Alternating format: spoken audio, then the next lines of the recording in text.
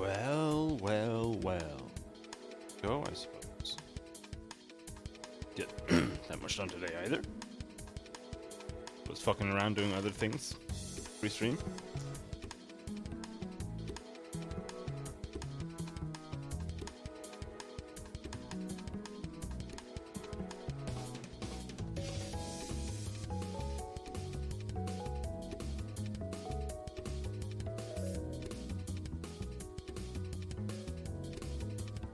Seem fine.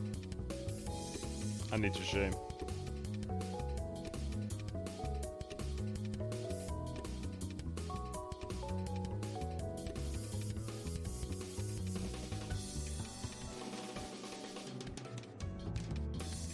So yesterday we killed the bandit lord by knocking on his door and punching him in the face. We did cheat a little bit, so it wasn't entirely manly. We did poison his wine.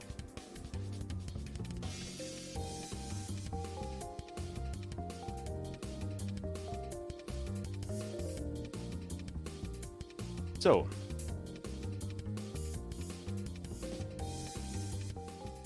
let's see what the rest of the game has to offer, I suppose.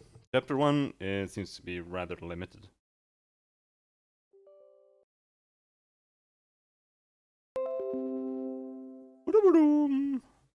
For high volume, right? Kingmaker.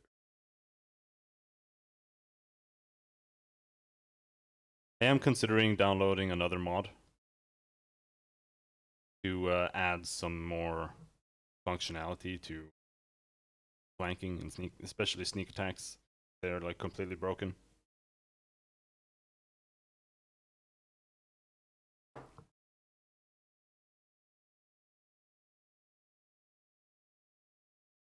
I don't know how I think sneak attacks should work. I don't necessarily think positioning based is good either.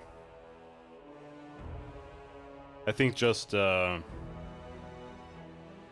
having some kind of check for like last target you attacked is like your target, even if it was a miss.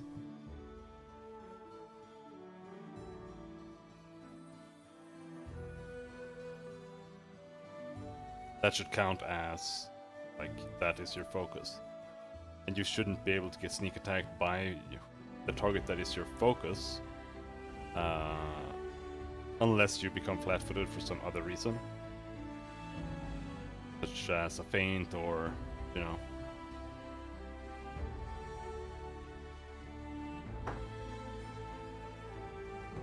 But I think that would be a decent solution.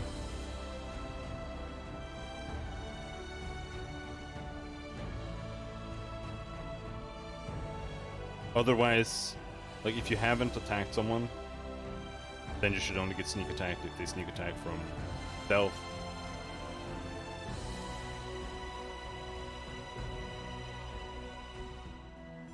More or less. Like an archer shouldn't sneak attack you just because you're standing there when he's shooting you. That should not be an automatic sneak attack.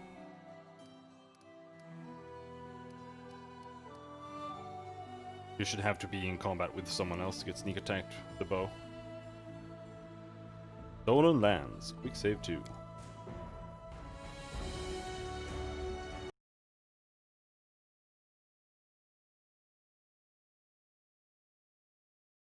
Basically, I want it to function more like it did in...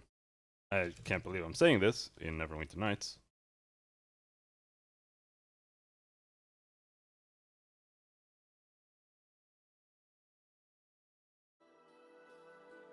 But that's just how it is.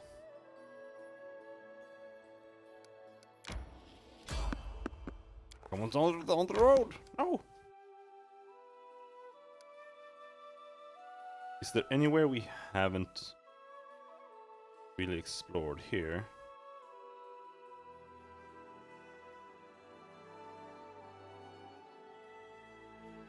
I think we've done a pretty good job at exploring everything otherwise. The world seems really big.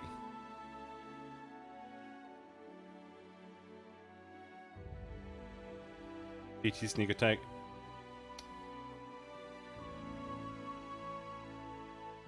I don't know Pathfinder's sneak attack rules, but isn't D&D 3.5 just if you're flat-footed you get sneak attacked, and you're flat-footed if you're like engaged with someone else, and you get attacked by someone. Isn't that it? Isn't that it?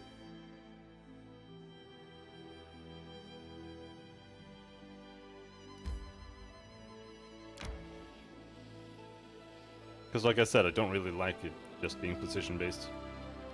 You're not?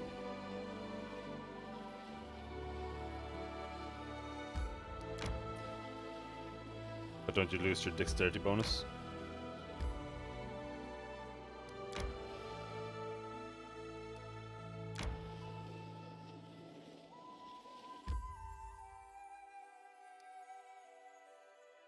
Party encumbrance, super high.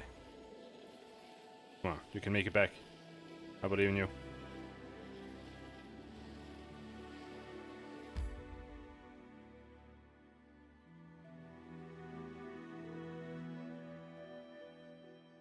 But isn't that what Uncanny Dodge does? I'm pretty sure that's what it says. That it lets you keep your dexterity bonus if you get attacked by multiple people in combat. Or is that improvisation? I'm not sure.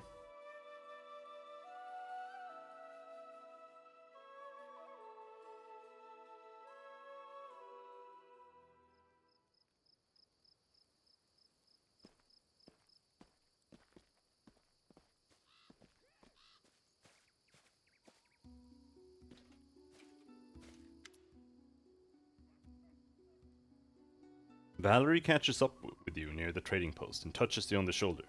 Cashew, can I talk to you? Now that the Stag Lord is defeated, you rightfully own the stolen lands. The Mandi Aldori will endorse you and grant you the Baron's title.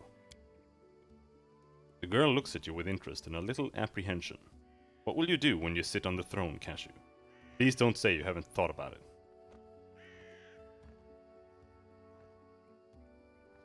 There's enough work to do in the stolen lands.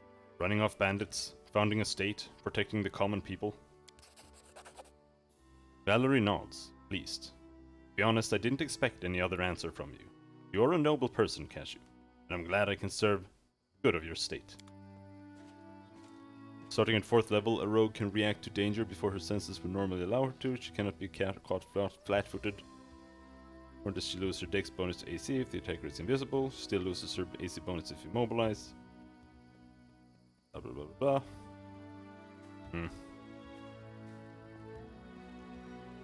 Yeah, I don't know.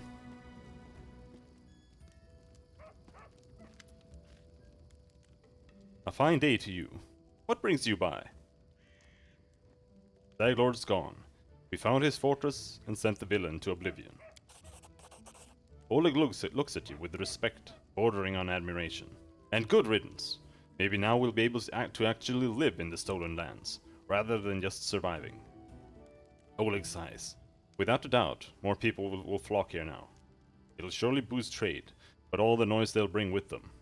Well, that's none of your concern. I bet you can't wait to return to Restov and report your great victory. Restov awaits. I plan to set off right away.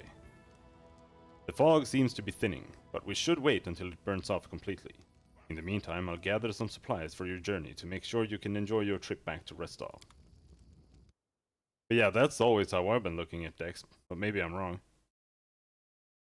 Basically the same way Dodge works, where you only get the benefit for it more being geared to one-on-one combat.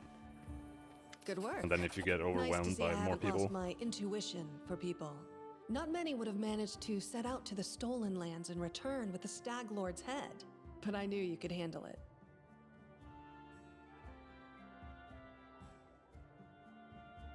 Congratulations are in order.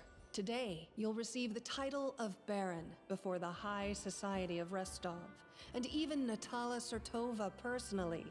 God's bless her. Tomorrow, you'll be able to return to the stolen lands if you wish, but this time as a ruler.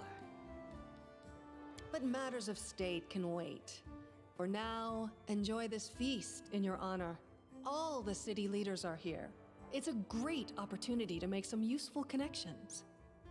Speaking of connections, let me introduce you to Kasil Eldori. He's my adopted son and apprentice. He's a trustworthy man. I'd like to send him with you as an envoy.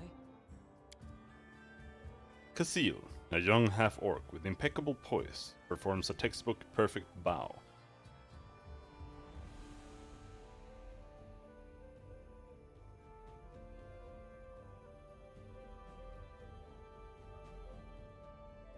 Today you'll receive the title of Baron before High Society of Restov and even Natala Surtova personally. God's bless her. Tomorrow you'll be able to return to the Stolen Lands if you wish, but this time as a ruler. Speaking of connections, let me introduce you to Kasil Eldori. He's my adopted son and apprentice. Trustworthy man. I'd like to send him with you as an envoy.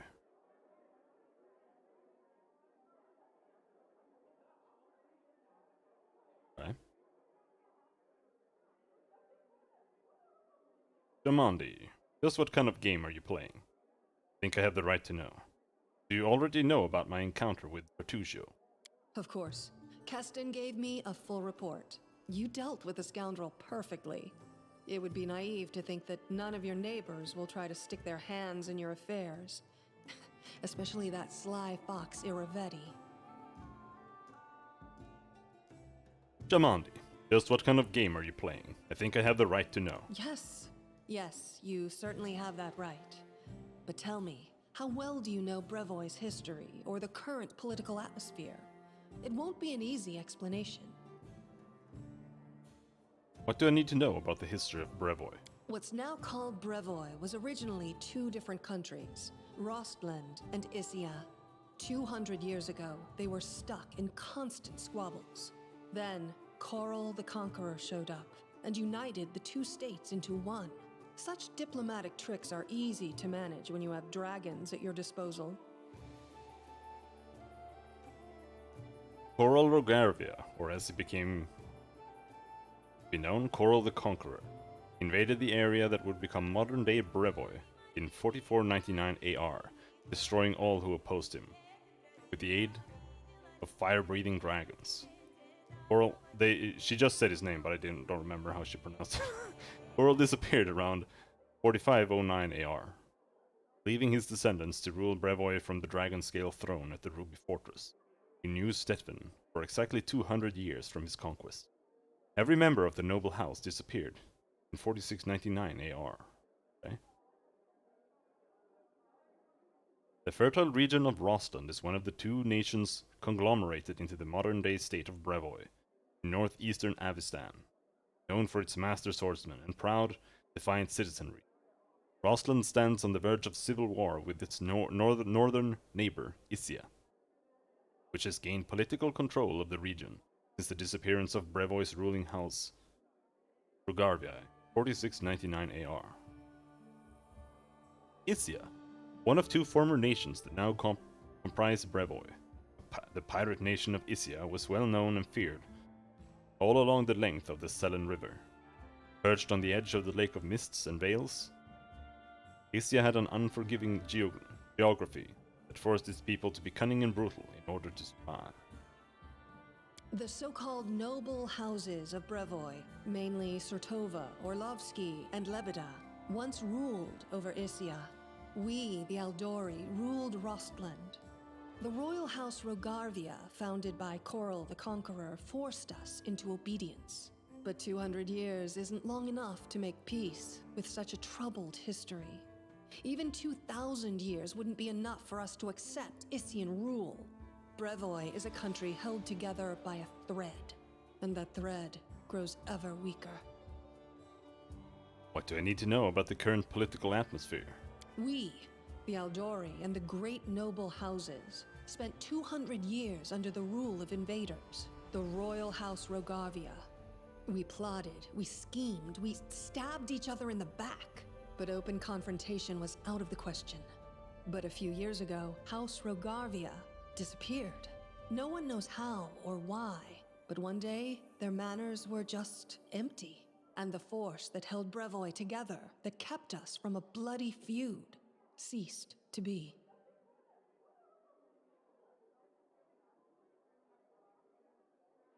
Holy shit. Thought that we stabbed each other in the back. Open confrontation was out of the question.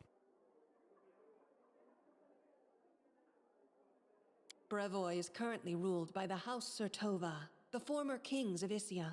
But their power pales in comparison to that of House Rogarvia when they were here. So now Sertova and Aldori stand facing each other, staring each other in the eye, waiting for the other to draw their sword. It's an untenable situation. No one wants a civil war that would drown Brevoy in blood. But peace between us is also out of the question. Brain is still a bit scattered. Soon I'll be able to listen to what they're saying properly. What role do I play in your plans? Rustland wants to regain its independence, and we will regain it. The power the Issians hold over us is humiliating and costly. And the Sertovas won't give us our freedom without a fight. That is, unless there is some external power that can force everyone to sit down and talk. Do you see where this is going? The stolen lands are disputed territory. Brevoy can't appropriate them without raising protests from each of the neighboring states. However, if some brave people were to found independent states on that land, it would be another matter entirely. My hope is that you and your future neighbors, Baron Hannes Drelev and Captain Maegor Varn, will become our allies. But even your neutrality would introduce a powerful counterbalance to the aggression of the noble houses. Maybe, with your help, the inevitable division of Brevoy can occur without too much pain. Maegor Varn, one of the competitors who successfully completed Jamandi Aldori's task and received a barony as a reward. Does the Sword Lords have any other foreign allies capable of playing this role? We hope to get some help from the Maivani Aldori, the descendants of the Sword Lords who have fled from Koral's rage to build a new nation in the south. But the Issians know this well, and are doing everything they can to deny us this help. I won't go into details, but if my intelligence is correct, if a civil war starts in Brevoy, Maivan will be too occupied with its own inner troubles to interfere.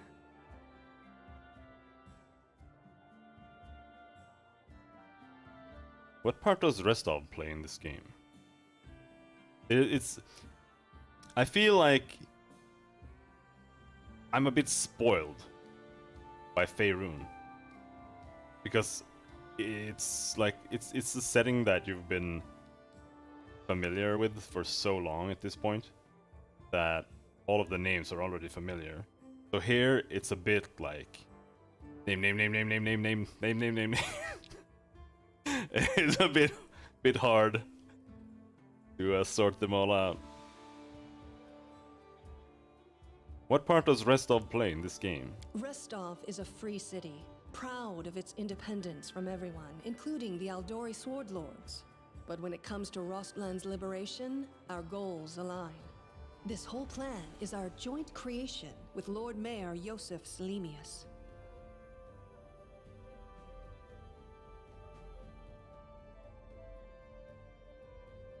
If Natala is already here, why did she let you grant me the title? Actually, she could still intervene and disrupt the proceedings. But she's a Sertova. Their games are always complex and multi-layered.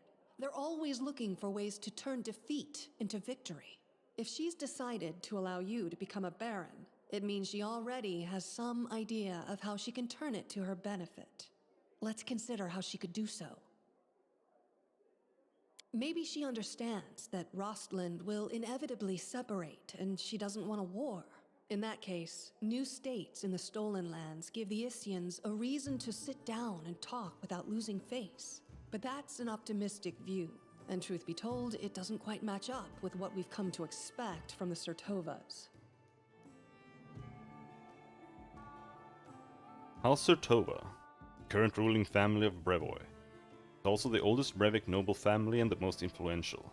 Their original holdings are the environs of Port Ice in northern Issia, on the shores of the Lake of Mists and Veils. The Sertovas are known as careful and cunning diplomats. before Coral the Conqueror invaded. The Sartovas were known as pirates and raiders, and the family still has many connections with the pirates and brigands of the region, many of whom are distant relations of the Sartova clan. Their family motto is, "Ours is the right." The more likely scenario is that Natala wants to win you over to her side. If war breaks out and at least one of you stabs us in the back, Rostland will be surrounded by enemies. That might be enough to bring about our downfall. But you would fall first, and your newly formed states would be left in ruin. The Isians always like to have someone around to pull their chestnuts out of the fire for them. A piece of friendly advice? Don't do business with House Sartovas, no matter what promises they make you. Any deal with the noble houses is a deal with devils. What happens next? How should I know? We're in the middle of a big game. And today, you move from being merely a piece on the board to being one of the players. Thank you for the explanation. I hope you have a better understanding of what's at stake. Thank you. I'm going to speak with the guests. Enjoy your evening. When you're ready for the official part, come to me. Okie dokie. Oh, I'm covering her portrait. Whatever. No good way to solve that. But deleting the camera. Mingle with the guests. Hello, Harim. Lander.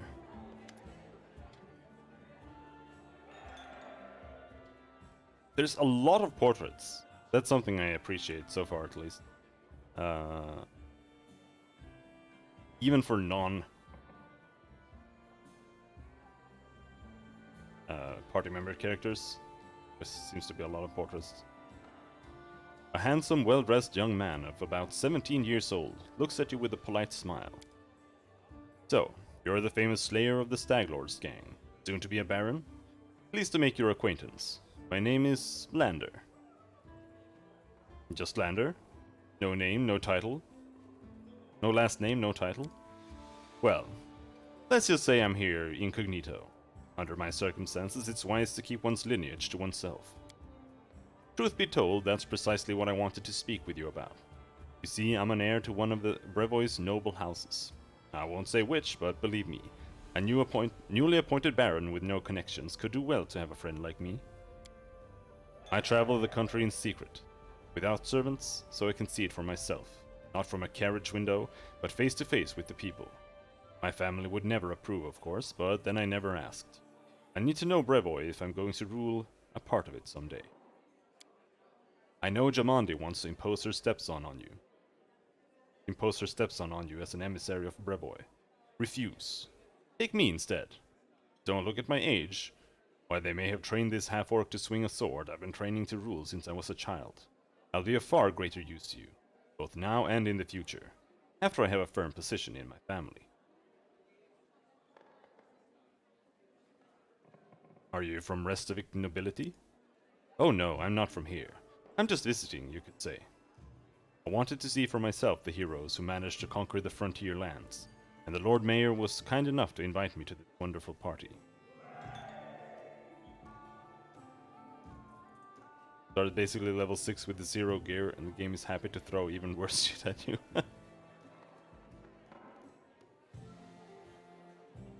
Just play on easy, dude. Can't hack it.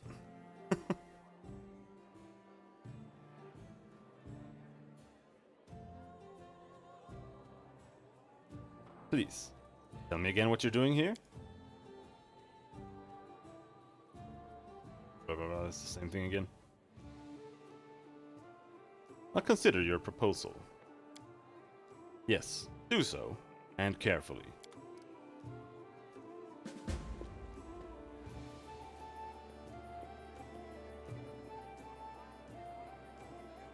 A feast in times of pestilence. A ludicrous attempt to sink into reverie.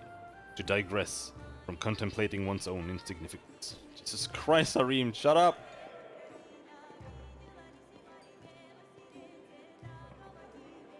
Pour up to the brim so that... Oh, I must be drunk. I forgot the line. This man is obviously more comfortable on the battlefield than in the company of nobles. He's well built, but the expensive waistcoat he's wearing doesn't quite fit properly, as though it was borrowed. He has a few pale scars across his face, and his dark hair is drawn into an unkempt ponytail with a few streaks of gray running through it. He greets you with a broad smile and a firm handshake. Let me introduce myself.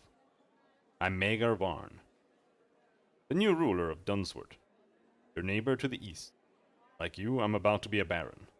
Great job with the Stag Lord, by the way. Not everyone could exterminate a whole gang of bandits with such a small team. Dunsword, the frontier region known as Dunsword, on the easternmost side of the Stolen Lands, borders the steppes of Casmaron. Dunward is characterized by low, grassy plains, circled by mountain ranges, and is dotted with the ancient structures of lost civilizations. Long ago, a bustling empire reigned. Bustling empire reigned over these lands. Nowadays, all that remains of that ancient glory are crumbling ruins and the half-destroyed words of alien wisdom that are inscribed on the walls of unknown tombs. How did you earn the title of Baron? Truth be told, my team and I just happened to be in the right place at the right time. Demande Aldori needed someone reliable to take and hold the territory. I'm the captain of a mercenary team, if that wasn't clear. Bornling Host. Have you heard of us? No? No matter. We've done work for Jamandi before. This time the task was simple. We just waltzed into the area, cleared it of the most brazen monsters, and built a small fort to hold the place. And for that, a baronial land to own. It was a dream job. How do you feel being a noble? Looking at his rich clothes, Varn smirks. Like a pheasant on a plate. I've killed all kinds of monsters, but this is the first time I've so strongly felt like turning away could... I so strongly felt like turning away could get me eaten. He nods toward an arrogant man in the other corner of the room. See that? See that lad? Baron Dreleb. He's not like us. He knows what generation of Who knows what generation of Baron he is? Didn't even shake my hand. You and me? We're like dirt beneath his boots. That's why those like us, the newly made nobility, need to stick together. Otherwise, he'd take my land and yours in the blink of an eye. It was nice meeting you. Farewell. Goodbye. Once you've settled in, come and pay us a visit. Heston Gores. Well, Tartusio. Yep. Well, scum. And how did we... Maybe I've had one too many. What are you even saying, dude? All according to plan.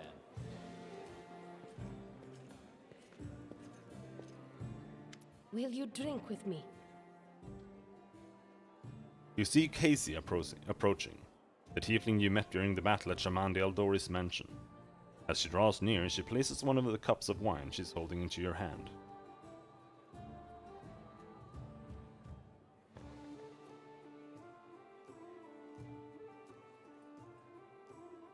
Of course, to beauty. To my success. You want to get right to business? I have yet to become a baron, and already it seems that someone wishes to poison me.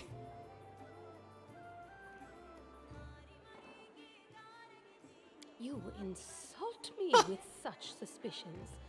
Only a very foolish poisoner would offer a cup of death with their own hand and right here for all to see.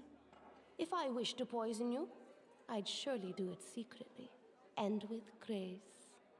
Casey smiles coyly. But jokes aside, I came to apologize.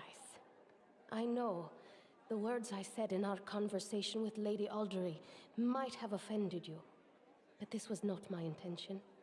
The lessons life has dealt me were not easy. I've learned to be wary of new acquaintances, which is why I've refused to join your party. I hope you will forgive me for this weakness and for my harsh words. And I hope you will hear me out, for I have something to tell you.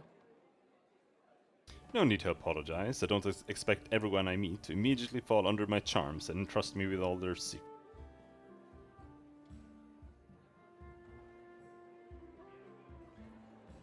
You've shown your duplicity once. I don't want to have anything further to do with you. Apology accepted. What did you want to tell me?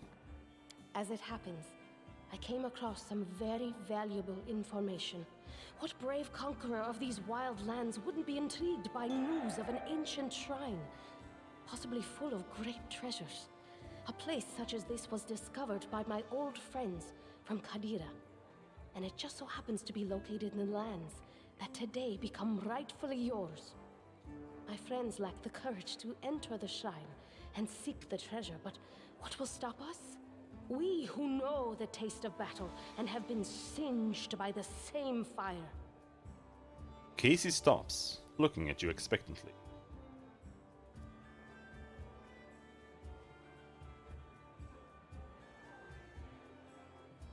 What could be better than a treasure hunt? I'm ready. I'm sure you'd like to finally gain your official title and celebrate your victory. And I don't like noisy parties and ceremonies. Find me when you return to your dominion. I'll rent a house in your capital. We can discuss the details of our expedition there. So long, friend. I'll call you so today because soon enough, all you'll be hearing is, Your Grace, Your Grace, Your Grace. Saluting you with the cup, the tiefling girl steps back and disappears into the shadows between the columns.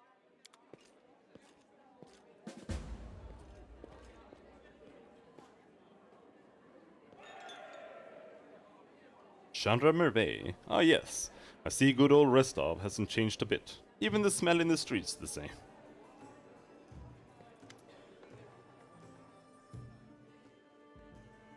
Natala Sertova is discussing something with an unfamiliar old lady with a low voice. Upon noticing you, she breaks into a sugary sweet smile.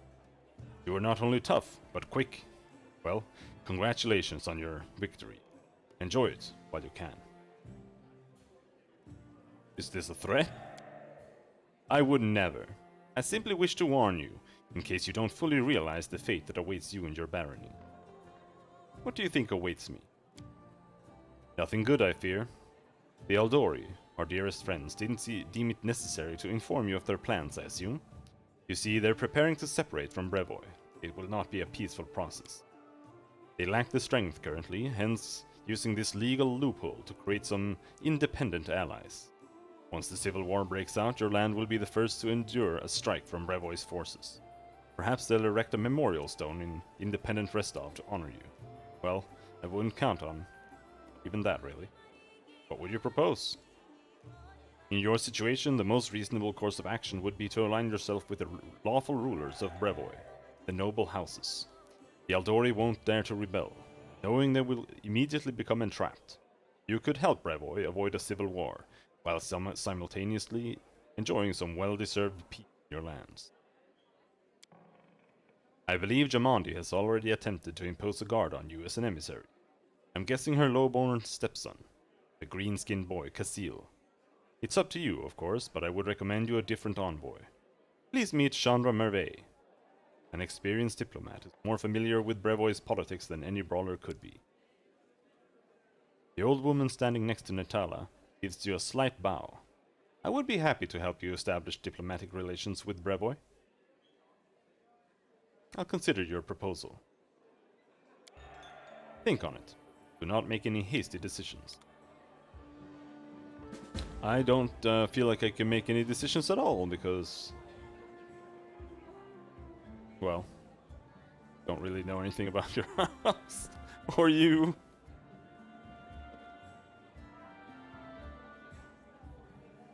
Izvanki Keeg. A handsome man with a weather-beaten face grasps your hand tightly in his rough, calloused palms. Unlike the rest of the guests in their festive clothes, he wears a simple robe. The only luxury you see on him is his holy symbol of Erastil, made of solid gold. The other guests look at him with respect, some bordering on awe. Congratulations on your victory, he says in a deep voice. Allow me to introduce myself. I am Ezvanki Keeg, High Priest of Erastil in Restov.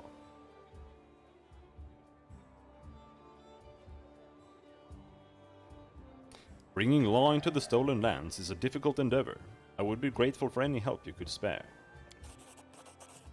This is a truly noble undertaking. I believe our community will be able to provide you with reasonable assistance. We will help you construct a shrine in your capital, free of charge. Do many people in Restov venerate Erastil? They revere many gods in Restov. They pray to Abadar, patron of cities, and Pharasma, gatherer of souls. There are also some more rare cults, but there's no denying that the stag god has the largest congregation here. And no wonder. People here have lived off farming and hunting for centuries. You dress surprisingly simple for such a festive occasion. The corners of the priest's mouth turn up in a faint smile. The nobles dress in silks and satins to stand out from the poor. A priest wears a simple robe to stand out from the nobles. It was an honor to meet you. Goodbye. Erast will keep you. Regongar. Aha! To victory! To freedom!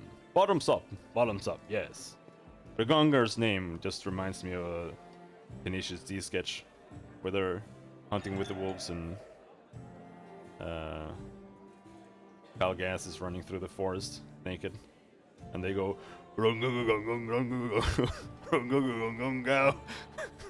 That's the only thing I think of.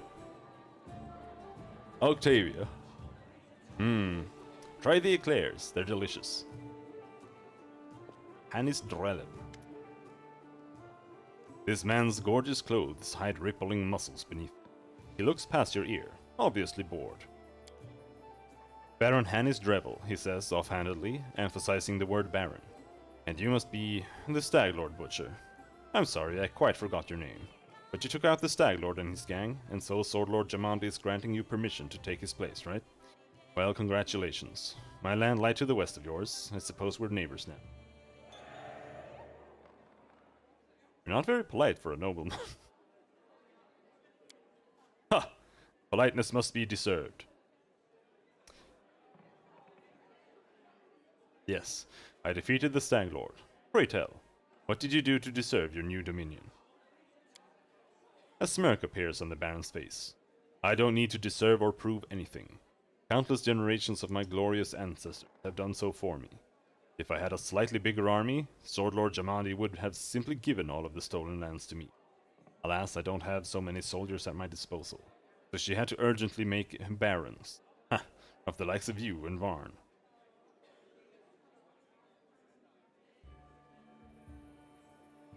So you have no army and no special merits. You were just given land for being pretty. Under other circumstances, I'd have you whipped for such words. But let's not ruin Lady Eldori's celebration, hmm? If you want so badly to measure merits, we can do so another time. Goodbye. Not even deigning to reply, Baron Drello turns around and looks away.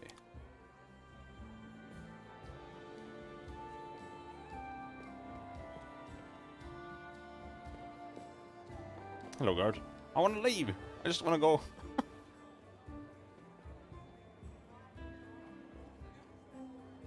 Well...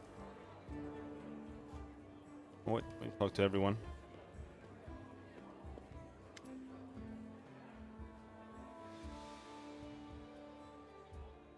An older man. What is a man? An older man with full sideburns looks at you with interest through a golden eyeglass. Well now, if it isn't the hero of the festivities, the protege of our dear Jamandi. You pulled this all off quite cleverly. I confess, I wasn't convinced your enterprise would succeed. I even bet a bottle of my best Pitaxian wine against you. But I'm happy to admit I was wrong. The Eldori have always been adept at finding new talent. I don't believe we've been introduced. So it would seem. I am Joseph Selimius, Lord Mayor of Restov. I rule this town and the adjacent lands. As your northern neighbor, I hope we can look forward to a long and fruitful friendship. So you rule Restov, and what about the Eldori? Ah, Brevoy's politics seem complex and incomprehensible to many. Here in this part of Rostland, the spirit of northern freedom still lives. We are loyal to the throne, of course, may the gods prolong the life of His Highness, but here, far from the dominion of the great houses, we have our own way of life. It is especially important now, after the certain events that I probably don't need to name. King Noleski Surtova has reigned over the nation of Brevoy since 4699 AR, when the entirety of the ruling house Rogarvia mysteriously vanished. He succeeded King Urzan Rogarvia. Prior to taking the crown and the dragon scale throne within the Ruby Fortress in New Stetven, Surtova ruled Port Ice and as have members of House Surtova for more than 1,000 years.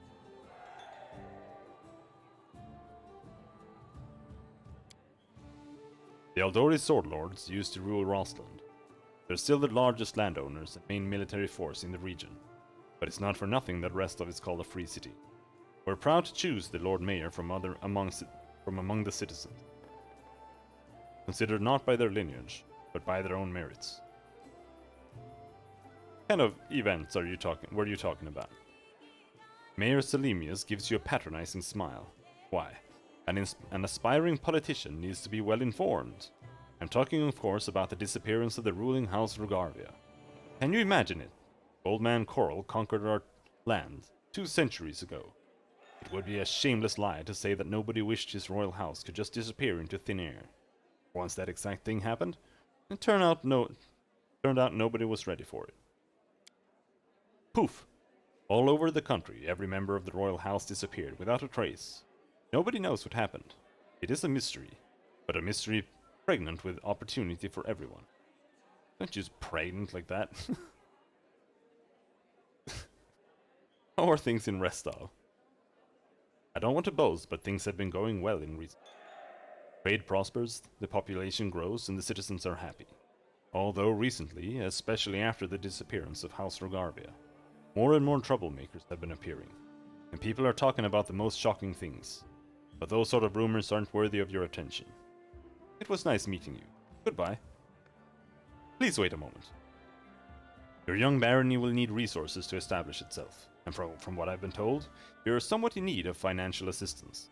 I could organize and supply everything you need for the construction and spread out the cost on extremely favorable terms. I could immediately procure, let's say, 500 cartloads of building supplies. I'm sure that would give you a good start.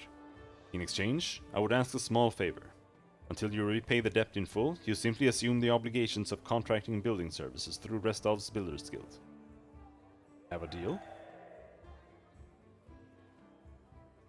See why not? I would be happy to accept your offer. Then it's a deal.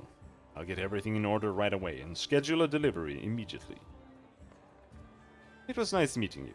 Goodbye. The feeling is mutual, I assure you.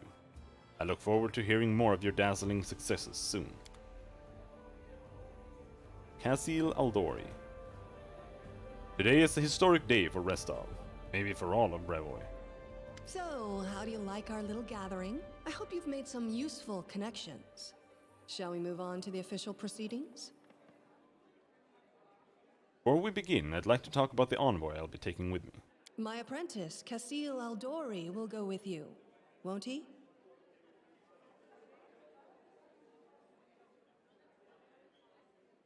Yes, that's my decision. Whatever you choose, I won't argue. But you must choose your inner circle with the utmost care. I'm ready for the ceremony. Excellent. Stand here.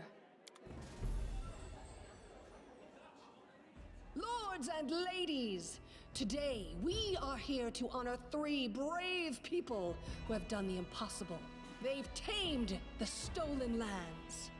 Baron Hannes Drelev, the new master of Glenabon. Captain Mager Varn, the conqueror of Dunsword. And finally, the tamer of the Shrike Hills, who put an end to the atrocities of the Stag Lord's bandits. Step forward. On behalf of the people of the free city of Restov, I confer upon you this noble title.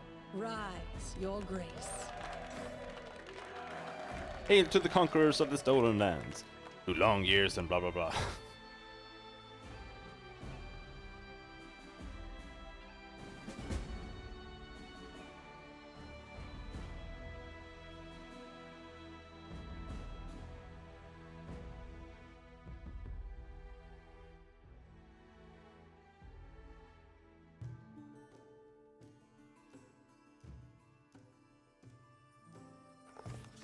Victory! The Stag Lord's dead, and the capital of the new barony has been built in place of his fort. That was how the long and challenging taming of the stolen lands began. Greetings, Baron. Greetings, Baron. Welcome, Your Grace. Keston salutes you. You can see he's a bit anxious, and it seems he'd rehearsed his speech many times. Let me once again congratulate you on your victory, and your new title. Lady Jamandi transferred me here. I'm at your disposal. I'm not one to bestow honors, but I want you to know I'm glad to serve you. I'm here to welcome you on behalf of your new capital citizens. The Stag Lord's former stronghold will soon be a thriving city. Word travels fast, and the first settlers have already arrived, with new ones approaching as we speak. While you were visiting Restov, much has been done here. Your benefactors, the Aldori, invested a great deal of resources in rebuilding the city. I stand ready to answer your questions and to show you around the most important sites.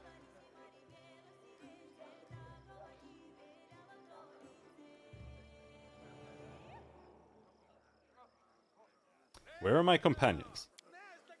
They're all somewhere around here, but I never kept an eye on who went where exactly. Well, I assume Tristian is with Jod. And you can always find Lindsay. Just follow the noise and turmoil.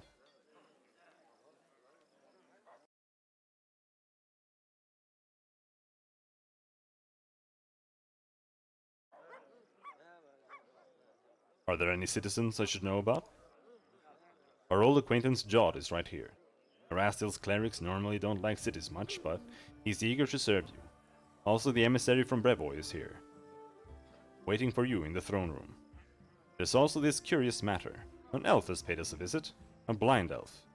And Desna only knows how he managed to get here.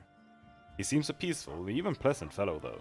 Naturally a little odd, so I let him stay a while. It's up to you to decide what to do with him now. That's about it, I guess. Keston scratches his head. What's the mood of the people here? I must admit, I've never seen anything like that in my whole life. A city, a whole barony, born right in front of our eyes. The people sense the moment, and today we're feeling proud. As a rule, I'm not too cheerful or chatty. I normally feel out of place among all that rejoicing. Today is just one of those days. I'm ready to look around the city. Lead the way. Follow me, Your Grace.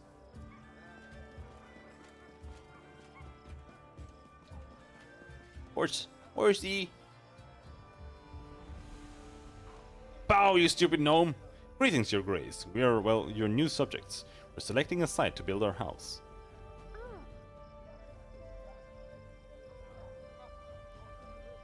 It's wet near the lake and windy up here on the hill. A fine place to throw garbage at your neighbors' heads through. So, ouch.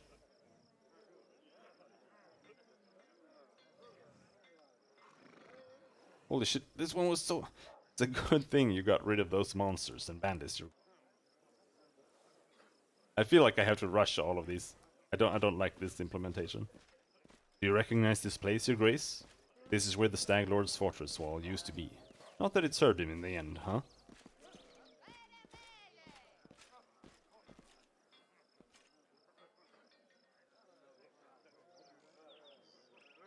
Our workers did a fine job turning this bandit den into the heart of the town.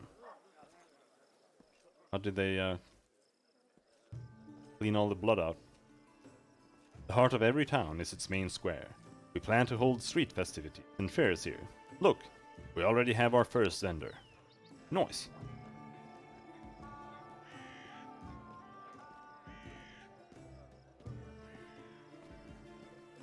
Greetings, Your Grace. If you turn to the right from the square, you'll end up straight in our tavern.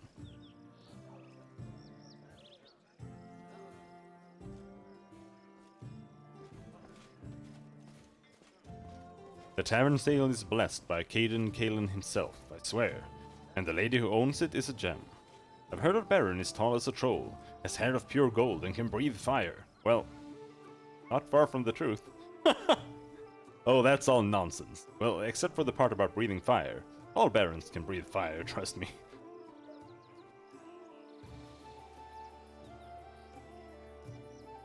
Welcome, Your Grace. Glad to serve you.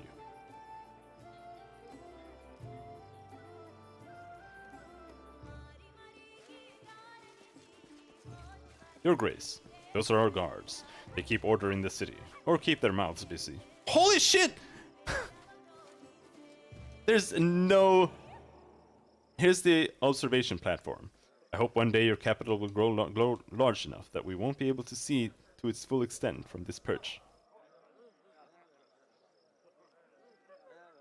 Yes, but they're still super fast. And even then, there's like no consistency between them. The building in front of us is your residence. That's where we'll head to now.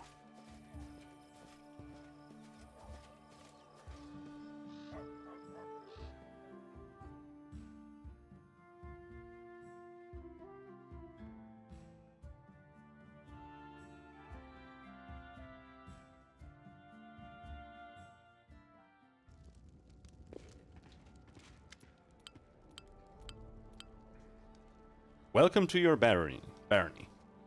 You're about to make the unyielding stolen lands a prosperous kingdom. There's a long and arduous road ahead of you. You and your advisors are going to deal with matters of national importance. Found and build up settlements, seize and develop new regions, solve pressing problems and take advantage of good opportunities. A prosperous governor will be handsomely rewarded with the support and donations from their subjects, promising alliances with other states, wealth for their treasury, and many other things. Good luck in your ruling, Baron. Thank you. So now we've reached the main chambers. This is the throne room, where you'll hold court and receive visitors. Let me draw your attention to this large map, depicting your barony and its surroundings. We'll mark all the important scout reports and other news worthy of your grace's attention. Having finished his speech, Keston tucks his thumbs under his belt and stands quietly.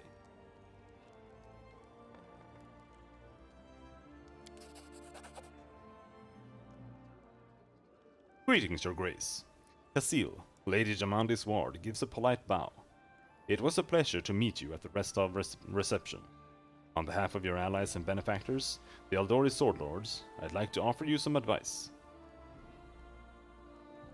Barony effects: immunity +6, loyalty +6, military +3, economy +3, divine +3, arcane +3, stability +3. New event: trade agreement with the Surtova, agreement with Joseph Selimius, Ezvanki's offer: pillage the Temple of the Elk, rebuild the Temple of the Elk. You can solve most of your barony's problems by granting appointments to the right people, responsible people. But certain state business will demand your personal attention, as will the visits of especially important guests. Report of such outstanding events will be marked on your map. You can always check it while considering your plans. You may change the difficulty, blah blah blah, fuck you. According to the ancient traditions of Brevoy and most of the river kingdoms, rulers address affairs of state and receive visitors at the beginning of the month. My advice for you is to maintain this tradition and regularly visit your capital. The first thing you should do as a ruler is assign loyal people to all the important positions in your barony.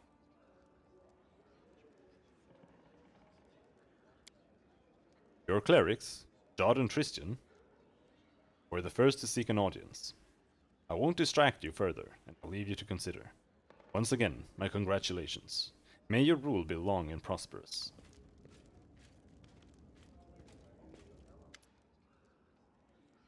Your Grace, allow me to congratulate you on receiving the title of Baron. I'm confident that you'll be able to bring order to these troubled lands. Jod stumbles slightly. Though to be honest, that isn't exactly what we wanted to speak to you about. Tristian and I have been talking a great deal about what happened at the Temple of the Elk. It doesn't all make sense to us yet, but one thing is clear. There is a powerful curse at work. It corrupted the very essence of that sacred place, steeping it with putrescence. Ugh, I'm disgusted with whoever could do this. Jod exhales loudly, catching his breath. And now there's a new woe. Christian and I believe the curse did not simply disperse of its own accord. There is a place near the capital, rumored by the locals to be cursed. Christian and I visited the dreadful place, and we felt the same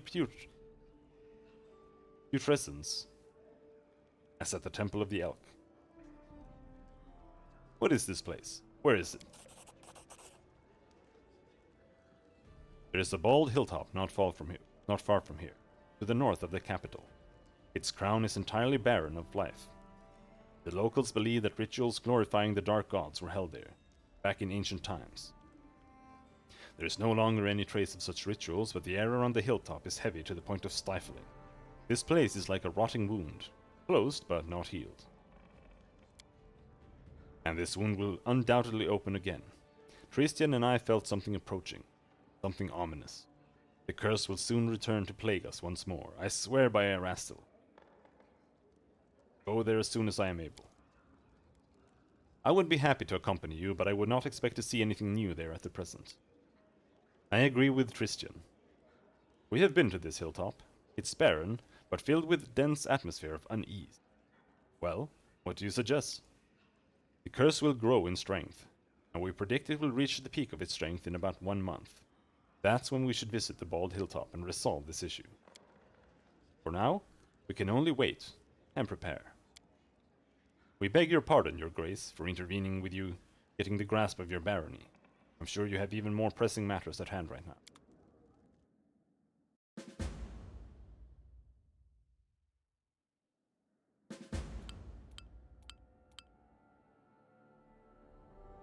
The barony has 10 basic stats, each supervised by an advisor. They are as follows. Population, regent, loyalty, counselor, military, general, economy, treasurer, divine, high priest, relations, grand diplomat, stability, warden, magic, magister, culture, curator, and his espionage, minister. Stats increase if your governance is successful and decrease if events don't end well or other negative factors are placed in your way. Don't let your barony stats drop to 0 or lower. This will cause your subjects to riot, and your state will begin to crumble. Each stat has certain milestones or ranks within them. Every 20 points in a stat will increase your rank. Rank 1 unlocks a corresponding advisor position for that stat. Further development of the stat and upgrades to its ranks will be possible only if you have an advisor in the relevant position. Governing your barony will require 1 advisor for each stat. You may appoint your companions as well as some of the Stolen Land citizens' advisor positions. Each of the 10 positions has at least 3 characters who are qualified to hold it. Not all of these characters will be willing to serve you right away. Some of them will need to be convinced. Appointing others will require completing an assignment for them, and rendering some other service. Every advisor acts on their own ideology. They have their own opinions on everything that happens in your domain. Therefore, you may want to select characters whose governance philosophy is consistent with your own. Open the Advisor tab on the right side of the screen. Click an empty slot and select a character to appoint them as an advisor. Every barony stat gains a bonus from a specific ability of the appointed advisor. The exact size of the bonus is indicated in the upper right corner of the advisor's card. Only advisors may address the problem. Opportunities and sudden events that occur in your domain and require immediate attention. Don't leave these positions vacant. Choose a name for your barony. The name of the barony cannot be changed later in the game. Stolen Lands.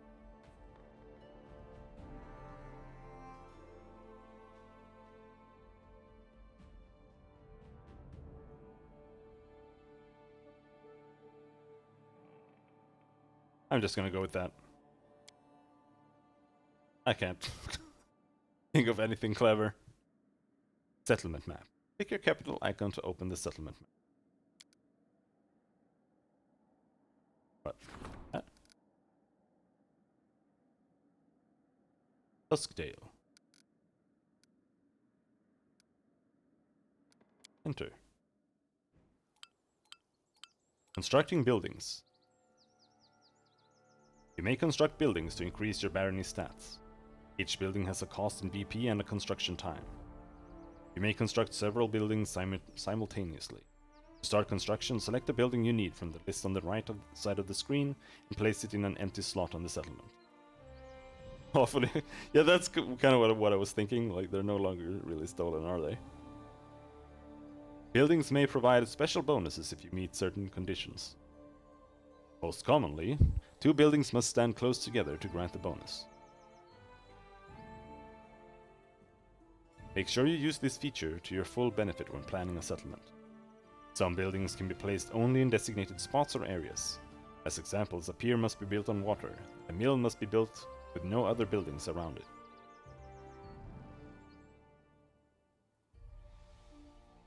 Demolish a building to get rid of it and recover half of the resources spent on construction.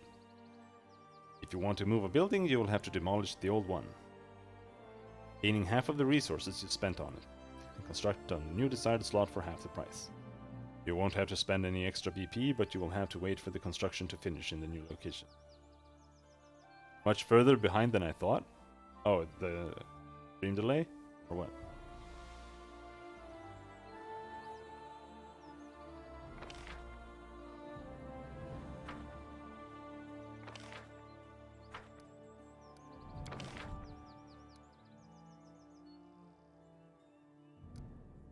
$450 BP.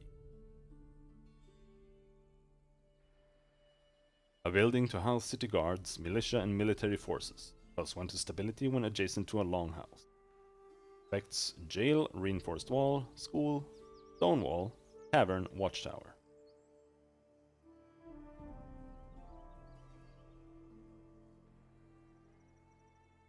Okay. I assume this is going to expand.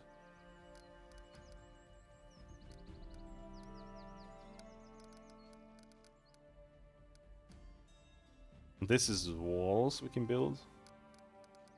Yeah. Don't think we need an orphanage right away.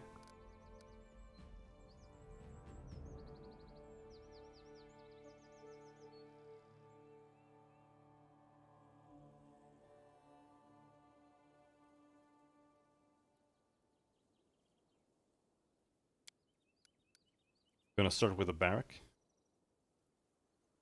I'm gonna build it in the middle, Neverwinter style.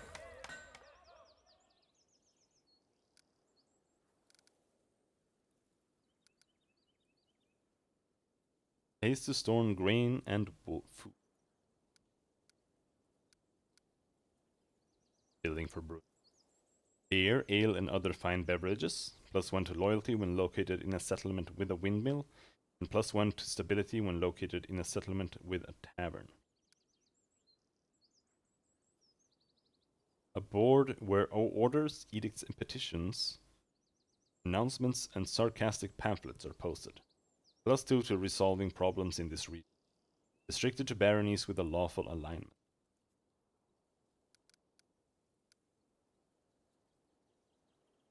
Spacious building for holding meetings and discussions. Affects blah blah blah blah blah blah blah blah blah, fucking everything. So many fights with creatures with class levels above your party level. Well.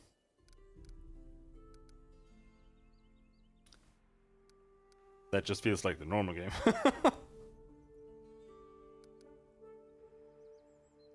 But if it's meant to be like a roguelike or something, I think that's also kind of the point. Maybe.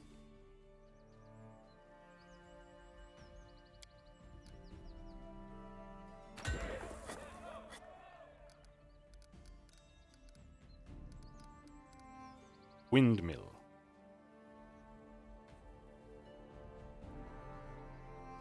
A wind-driven mill for grinding grain. +1 to community if located in a settlement with a granary or a brewery. +2 if there's both. Can only be built in the separate slot.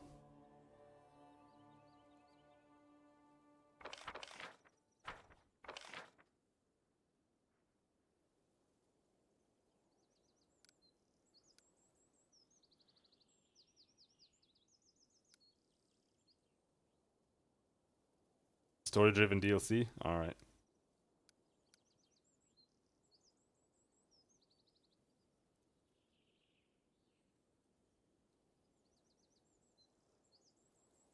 Community statistic represents the barony's population.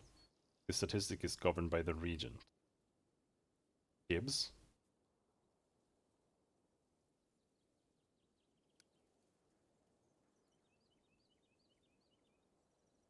Loyalty statistic indicates the citizens' favor towards the Baron's methods. Statistic governed by the Councillor.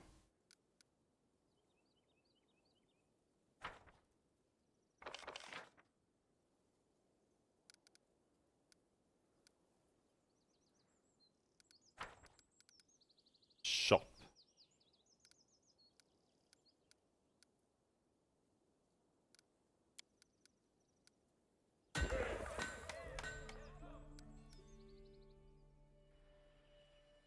Oh, the wall builds the entire thing right away? Okay.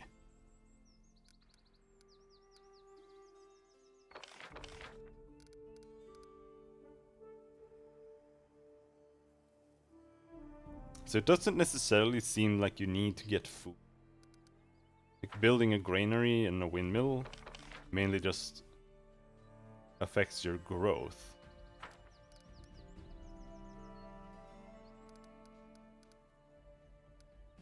Here.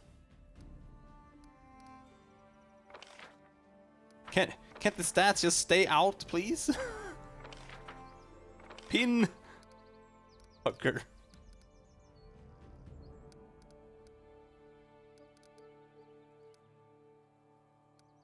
Here's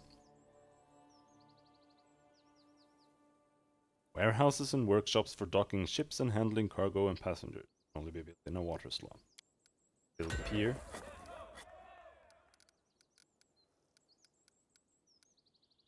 Tavern.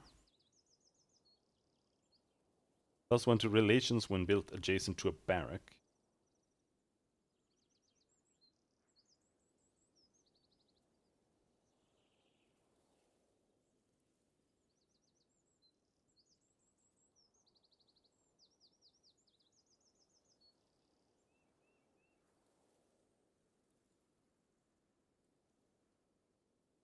Affects barracks. The question is, what is adjacent? Is adjacent in all 8 directions, or is it 4 directions?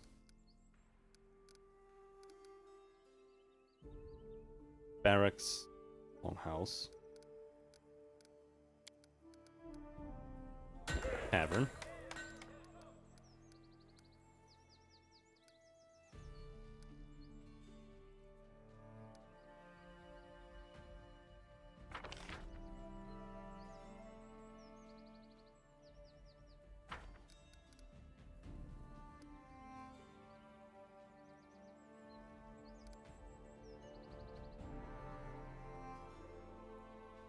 A sacred grove cannot be built in a settlement housing a lumberyard. That's okay.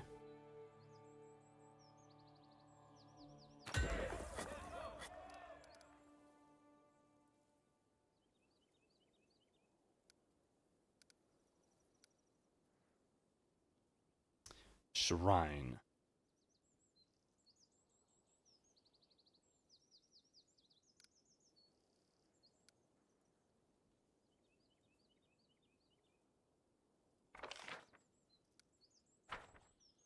We're building military +1, economy +1, community divine culture +1, economy +1, windmill.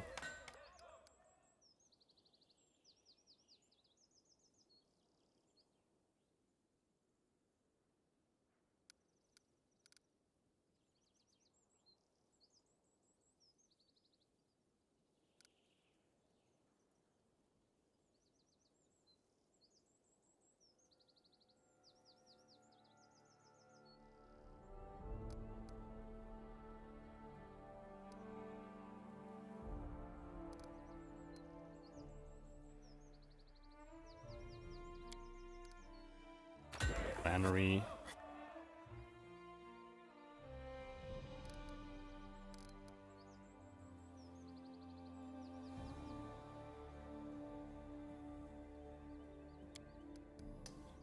Brewery.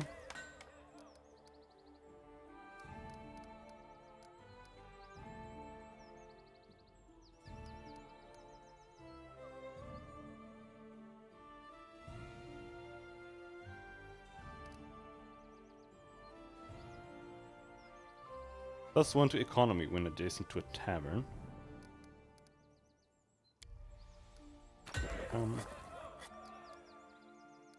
Smithy. +1 economy when adjacent to a shop.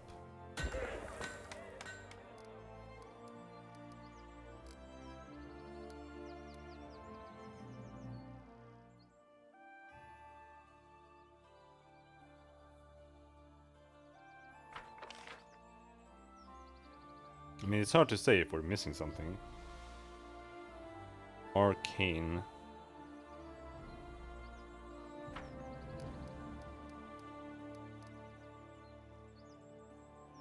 Rhine.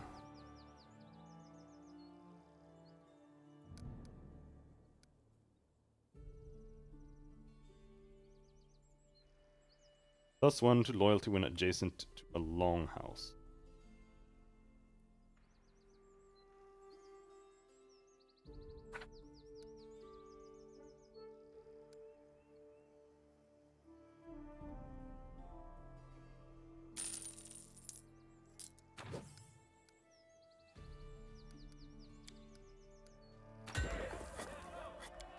And then the lumberyard. There, now we're building everything.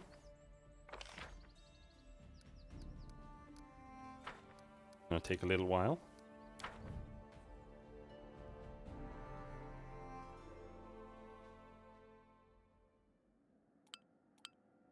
Assigning advisors. There.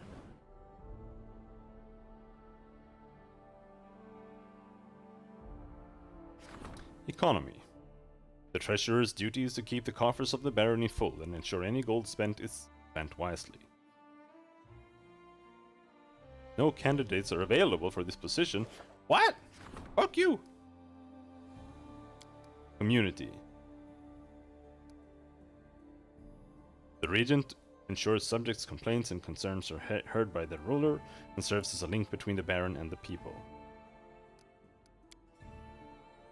Counselor deals with troubles of the common folk and helps settle land disputes and agricultural matters. This advisor ensures citizens remain loyal to the throne.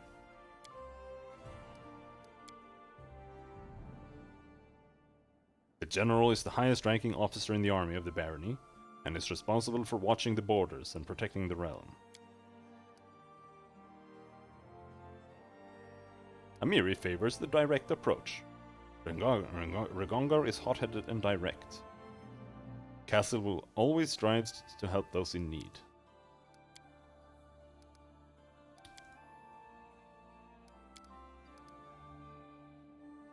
Jod.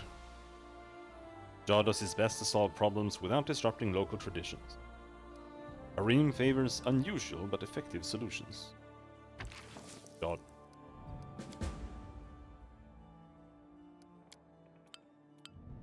You may claim new regions to expand your territory. Open the Regions tab on the right side of the screen and select the relevant project at the bottom of the screen. Claiming a region will allow you to significantly increase your barony stats and found settlements in the new land. Here is what you must do to claim a new region.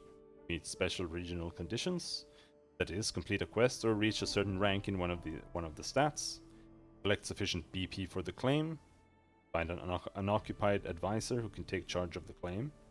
As soon as you start the Kingdom project to claim a region, time will automatically speed up for the next 14 days, the time it takes for you and your advisor to claim the region.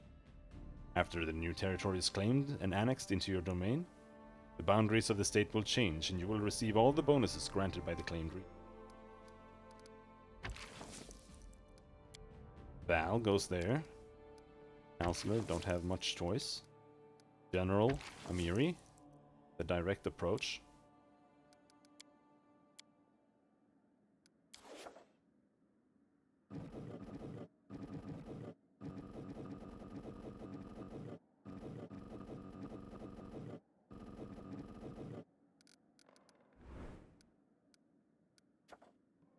Declare the outskirts a part of your kingdom. Hands of Gold. Rumor has it that an unknown self-taught master crafting items of extraordinary beauty and rare quality has appeared in the region. Such people are rare.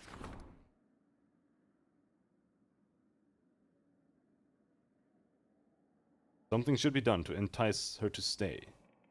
Choose an advisor to handle this event. Advisors will act according to their position in government, beliefs, and alignment. Choose wisely.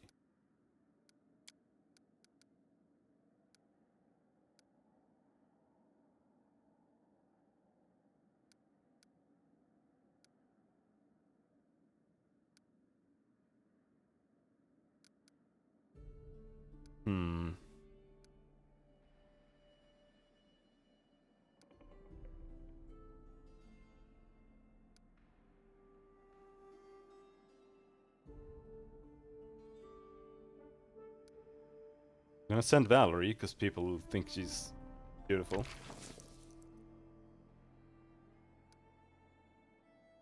+3 to community and success or triumph. Success chance 61%. Okay.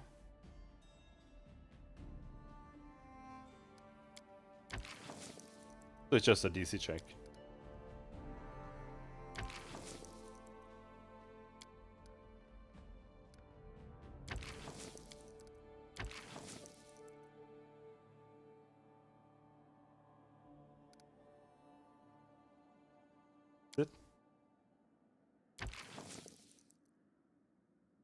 I'm gonna go with Valerie.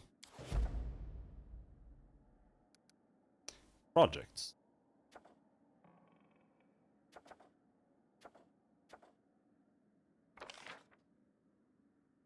Trade agreement with the Surtova. Our merchants will receive the right to establish a sizable trading post in the heart of New Stetven. Each city in the barony grants an extra +5 BP per week, +2 BP for each town, and 1 BP for each village. Choose an advisor to handle this event. No candidates are available for this position. That's a lot of money. Agreement with Joseph Selimius. The Lord Mayor of Restov has offered 500 BP in financial assistance in exchange for your promise to work exclusively with the Restov Builders Guild. It's a generous offer, but who knows what consequences this will have for the barony.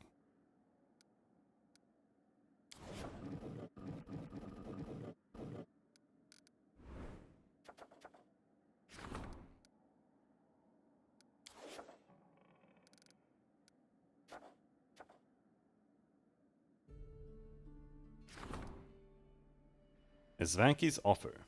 Esvanki Keeg, High Priest of Erastil from Restov, has a strong interest in spreading the Stag God's faith across the region. He is eager to build a shrine dedicated to Erastil on your lands, but at his own expense. Accept his offer if you wish to gain a useful ally and a place of worship for Erastil.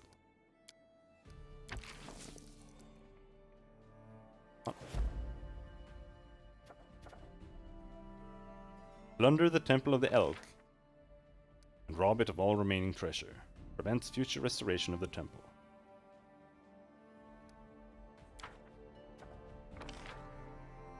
Restore the Temple of the Elk to its former glory, making it the center of Erastil's worship in all the surrounding areas.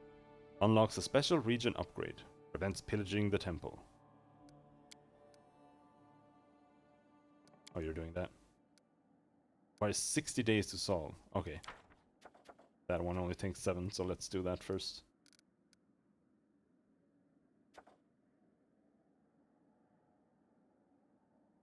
Flame Outskirts. I need to catch my breath.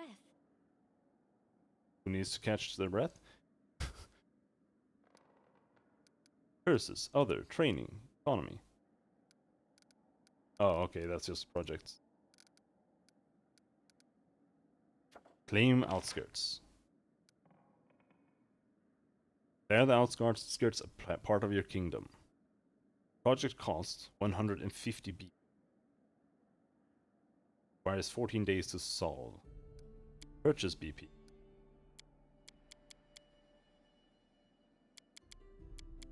Don't think we can afford this.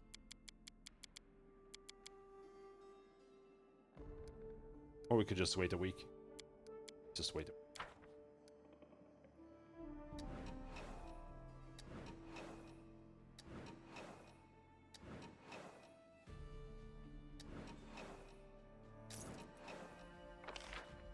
Plus 32 BP.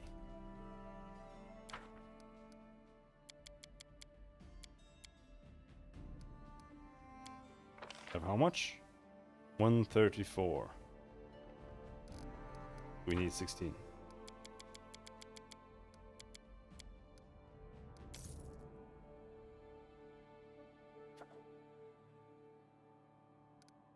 Events. Enchanted Wind. News have arrived from the largest observatory in the Five Kings Mountains. The enchanted lens of their main telescope broke. The destruction of such a powerful artifact caused a dust of enchanted wind, which is now moving toward a region of the barony. You should seize this opportunity. Do what?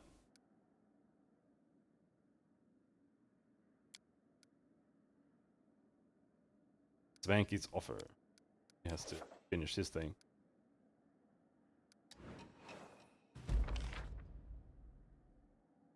Svanky Key, High Priest of Erastil from Restov, has a strong interest in spreading this blah blah blah blah blah blah. Yep.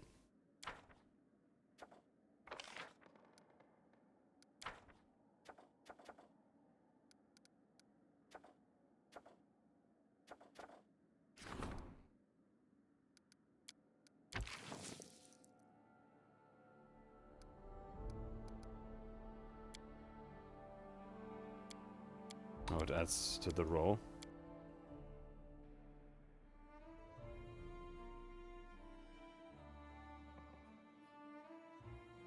+3 to Divine on success or triumph.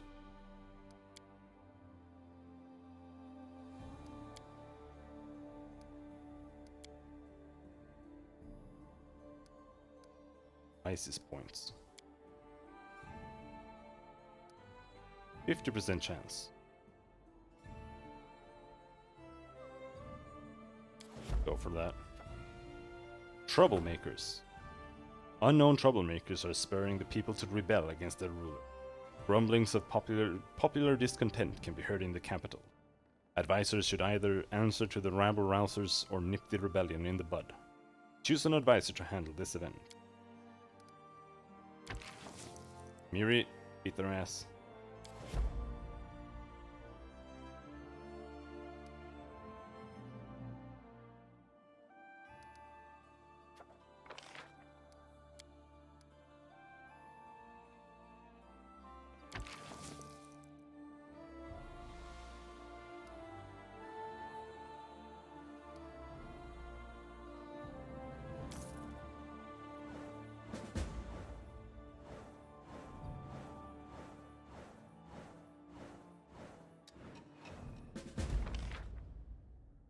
They're the outskirts, a part of your kingdom. Success.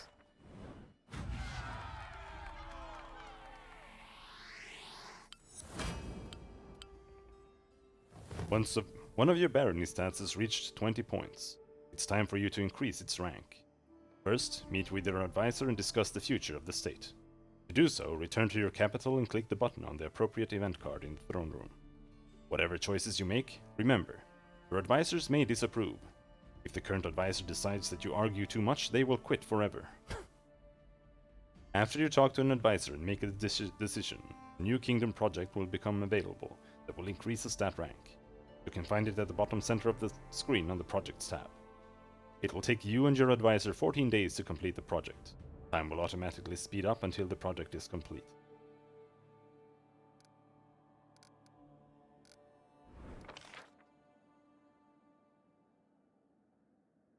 Success! We got the self-taught Hands of Gold Master. Amiri, success! Kill the troublemakers. Good work.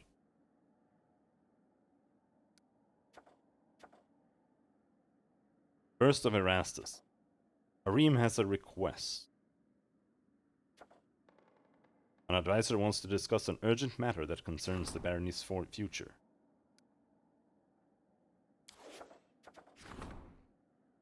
Arim seems to be worried and wants to discuss something. We'll do that after.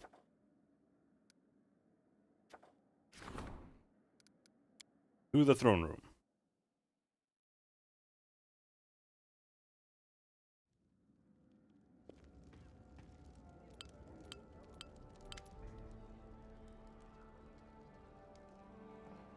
Christian lowers his head. Greetings, Baron. I'm sorry to take you away from your other affairs, but your people need you. When the stolen lands were freed from the Stag Lord, the people sighed in relief, but many are still confused by their swift change of fortune. Truth be told, they simply don't know what to think of their new Baron, nor what to expect of you. Will you be a fair ruler for all, or only for those of wealth and status? Let us reassure your people. Show them where your favor truly rests.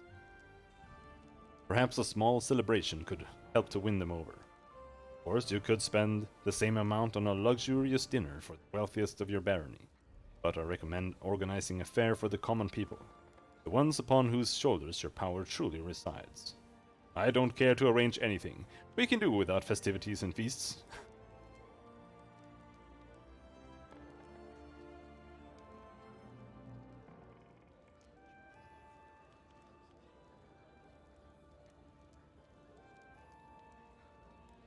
Shall hold a fair for the common people.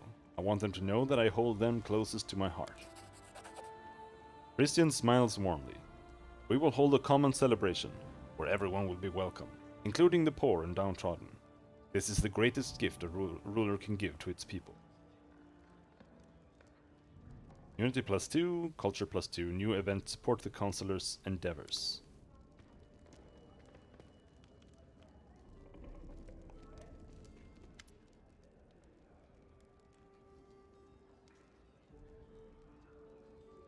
Harim looks embarrassed.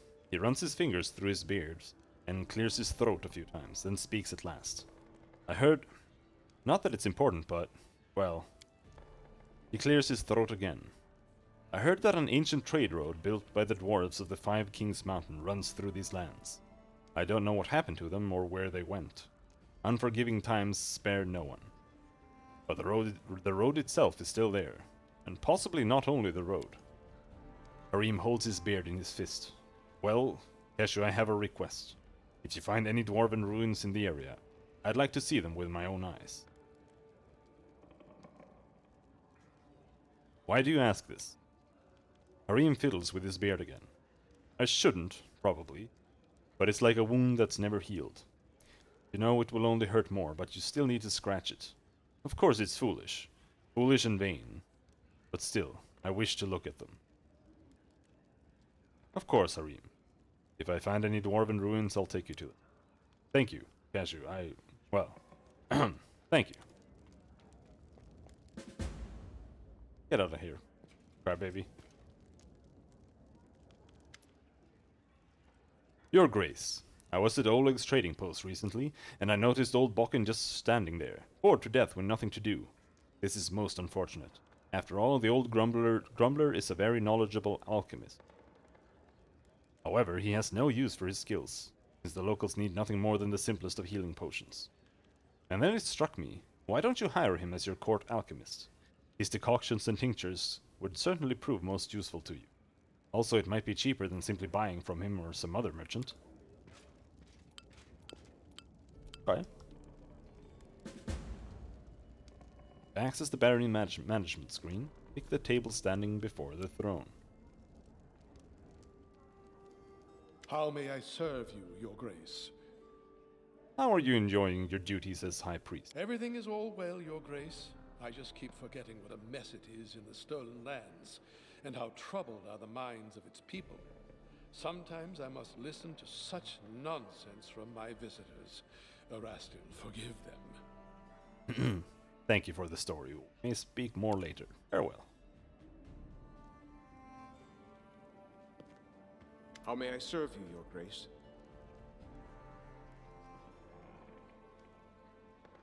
If I were to offer you a public position, what job would you like to do?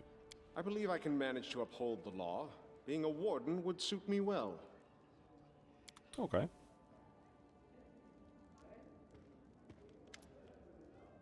Greetings, Valerie sighs. Everything is well, I hope? I'm ready for new orders. Okay. As you wish.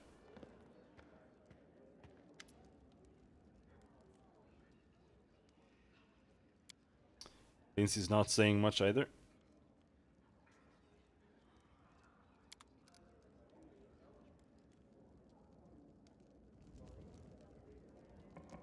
Storyteller? Storyteller.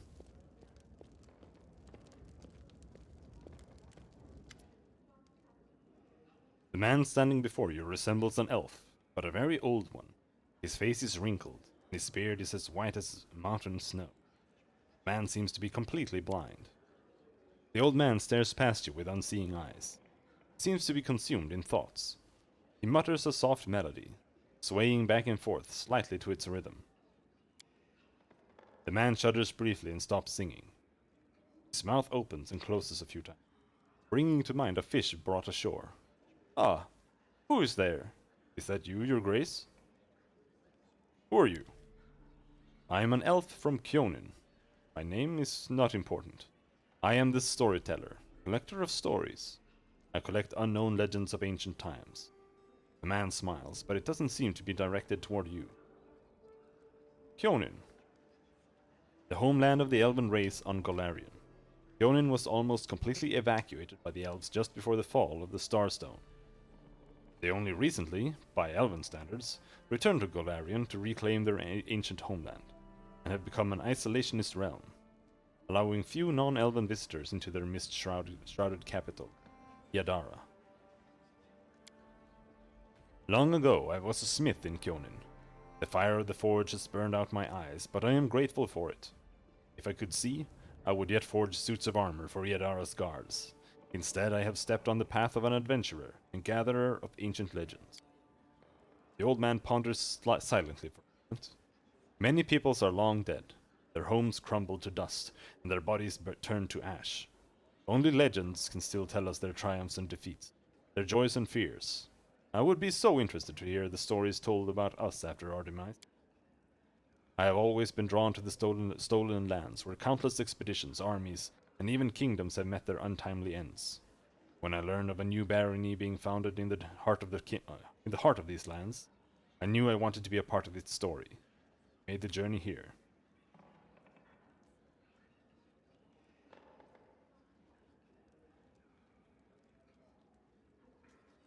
All right.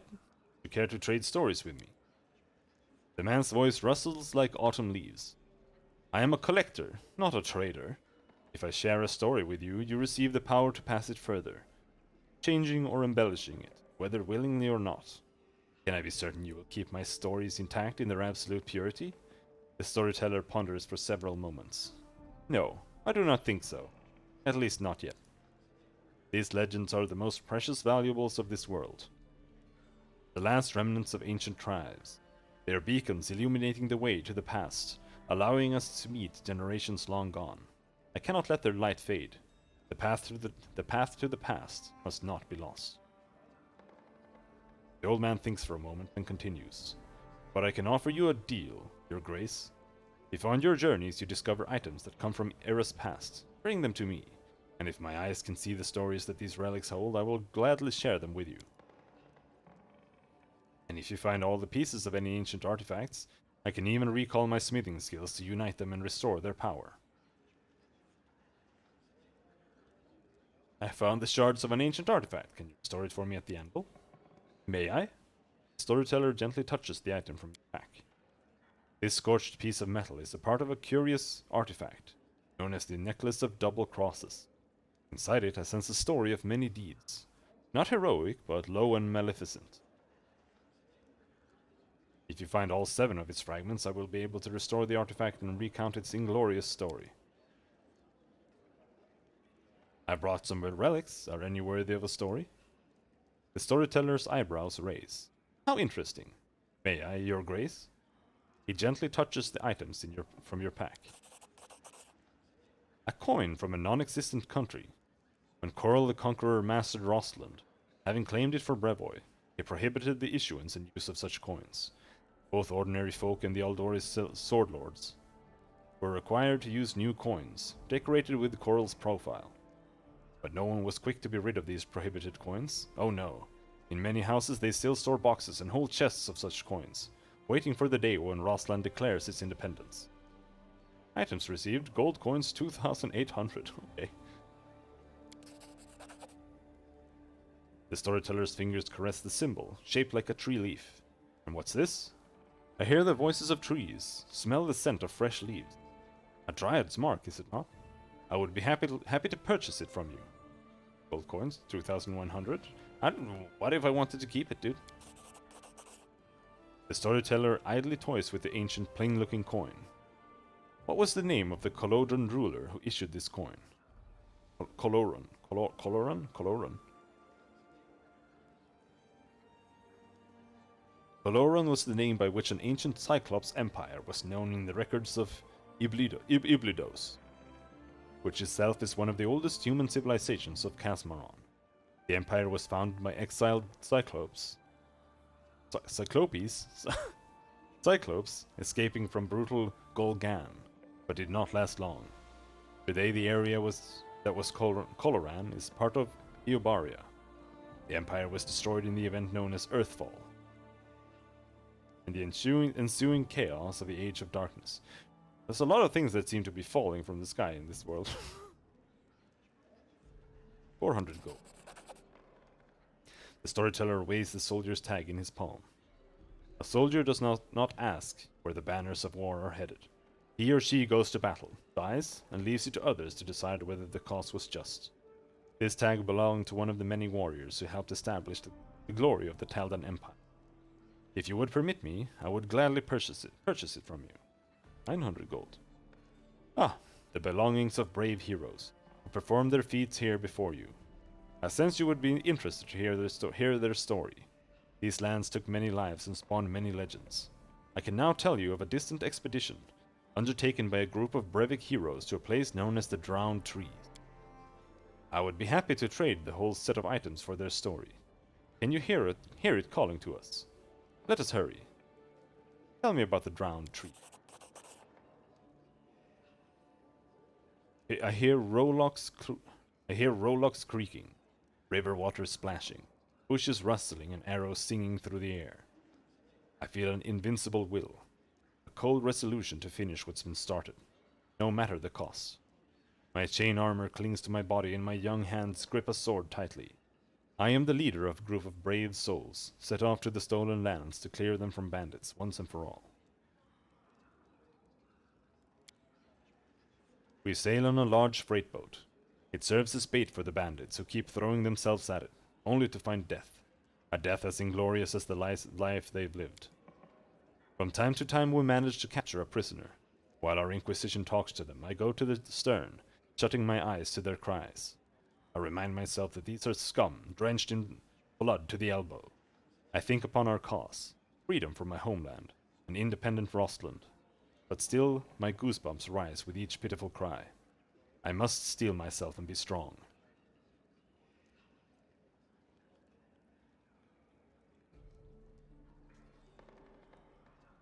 Have there always been so many bandits in the stolen lands?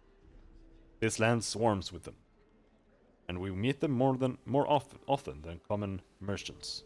You see, we started a rumor that the Aldori sword lords are using this boat to sneak treasures out of the country. Now half the gangs in the area are hunting us. Who is in your group? A paladin, a ranger, a sorceress, a priest, an inquisitor, and me, a fighter. All experienced combatants. Over and over, we've saved each other's lives in times of need.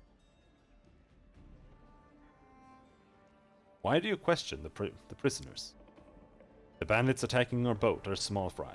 We're looking for their main lair, a place known as the Drowned Trees. We seek the leader of the bandits, an underwater monster named Dargut Droon. We will not leave without his head. Underwater what? At night, it seems a whole army is attacking our boat. Far too many for us to fend off, but luckily we don't have to. While they battle monsters we've summoned in a pitch-black magical darkness, we drink the potions we've prepared and dive under the water. The scum break into the hole, but instead of treasure they find their final surprise. The work of a Restavik alchemist. A trap. A dozen barrels of highly explosive oils. We watch from a safe distance as the boat is blown to pieces in a deafening explosion. Everything has gone according to plan. The more who die here, the fewer will meet at the Drowned Tree. We march through the forest, then camp to regain our strength. Their nest is close. Our Inquisitor discovered everything, even the location of their secret entrance. Today we rest. Tomorrow, the Bandit King will draw his final breath.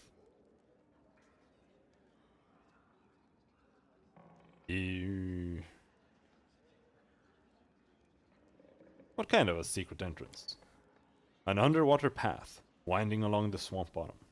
We had potions to breathe freely underwater. We couldn't see beyond our outstretched arms in the muddy water. There were plenty of traps along the way, but the Inquisitor learned all the signs that marked the safe passage. At least we believed she did. Even if you sneak into the bandit camp unseen, how will you handle all of them? Each of us is worth 24 in battle. Besides, we are well prepared. Chaos, confusion, and summoned monsters will be on our side. And fire. A lot of fire. Please continue. We trudged through muddy waters. Suddenly, a giant log studded with blades fell from above. I managed to stagger back, but the paladin who walked alongside me is now a gory sight, spread thin across the ground. The next moment, a monstrous creature emerges from the shadow, a twisted cross between fish and monkey. Its clawed hand reaches out, effortlessly melting away the Inquisitor's flesh, then ripping out her heart.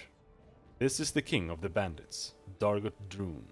The bandit we captured did not lie, but the secret passage he spoke of led right into the underwater lair of his master. I bury my terror deep in my soul. There was no time for weakness. There were only 4 of us left, and we are gasping for air by the time the freak's lifeblood stains the water. We leave the beheaded body on dry land and retreat and recover. Only now I allow my hands to tremble, my breath to race unbidden, my tears to flow.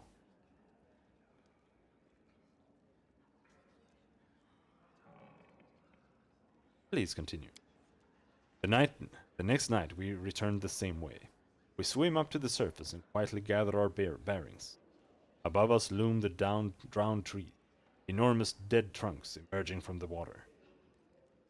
Bridges crisscrossing their branches. The air is filled with the sounds of battle.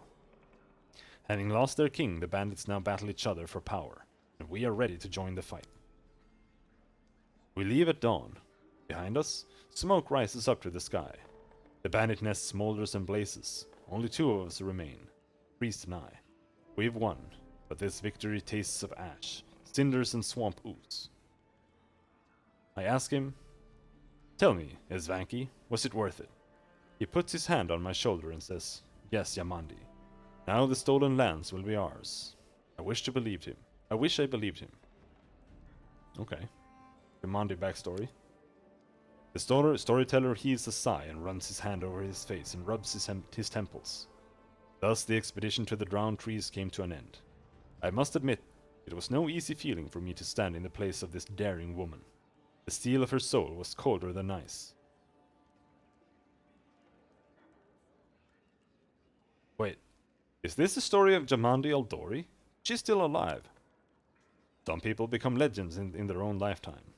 Jamandi has performed many glorious feats, and there may yet be more ahead. Well, she's an elf, isn't she? So she's got a lot of time to do things.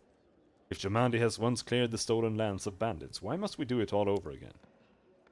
The death of Dargut Droon and destruction of the drowned trees weakened the bandit, but not for long.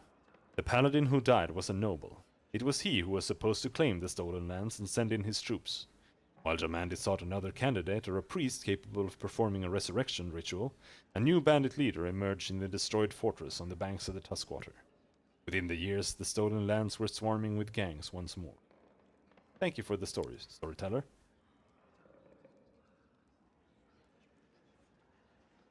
I need a wise advisory at my court. Would you like to serve me in matters of state? The storyteller's voice grows soft. Thank you for your words. I am unlikely to be able to interpret the intricacies of the political world, or the affairs of the treasury, but my advice regarding the magic of the arts would be useful to any ruler.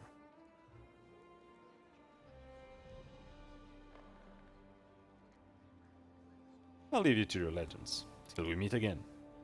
The storyteller doesn't answer, his unseeing eyes staring ahead blankly. Rude. Hey, Chief! Amir gives you a broad grin. What's on your mind? Nothing, apparently. Alright.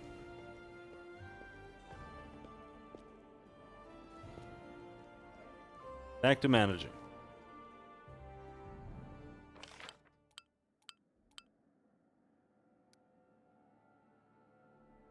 Start the rank up project. Counselor awaits in the throne room. Finished. Loyalty +1. Reem has a request.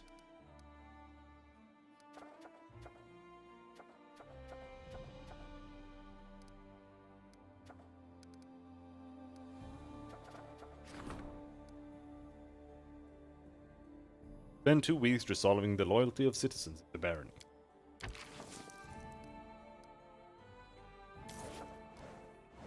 Huge 8-legged beasts continue to multiply and flood the barony with their offspring. Stats, community, -1, loyalty, -1. Again! Again! Jesus Christ. Spend 2 weeks resolving the loyalty, blah blah blah blah. Loyalty reached rank 2. News have arrived from the largest observation. Failure. Okay.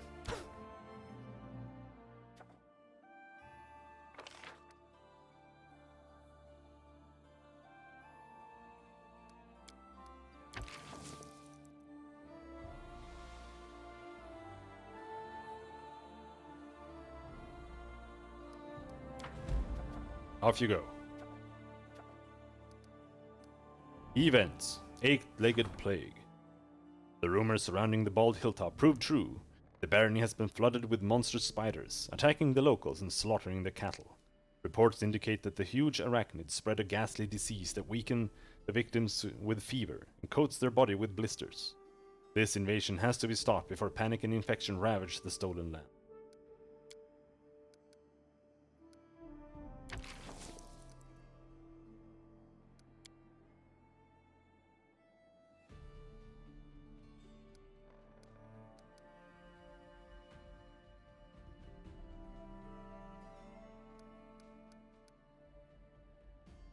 I'm gonna do that.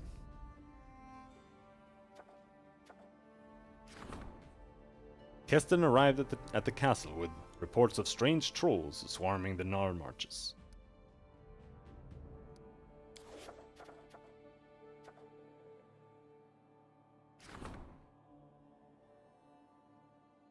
Another Hands of Gold?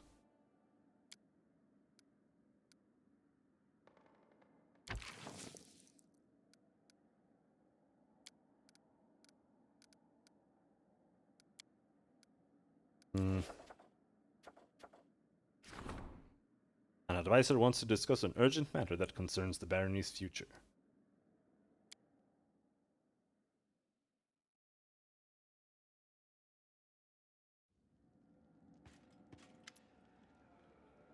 Your Grace, Keston has a troubled look on his face.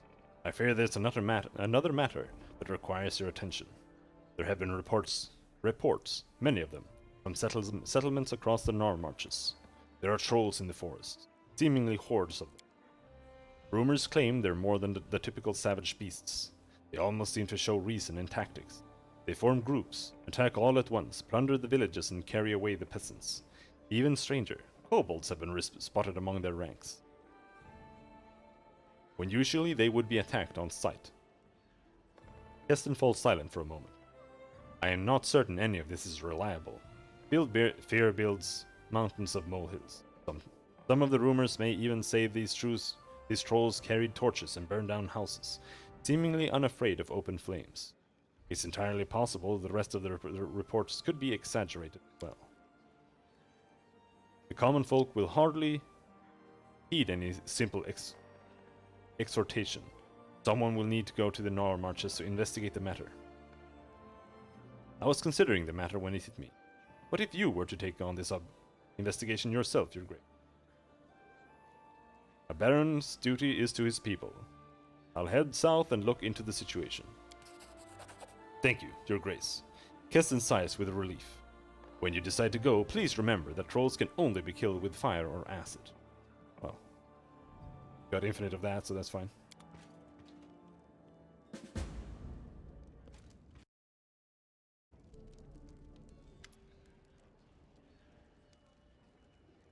Valerie enters the throne room, fiercely stabbing her heels into the floor as she approaches.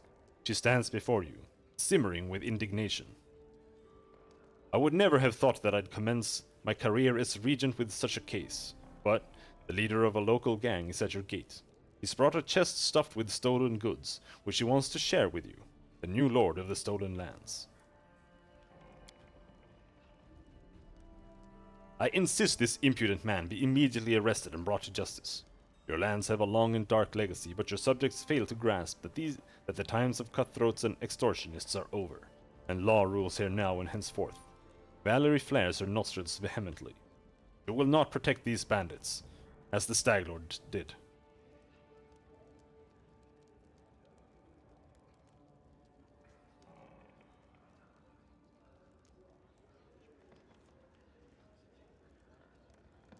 Arrest this bandit and clap him in irons. The same fate awaits any like him. Valerie catches her breath and allows a faint smile to show on her face. I will carry out your orders with pleasure, Cashew. Gained 50 BP. Go get him. Trolls who didn't fear fire? That sounded terrible, and dangerous, and terribly dangerous. If we couldn't rein them in, our young barony would be eaten up in a snap. Oh, shit.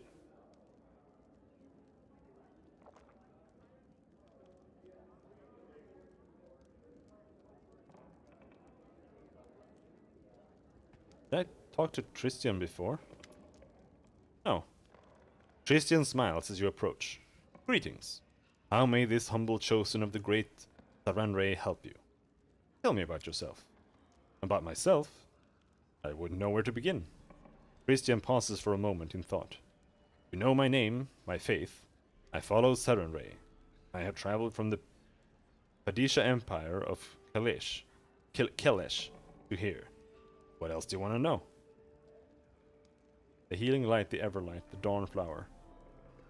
Saranray is a goddess who teaches temperance and patience in all things. Compassion and peace are her greatest virtues. If enemies of the faith can be redeemed, they should be. Worship of this goddess of healing, honesty, redemption, and the sun began far to the east of the sea, in the vast Padisha Empire of Kalesh. But her worshippers can now be found throughout the world. The vast Padisha Empire of Kalesh dominates much of south-central Casmaron.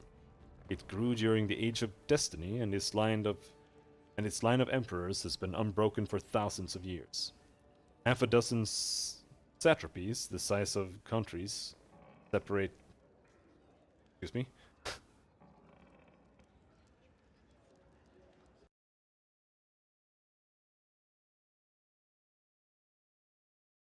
Satrapies. A province governed by a satrap. Satrap. Not in Swedish.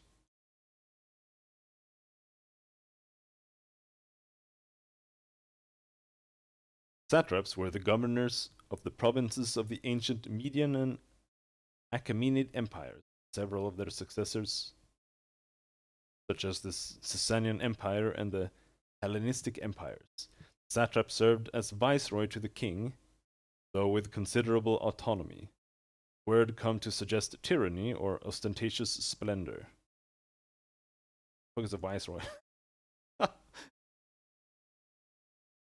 A viceroy is an official who runs a polity in the name of and as the representative of the monarch of the territory. The term derives from the Latin prefix vice, meaning in the place of, the French word of roy, meaning king. A viceroy's territory may be called a viceroyalty, though this term is not always applied. Okay, the polity. A polity is an identifiable political entity. Any group of people who have a collective identity, who are organized by some form of institutionalized social relations, and have a capacity to mobilize resources. Okay.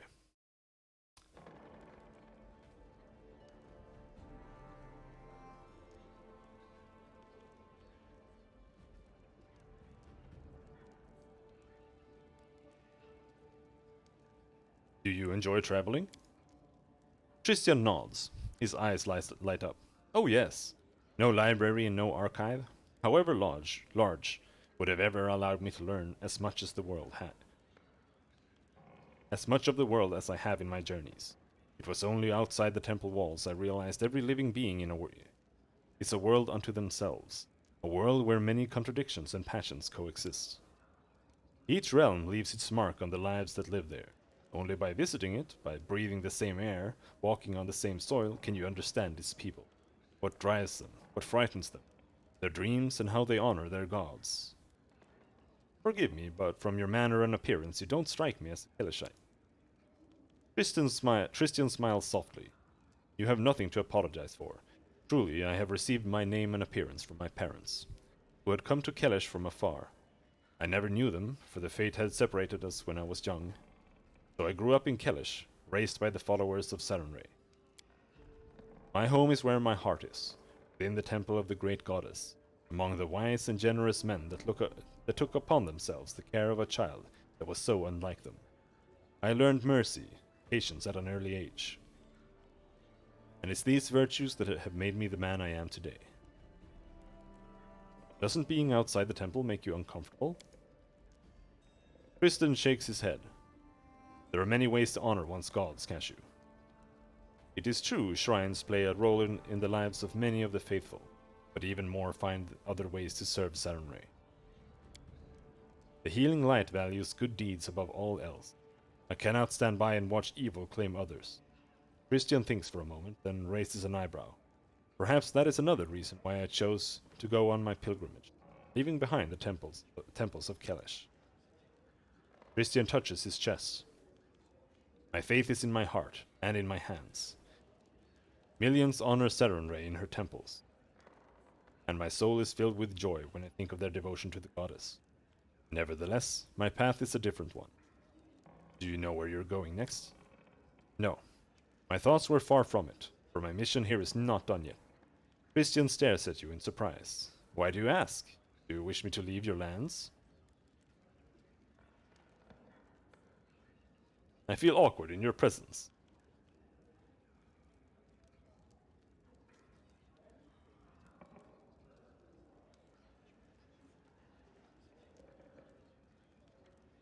I don't know this guy. Why would I say any of this? I didn't mean to alarm you. That was not my intent. Christian shakes his head reproachfully, but with a smile. You enjoy watching others' reactions, don't you? In this regard, we are alike, although I do not choose such sly ways to achieve this. Let's discuss something else. What can you tell me of Sarenrae? Sarenrae is the goddess of temperance and patience. Solar Flame Goddess teaches us compassion for the weary and mercy to those who go astray. What would you like to know of her? I'd like to hear about the history of your faith. There is much to tell, but I'm afraid I would miss the mark. I fear I would bore you. There's something specific you wish to know? No.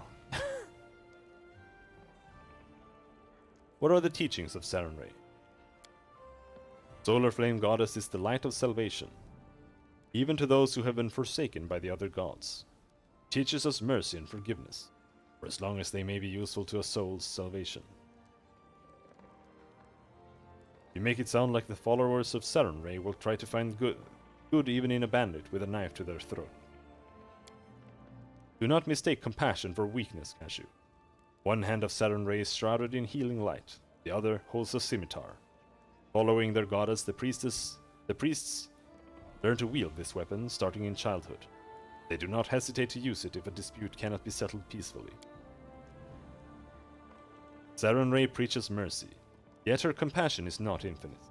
We give a second chance to all who ask, but if they reject it, if they persist in their sins, they will face the goddess's retribution. Are there any undeserving of mercy? Christian blindly gazes past you into the distance for several moments. When he speaks again, his voice is quiet, reflective, as if echoing his thoughts.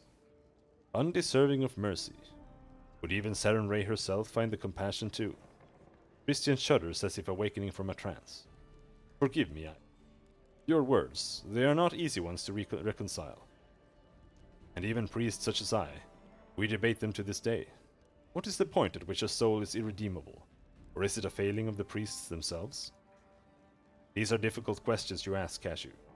Questions wise men have debated for centuries. Does a being that has been tainted by evil to its very roots, that rejects its own salvation, still deserve compassion? Can those compelled to do evil by others still seek forgiveness? There is no easy answers on these issues among Sarenrae's followers. As for me, I believe that every soul carries the potential for goodness with it. No matter the crime, the guilty must find forgiveness if they repent, cast off the evil that led to the deed. I believe this with all my heart.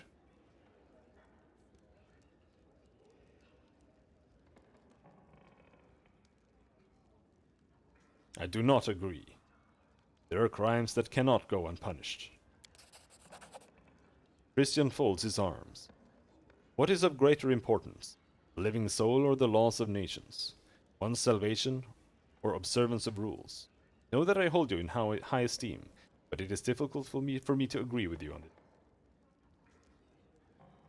What are your duties as a follower of Sarenrae?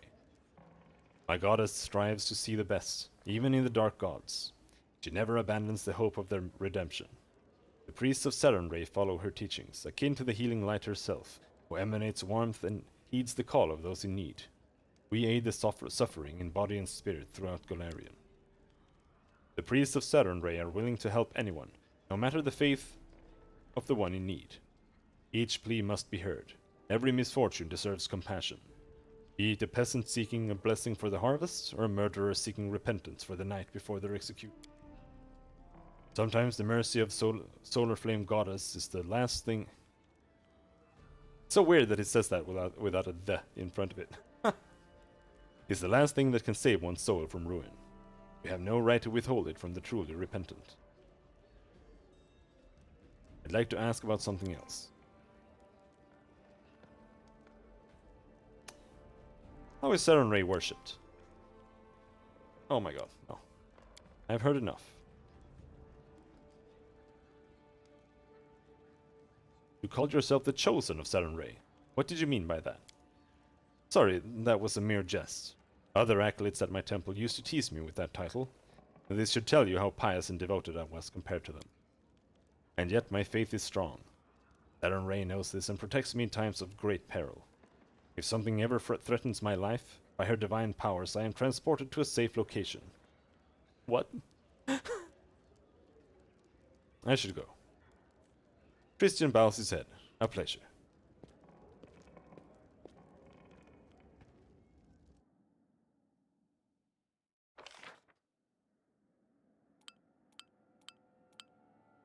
Problems to solve and opportunities to seize occur from time to time in your domain. These events may increase or decrease your barony stats. Don't forget to look them up. All current events are listed at the bottom of the screen. An event may be addressed by the relevant advisor. To assign a task to an advisor, click the frame on the right. Blah, blah, blah, blah, blah.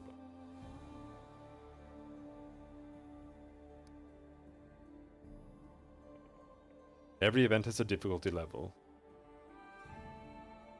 The advisor's post abilities are added to the dice roll.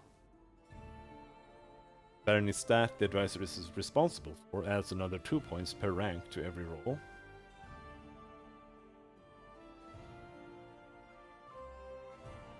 Okay. She gets a +2 bonus for her high charisma. Her high 14 charisma.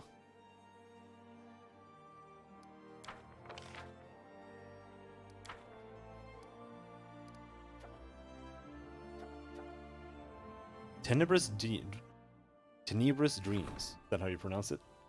A recurrent dream has recently been troubling the Baron's slumbers. He sees valiant heroes entering ancient ruins to descend under the ground, never to return. Their faces show stern resolve, their lips pinched thin. The angry red sun follows the heroes into the darkness, casting its fleeting evening rays upon them. Just before waking, the Baron hears a faint whisper. Come to me, hero.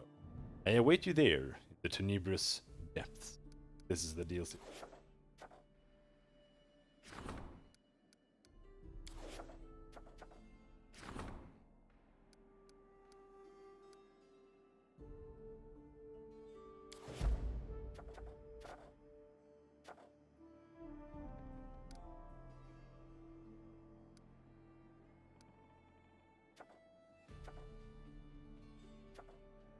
Support the Regent's endeavors.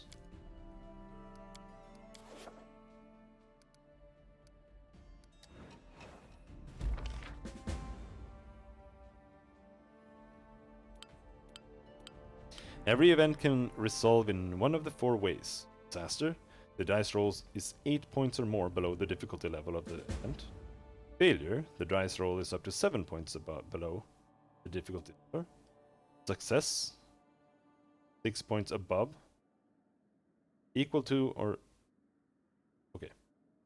Triumph, dice roll is 7 points or more above the difficulty level. 2 types of events, problems and opportunities. If a problem event ends with a failure, it decreases your stats. If it ends with a success, it has no effect. Succeeding at an opportunity event will increase your stats, and it normally will not affect them if the outcome is a failure. Okay. The barony managed to persevere and enjoys peace once again. Immunity +1, loyalty +4, divine +1.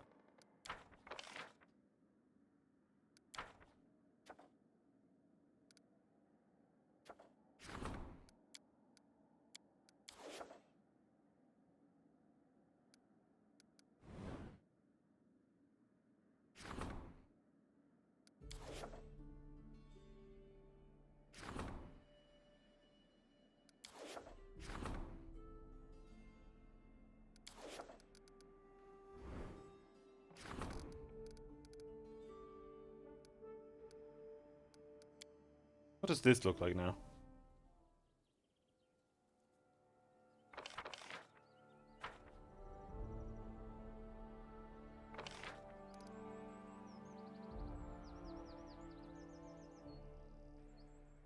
Can be upgraded to stone wall. Requires town.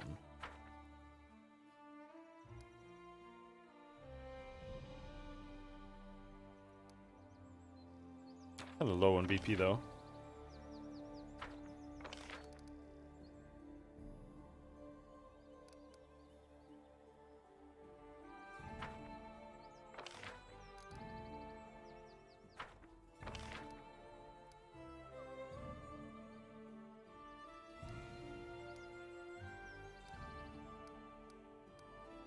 One BP, 1 BP, 0 BP, 1 BP.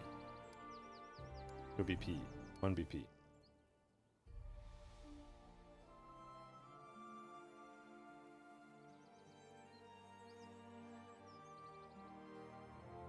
Brevois subsidy. Income from stat ranks. Okay. So we have a temporary boost right now.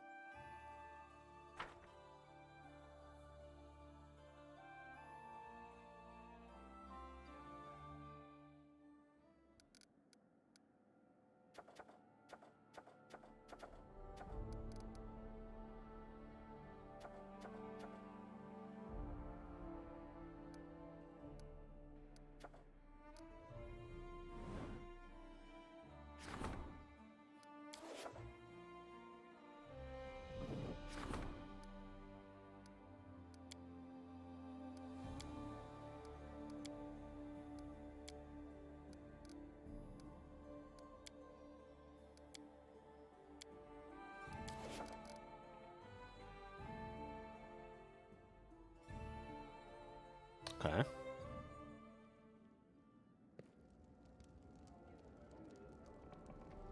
So this is how you travel. Outside, you just leave. Makes sense. I suppose. Kitty.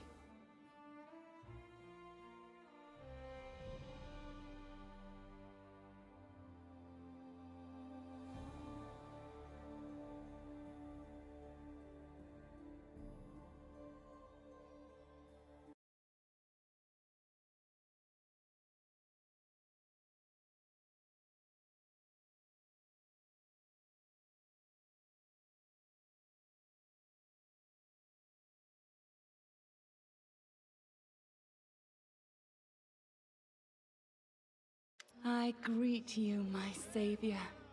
You who defeated those who nearly brought my ruin. The appearance of the nymph is heralded by the familiar bouquet of herbs and flowers. The creature looks at you differently now. I see your fate has changed since last we met. Now you are the ruler who will determine the destiny of these lands. I am their living heart, the whisper of the wind, the strength of rivers, the luxuriant growth of the meadows. Do you wish to touch this power? I will show you a place where we can finally meet in flesh, you and I. Deep in the woods, there is an old mossy ruins long abandoned, nearly swallowed by the thicket. There is an old tree growing among the stones in the yard, which I remember as a seed. A shadow under its green crown I call my verdant chambers. Visit me there, my lord, and come alone. A nymph's reward awaits you. Are you trying to bang me right now?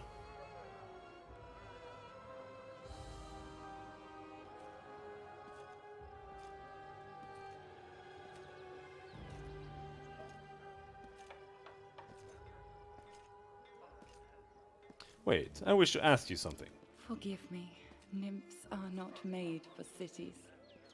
The noise and vanity of human settlements vex me. I will answer all your questions, but there, in the silence of my asylum.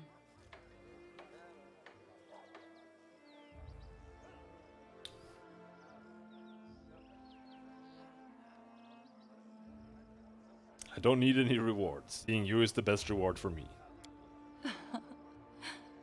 Then come to my chamber and be my guest.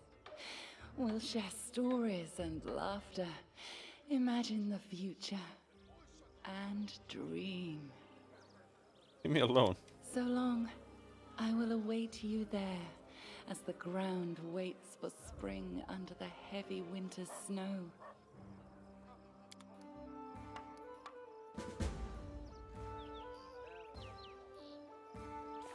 Okay. Is this a hentai game?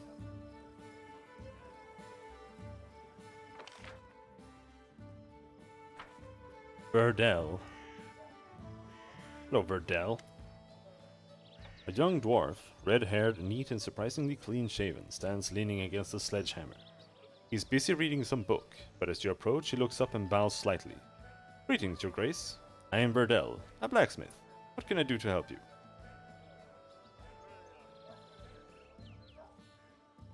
You look a little unusual for a dwarf.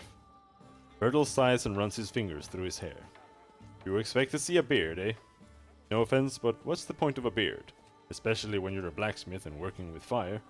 You burn it once, dip it into lightning oil and catch a spark from the lodge, and your beard is history. You're better off without one. What are you reading? Verdel looks a little confused. Well, different things. It's nice to take a rest with a good book. Just now it's Valor and Honor. 10 Adventures of the Splendid Willis Gunderson in Absalom. Okay. I'd like to see your goods. As your grace wishes.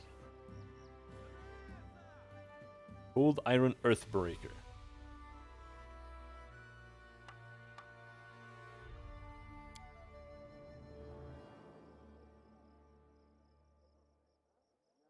Look, it's an Earthbreaker. Big ass hammer. Old Iron Longsword +1.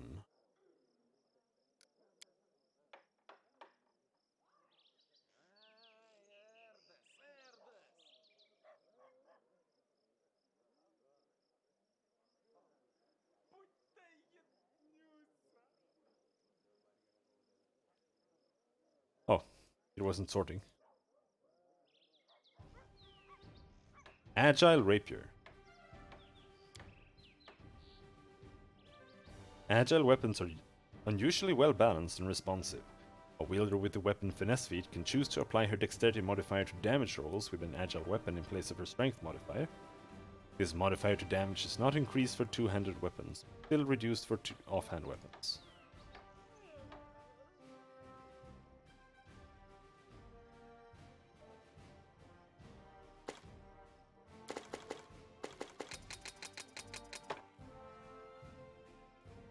Glaive. Great Axe. Great Club +2.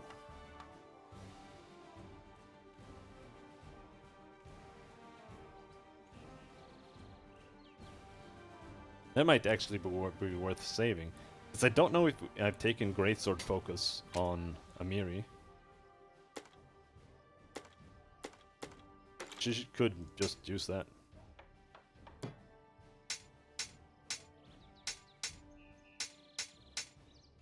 Possibly.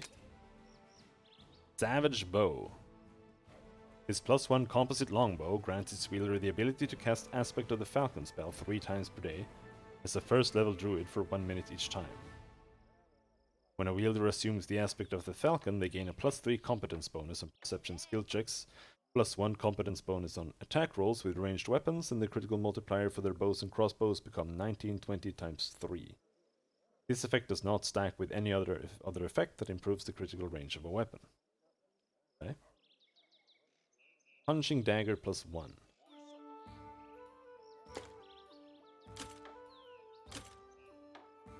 Breastplate +1. Keep that for now. Chain Shirt +1. Hide Armor +2.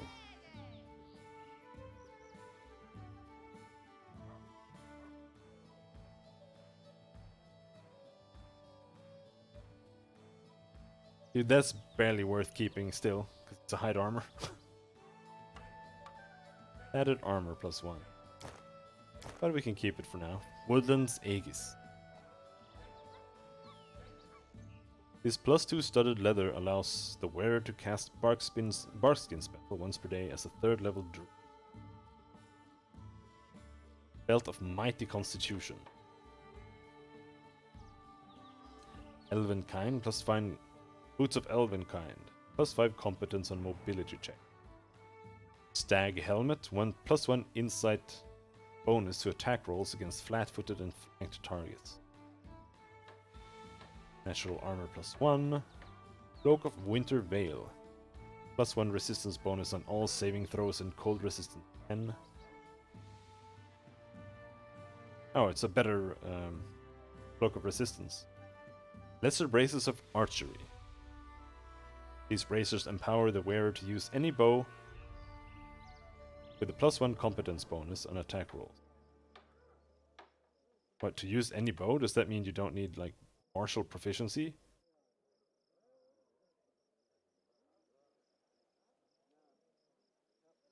Or does it just mean that you get the +1 bonus?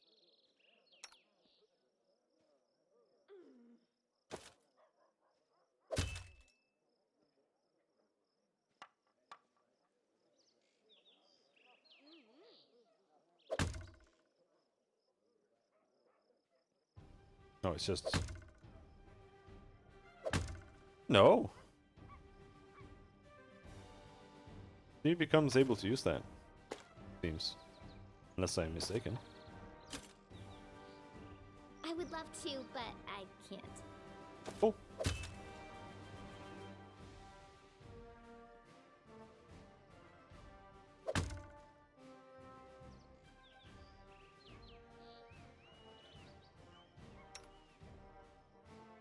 +1 natural armor. I already have +1 natural armor. Okay.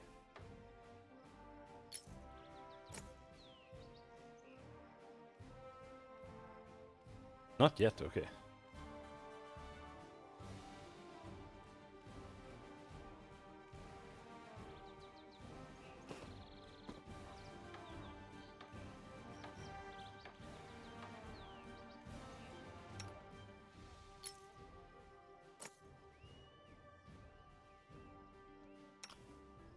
Mobility checks.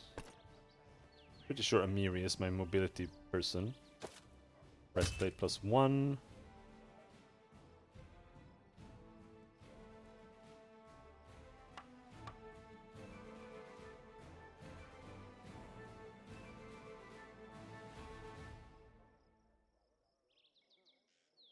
The hide armor is worse.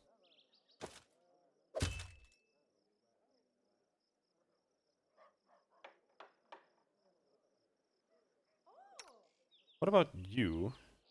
You have a leather armor +1. You can use the chain shirt, maybe? No, I stopped using the chain shirt. Get rid of the armor check penalty entirely. I think we'll keep it that way. Woodland Aegis, though. Studded light armor. You can have that. A lot more armor.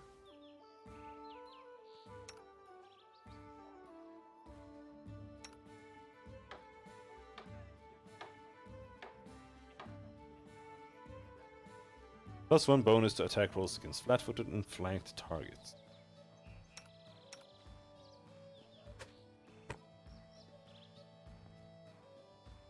Constitution +2.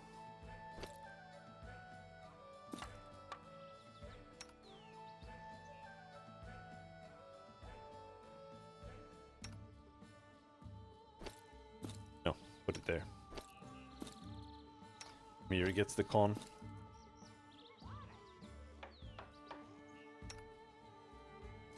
You get dexterity. +10 attack. Oh, you're getting nice. +4 attack. You fucking suck ass.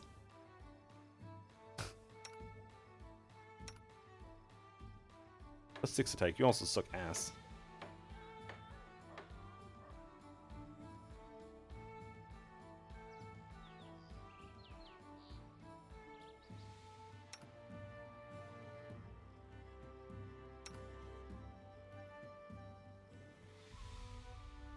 But I don't think the agile rapier is something we could. Yep, that's +12 attack.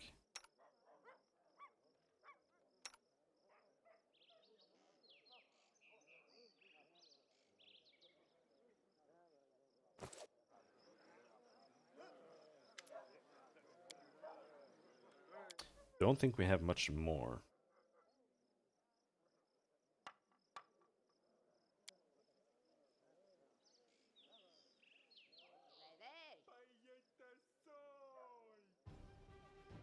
So I'm kind of tempted to buy this old iron weapon.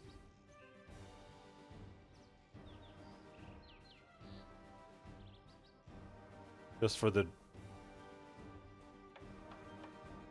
Bay damage reduction, ignore. Mithril.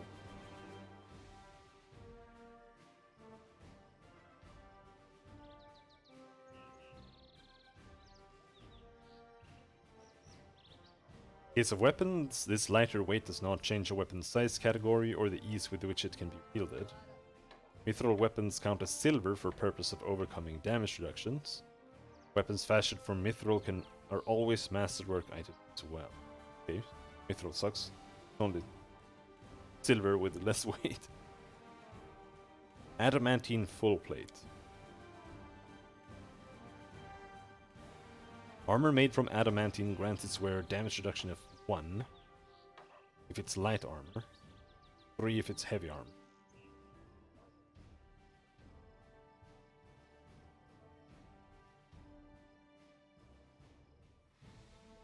That was pretty nice. Bet it costs a fortune. Mithril breastplate.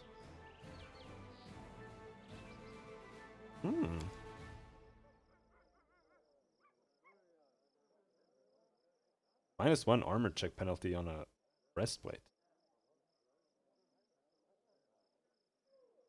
-2 armor check penalty on a fucking full plate. What is it normally? Like -6. Kind of interesting. Max dexterity 3 on a full plate. Mithril chain shirt. Oh, this is worse than the Stag Lord's armor. By far.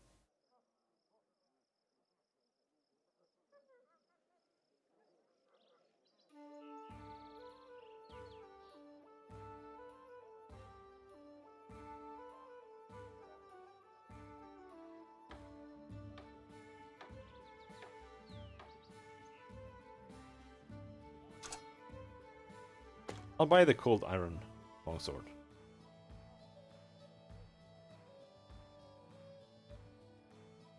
Oh, the Cold Iron Earthbreaker sounds like a better purchase. Simply because she is a better killer than my main dude. And she should be able to use it, right? Yeah.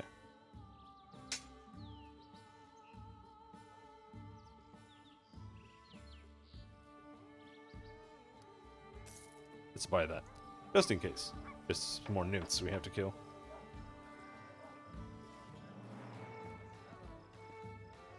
Priestess.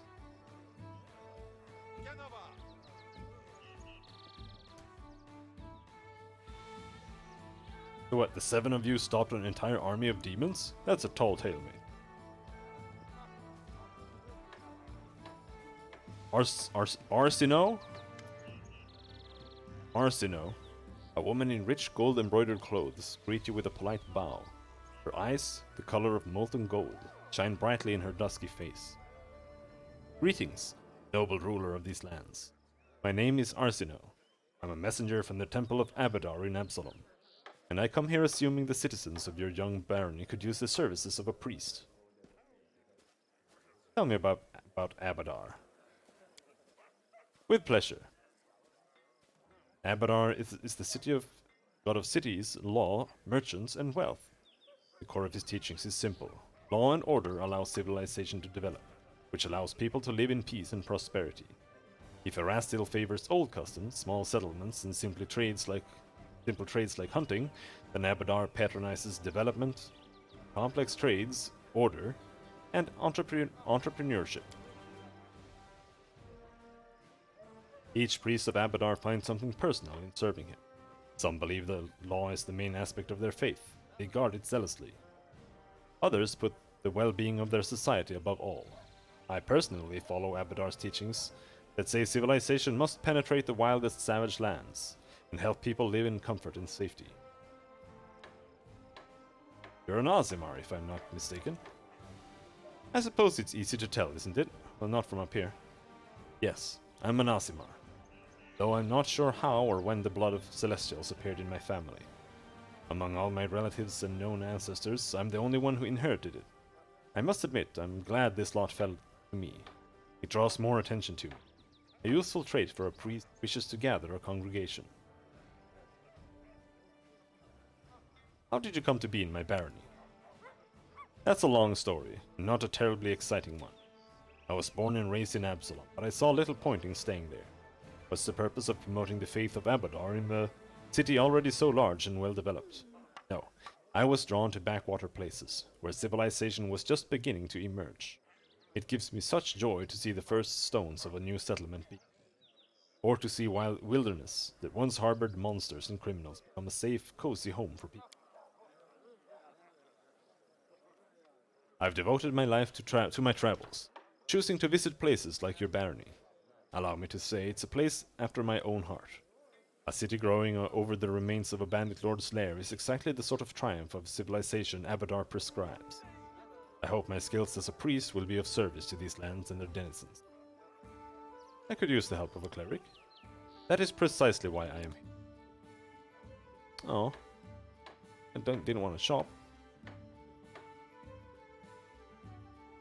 Oh well. Hazy's house. Oh, she bought this house? A tense silence hangs over the house.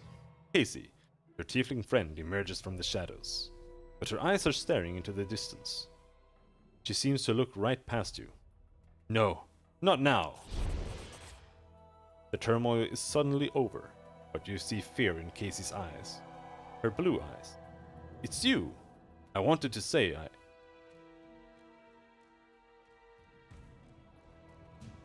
What just happened? That is surely not regular travel between planes. The girl closes her eyes and clenches her fists, obviously in the grip of a strong emotion, but one you cannot read. I knew it couldn't last forever. Why did he even make this rule, if he knew it would be impossible to keep? She takes a deep breath, opens her eyes and speaks with firm resolve. Come what may, you should know, Cashew, that the person you know by the name of Casey does not exist. My real name is Kalik, and well, it's a long story, and such stories are better told beside a welcoming fire. Will you hear me out? Fine, let's go. The girl rests her head on her arm and stares off into the distance, lost in memory. Stories by the fire, in the desert where I was born, my fondest memory. When the day is done, hosts and guests, parents and children, friends and rivals, all gather by the fire under the stars to tell their tales.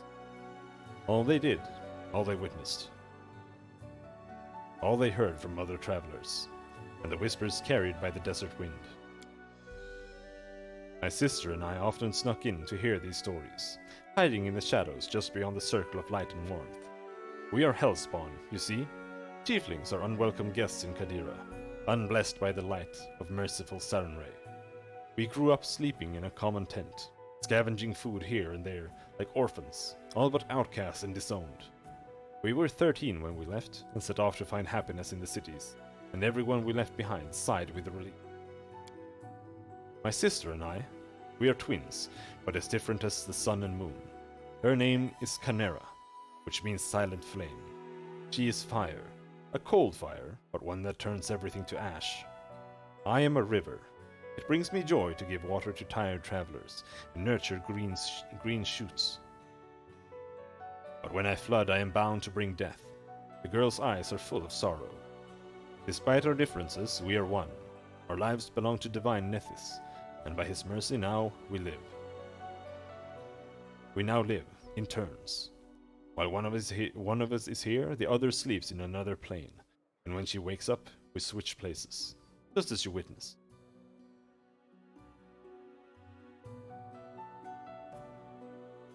Nethys, also known as the All-Seeing Eye, is a Garundi god who holds knowledge and magic above all. He gained enough power to witness all things, and this both fueled his divinity and shattered his mind.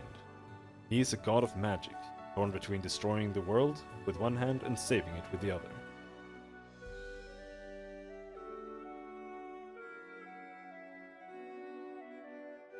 So this is why you didn't remember me when we were talking to Jamandi Eldori. How could I remember you? I'd never met you at the time. That was Canera. She was the one who talked to you at the reception and helped you fight off the assassins. We usually write each other notes, recounting in detail all that happened, describing any friends that Casey had made. But that time we switched right in the middle of a mansion engulfed in fire and filled with assassins. Canera didn't have time to write any notes. And how is it you began to live in turns? Kalik lowers her head. This story is one I've never told to anyone before. No one in the whole world, and it's not easy to confide in a stranger. There's too much grief and guilt in it. If you don't mind, I'd rather not go into all the details. You see, my sister died, and I couldn't get over it. Canera was killed by a Soul Eater, a monster summoned by secret followers of Abaddon's archdemons. Those who summoned him died in the fight, but the beast was too strong for my sister, and I wasn't even there to protect her. Kalik catches her breath. We just had a fight, and we both did some stupid things just before, but I don't want to talk about that now. Abaddon is a wasteland of infinite and apocalyptic proportions that is home to the demons. It is dominated by the citadels of the Four Horsemen, but includes vast stretches of uninhabited wastelands and smaller holdings of minor warlords and vassals. Abaddon holds the headwaters of the river Styx, which flows through the maelstrom, often touching hell and the abyss, to eventually pool below Pharasma's spire. When I found out what happened to my sister, I was ready to make a deal with any power. If only I could get her back, and I found such power. I was contacted by the Arcanothane, the herald of the god Nethys himself. She promised she would return Canera to life, but on two conditions. First, we must both keep the arrangement a secret. Second, we would never be able to meet again. And so, our new life began. Now we flee through the world, guarding our secrets, always introducing ourselves as Casey to hide that there are two of us, and we switch places with each other at random.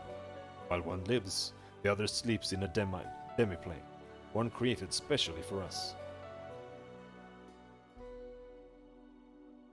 Appearing as a woman-shaped cloud of swirling energy, this creature serves as the herald of Nethys, as a supernatural creature created in a moment of lucidity by an insane, omniscient god. The arcane Thane is often left on to her own devices when her master does not need her. Wanders Golarion in the plains searching for new sensations and meaning to her existence, and that of the multiverse.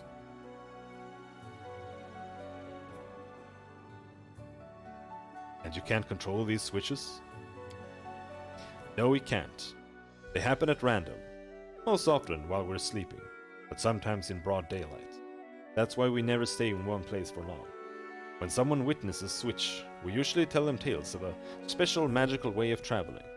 But people start noticing strange things and begin to figure things out. Truth be told, I'm so tired of having to pretend. We knew this couldn't last forever, and now the truth is finally out. What's the point in all this? You revealed your secret to me. It means you broke one of the rules set by the deity's herald. Yes. Will you make me regret this, Cashew? I felt you might be someone who could help my sister and me change our fates. What do you want? What can I do to help? That's actually what I wanted to talk to you about. Canero was supposed to tell you of an ancient treasury that we've been looking for. Gold isn't the only thing of value in this place. It may contain an ancient relic, taken by the Taldaran raiders from a respected Kadiran temple of Nethys.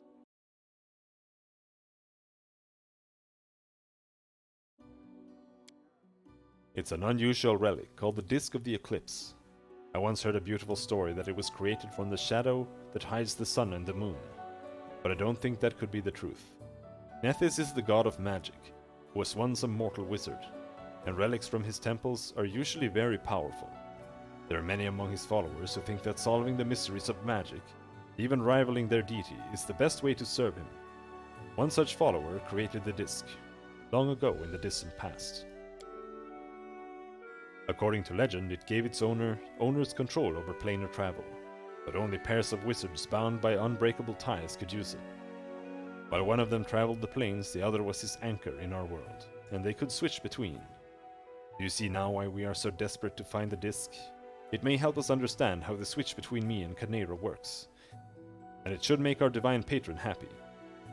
Nethys and his assistants value the desire to understand the mysteries of magic above all else. How did this disc come to be in the stolen lands? It was brought here by Taldans from the 5th Army of Exploration.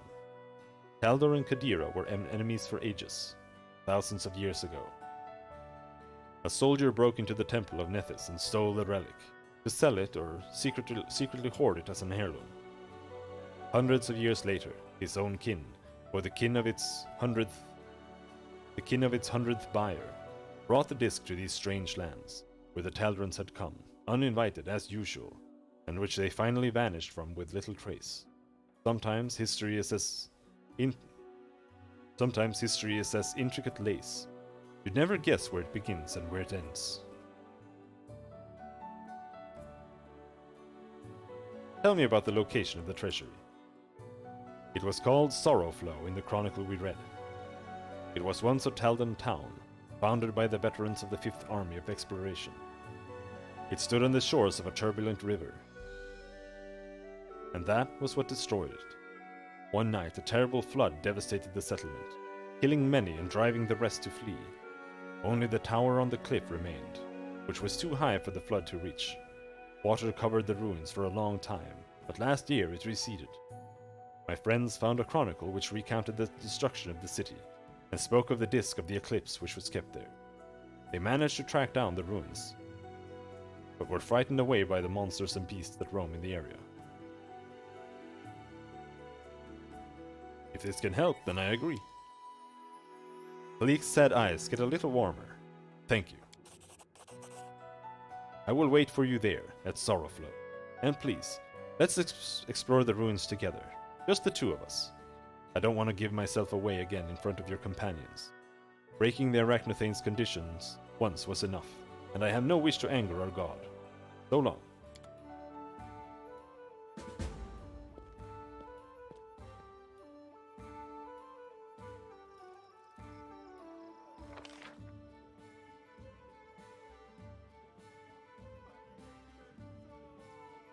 Into the house. The house. The house.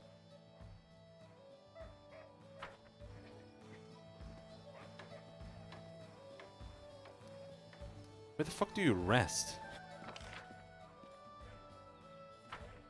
In? Up here? I see a lot of my companions here, so I'm guessing that might be where.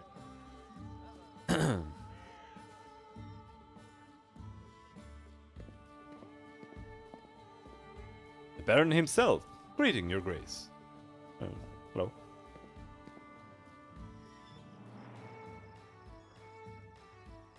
On the throne? I didn't see anything in there.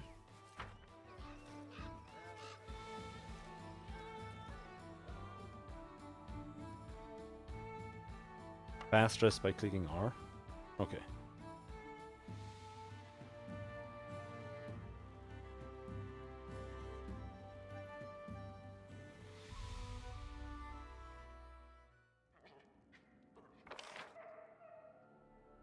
There.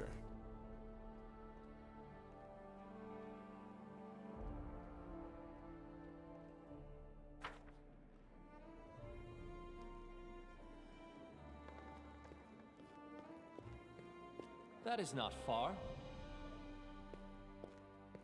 do we have in here? Magical flail. For some reason. Oh, it's this chest.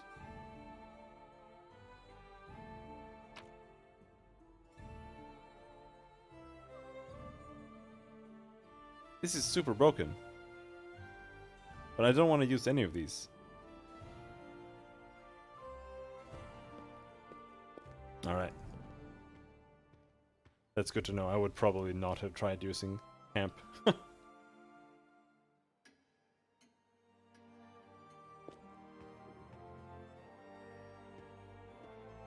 The only reason I went there was to see if there was something in there as well.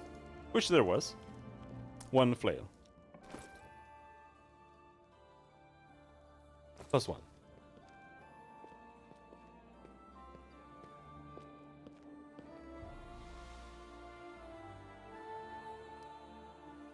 Hammer.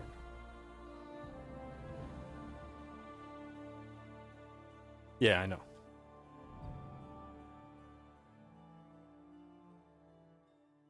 It's filled with DLC items, I believe. I always ignore those kind of things. They ruin the game. Noriel 8 Eyes. Miri.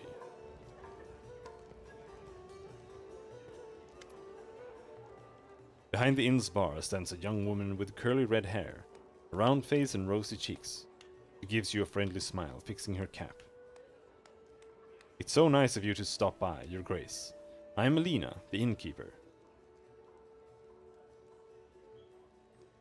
All the news in the whole region must pass through this inn. What rumors have you heard? Lately, everyone's been talking about the tower at the Candlemere. They say lights were dancing around it like a busy cook stove. Everyone who saw it says different things.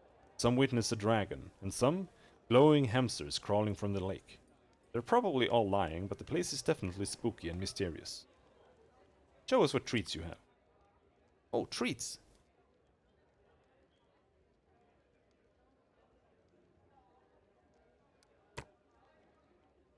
200 LBS. Nice.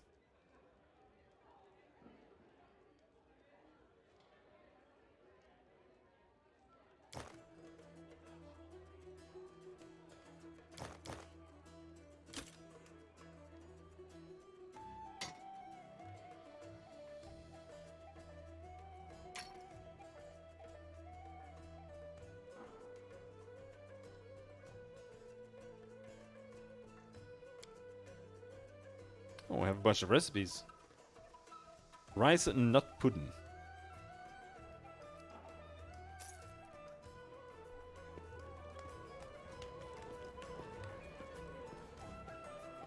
As it should be.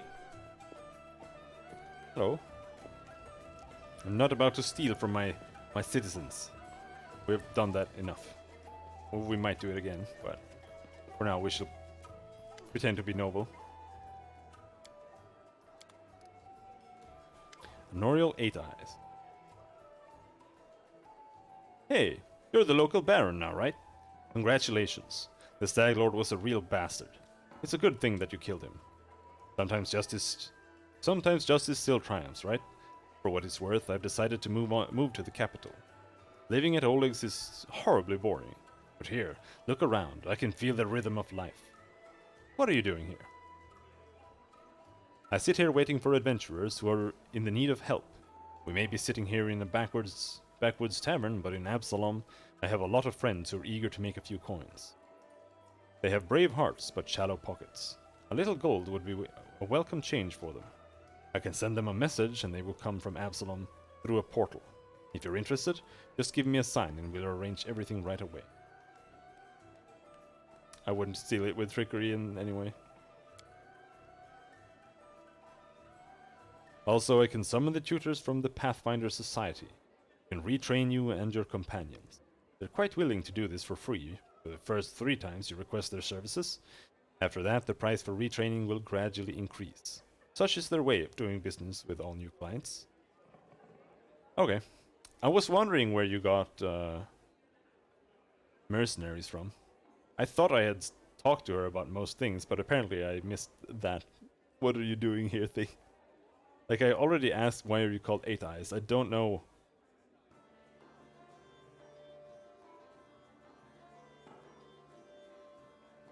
Whatever.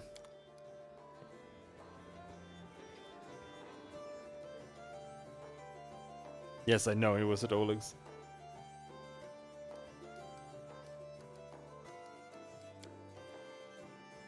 That's why I thought found it a bit funny that I only realized it now.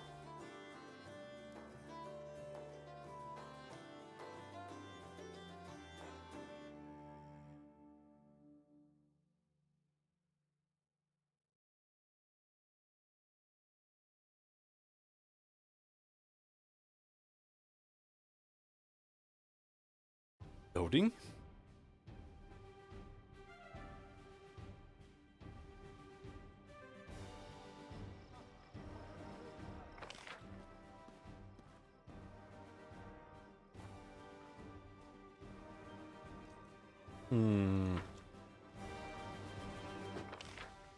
What else do we have here?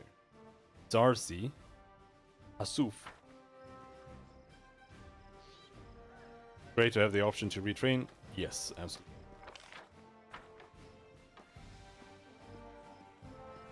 I think that's actually pretty important in games like this. The stat distribution and stuff like that. You don't really know if you're new to D&D or even if you're just new to this particular game. It's not always entirely straightforward to understand, like, how much do I need in a stat for it to, be enough.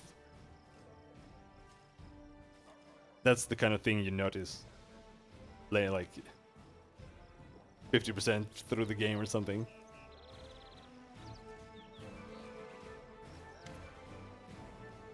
The tiefling girl looks as though she's made of springs. She cannot stand still for a moment. She nods her head, snaps her fingers, and taps her feet to an inner whirling song. Seeing you, she quickly waves her hand and breaks into a wide smile. She immediately starts jabbering. Your Grace, welcome. What do you want? Scrolls? I have them. You won't regret it. My suppliers will bring more scrolls for sale if you manage to attract more mages to your lands. More mages, more demand, and more goodies for you. So go build them libraries, and we'll both profit from it. Show me your wares.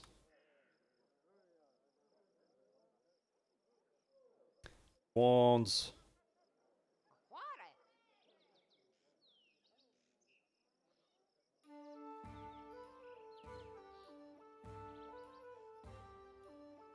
There, grease.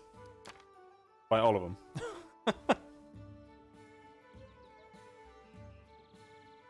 That's what I was looking for.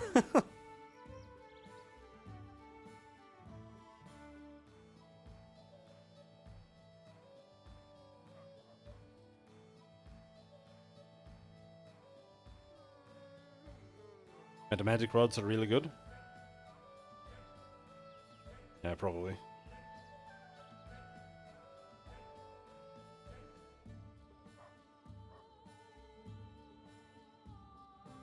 Cast up to 3 spells per day that are affected as though the spells were augmented with a metamagic dazing spell fee. Greater rods can be used with spells of 9th level or lower.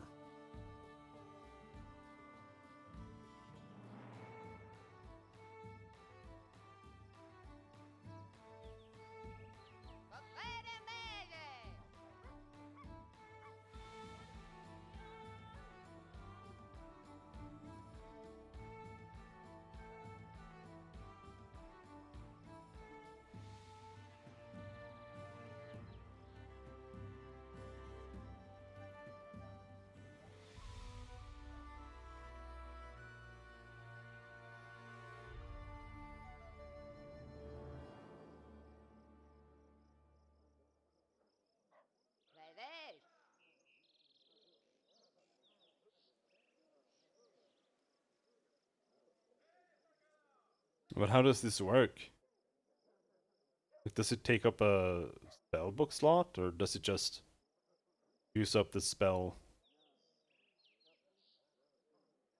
It's basically a free metamagic. It just uses up the base slot.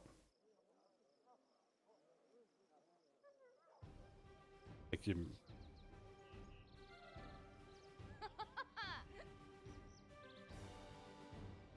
Alright.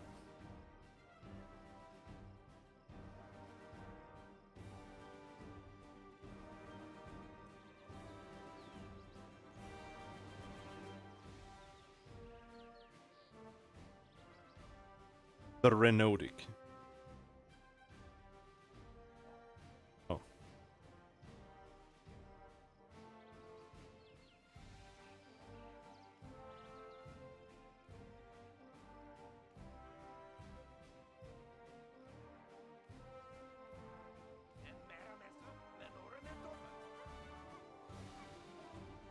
Ah, we'll leave that for later.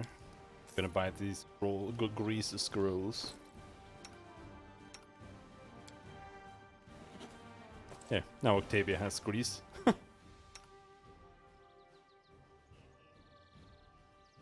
Which is very important because we are stacking conjuration on her.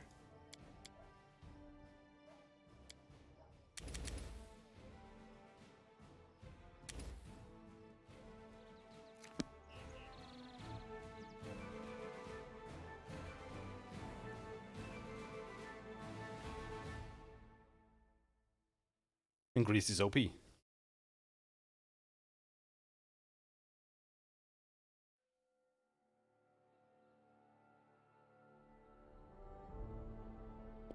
Took a rest. Alright, let's see here. How may I Need to- serve you, Your Grace? Manage the lands.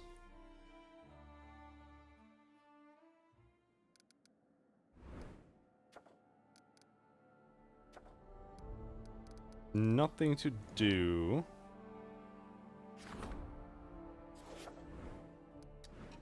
Oh, didn't mean to do that.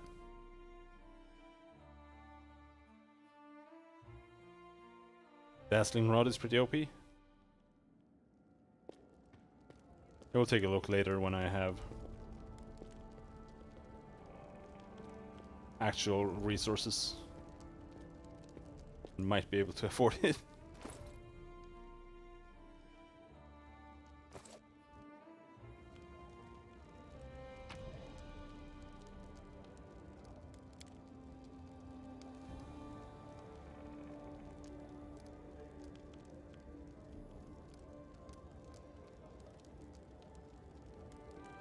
So the question is,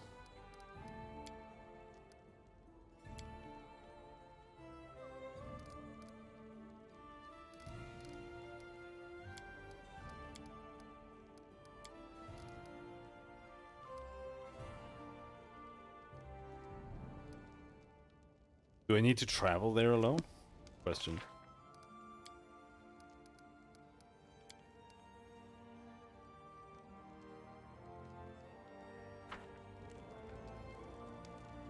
No?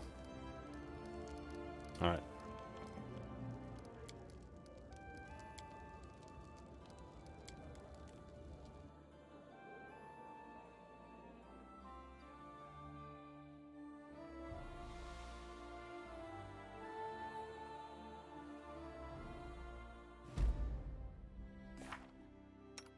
Now, what is this guy? Ecclesiarch. Okay. Unfortunately, this means we have to level him up. Gonna take all day. Sun Domain.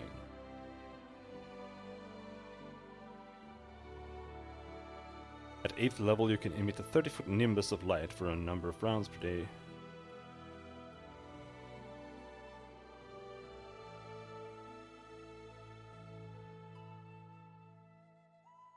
Sun Domain.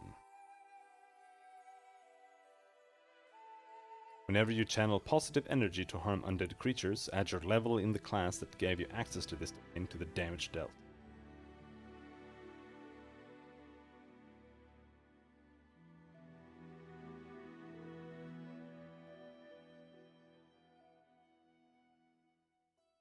Spell-focused conjuration.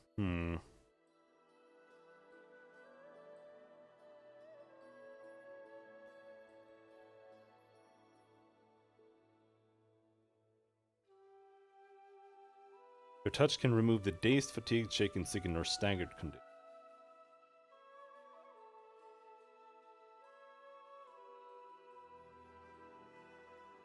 Bless one ally.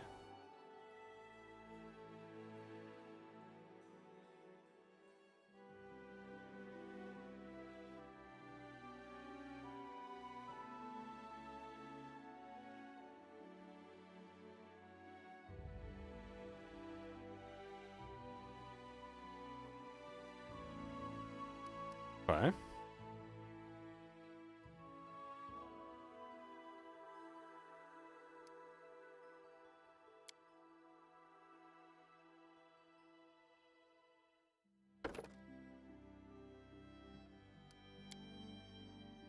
Oh, I'm sure he is better healer than Harim. Harim is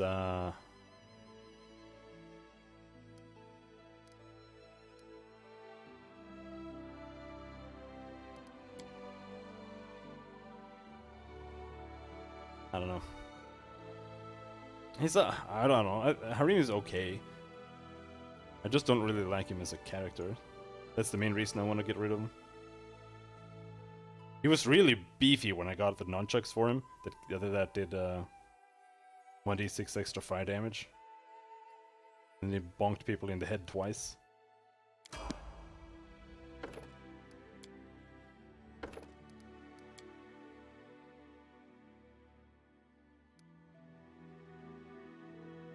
You only got one skill point this time? Dude. Actually, go back. Low religion.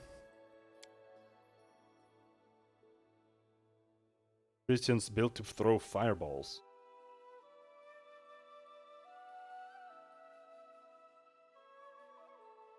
Yeah, that's what I'm not sure about, like... He's got Sun Domain, but he's got a secondary domain as well. What the fuck is it? Restoration subdomain, there.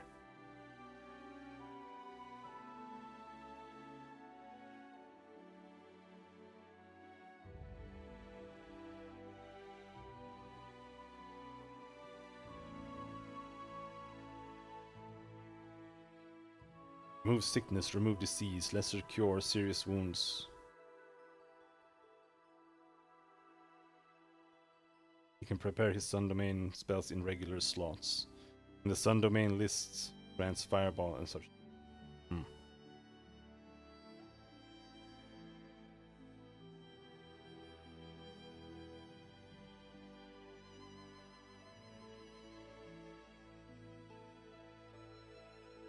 Channel Smite.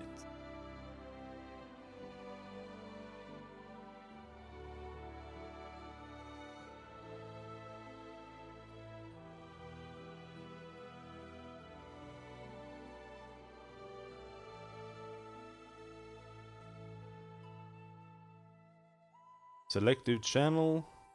Seeker, exalted of the society, improved initiative.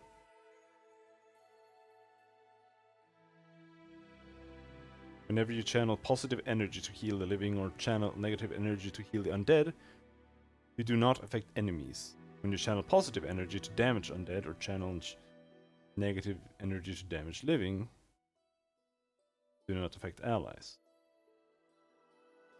You're always on the lookout for reward and danger. +1 trait bonus on perception checks, and perception is always a class skill. The vaults of the great city contain many secrets of the divine powers of the gods, and you have studied your god extensively. You may channel energy 1 additional time per day. Improved initiative is self-explanatory. Improved channel.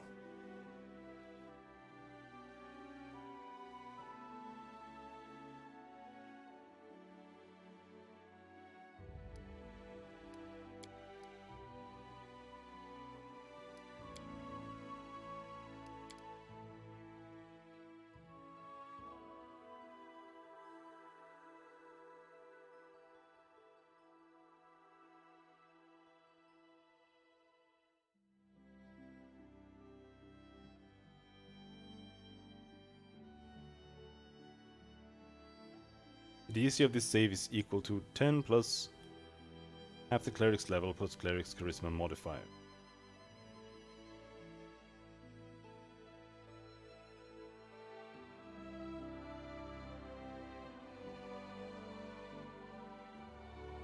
I kind of want to build him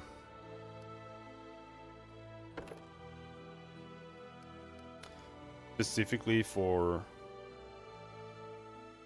healing and against undead.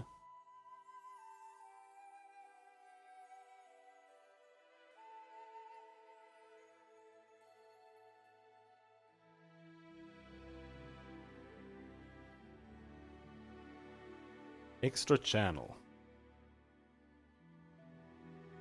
Fast channel. You can take a look at the unavailable ones.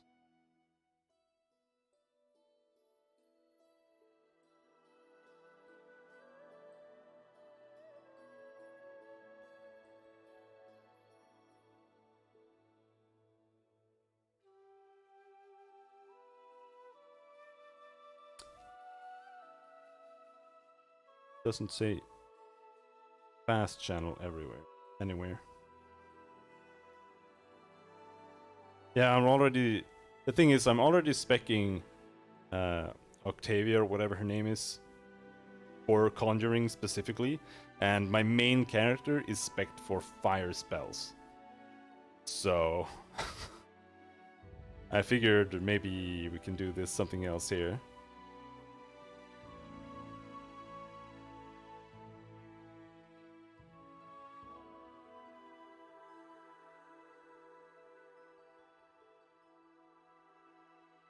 No.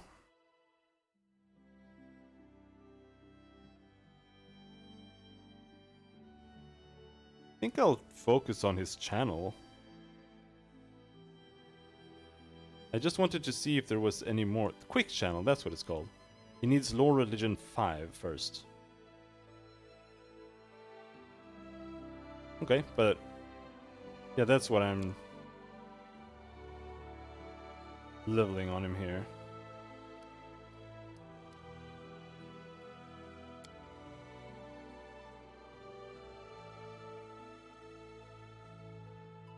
I wish you could type in keywords to search for.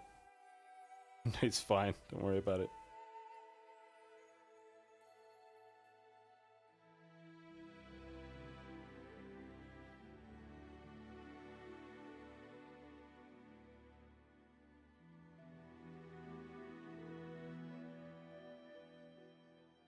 Versatile channeler.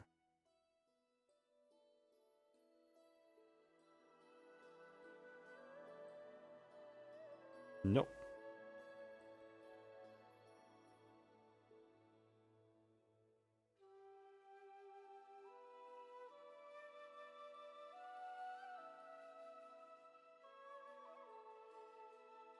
Weapon focus for deity's favored weapon.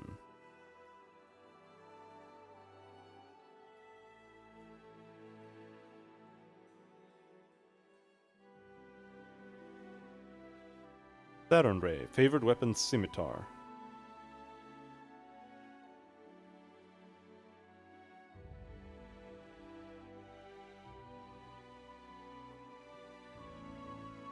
Maybe I should just grab that. No. Yeah, no. I don't know what I was thinking.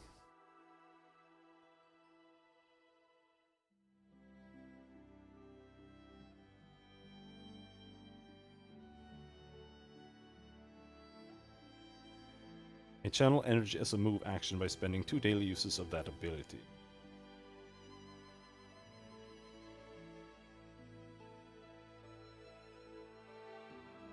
What exactly is the use for that, as opposed to just channeling it normally? So you can do 2 in 1 round? Something?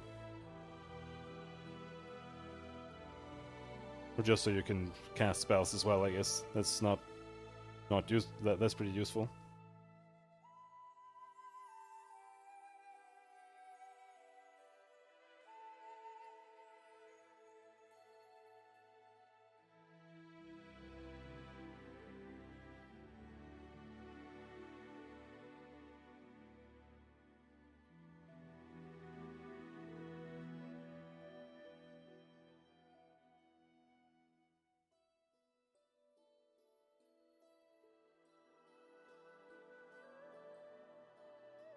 Yeah, no, it sounds like a really good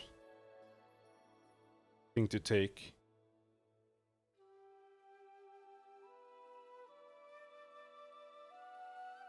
Extra channel.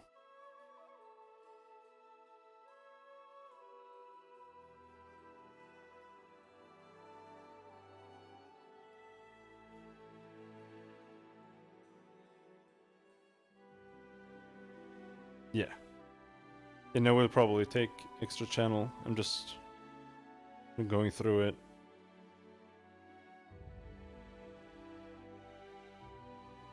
Channeling Scourge. Inquisitor level 1, no.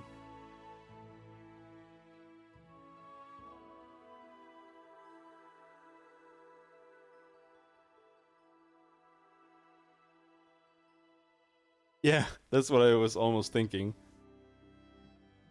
This entire list of feats only if you can take it that many times.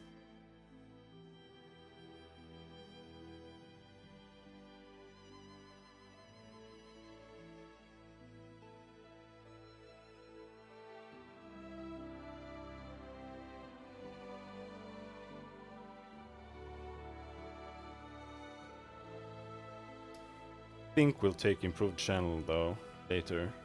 For now, I think we'll take extra channel. Is that what it was called? Extra channel cleric.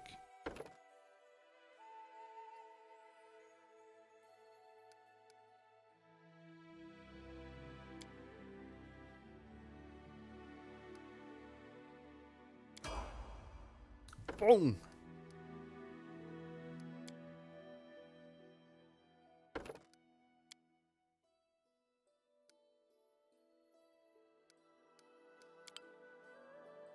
Oh, skill point. Wisdom.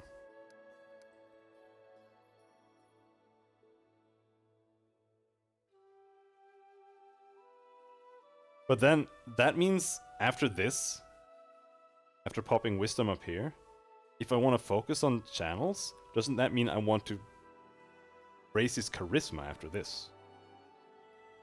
That would give us more uses? Or does it make it stronger?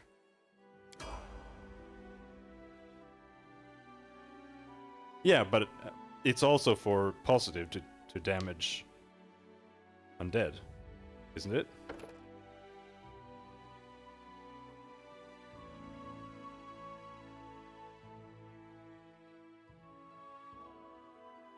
Yeah.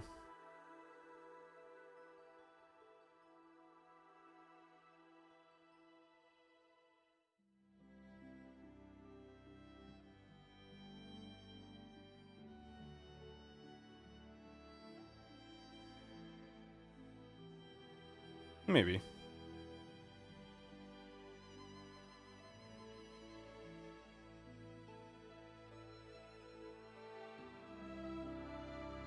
One d6 points of damage plus 1d6 points of damage for every 2 cleric levels.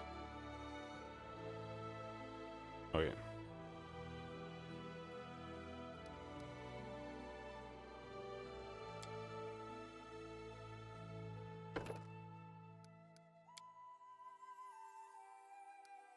Lore religion.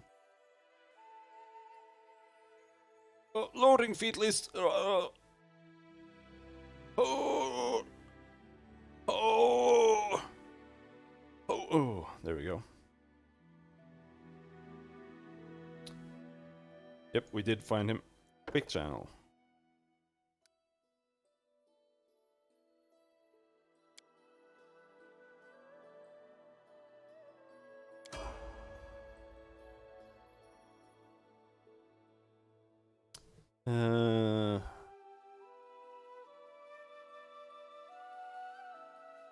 Honestly, Octavia is really the only one I want to get rid of.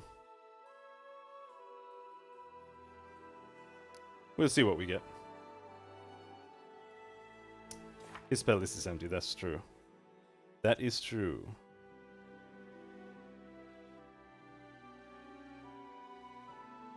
Shield of Faith.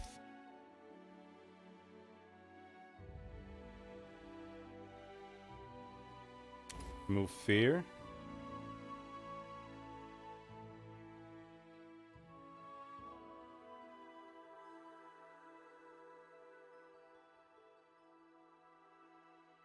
You and your single dips.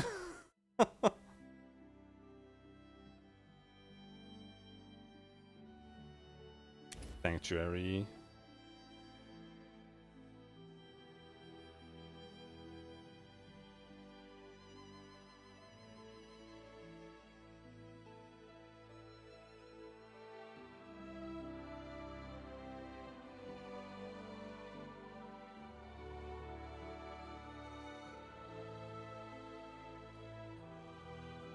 Oh, okay, these go only there.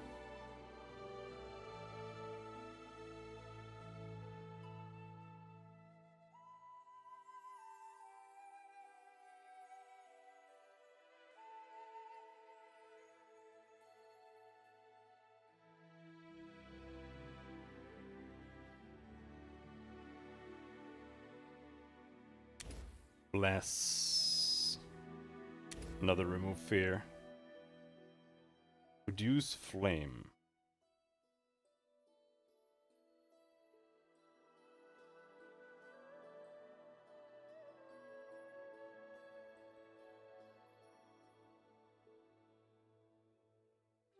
Strike enemies. Nah.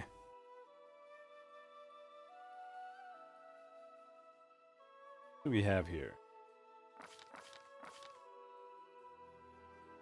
Silence. Grab one silence. Burst of Radiance. Consecrate.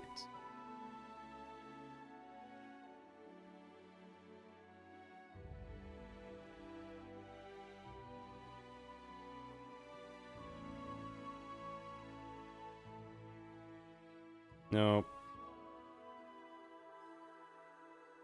Path of Glory.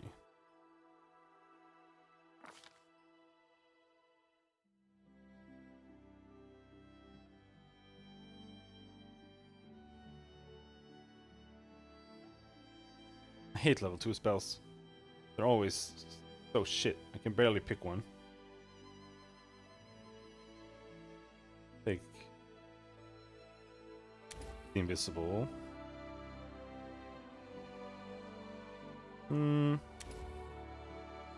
Protection from evil, communal.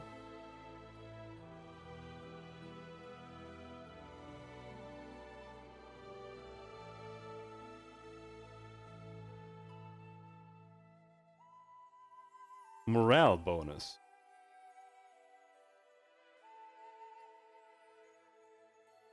That doesn't stack with bards singing, right? Is that a courage bonus? That is a morale bonus, right?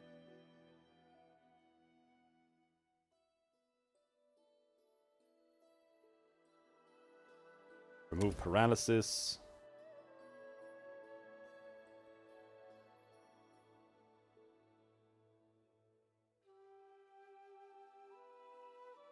Competence. Okay, sure. Let's take one aid. AIDS. Hello, fireball.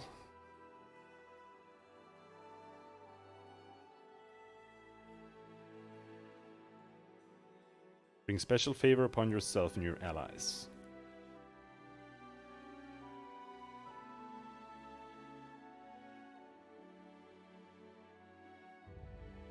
Heroism.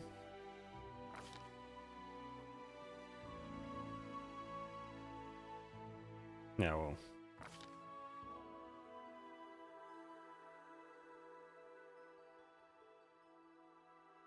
Does he have either? Is it level 2? Doesn't look like it. So that doesn't really sound like an option in that case. Oh, okay.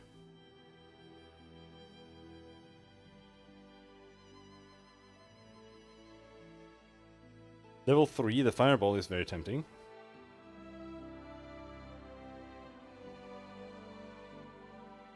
In a powerful aura similar to an Archon's aura of menace. Any hostile creature within a 20-foot radius of you must succeed at a will save to resist the effects of this aura.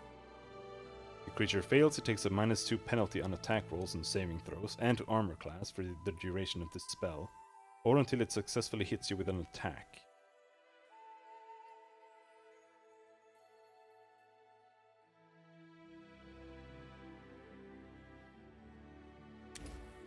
Gonna take prayer.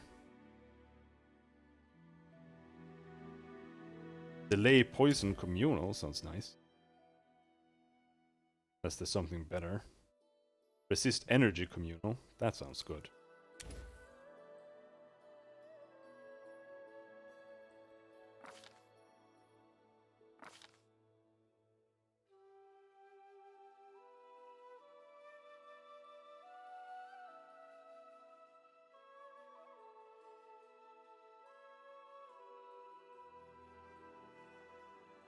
Bestow curse.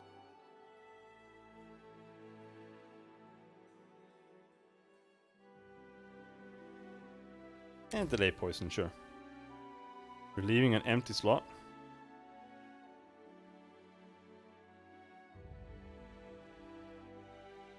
What are you talking about?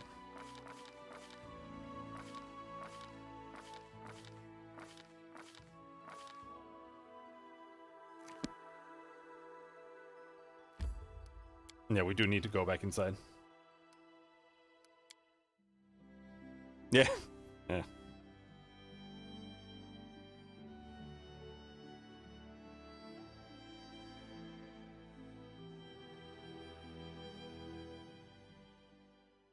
Now, what kind of weapon does he use? He's got the scimitar. Very cool.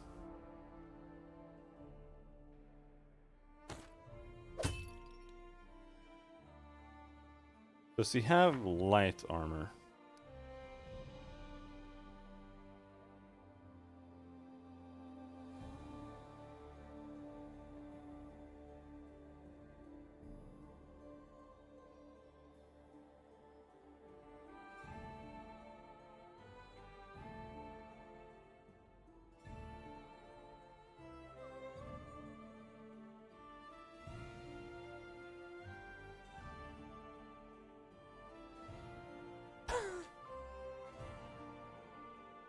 Oh my god, finding things like that is a fucking nightmare. Okay, so he has no armor at all.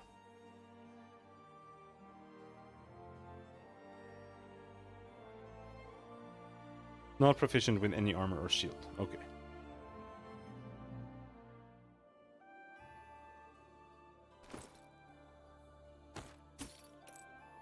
You get a +1 ring, poke up resistance, the crossbow. Can you use the crossbow?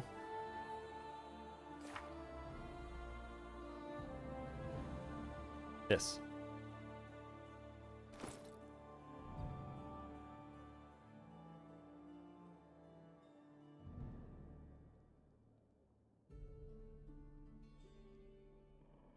Oh yeah, we have recipes here.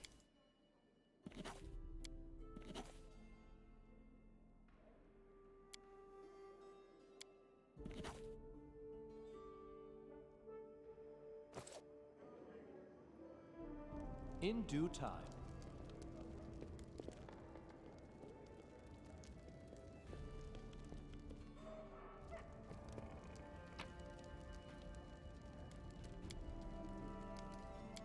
Accept.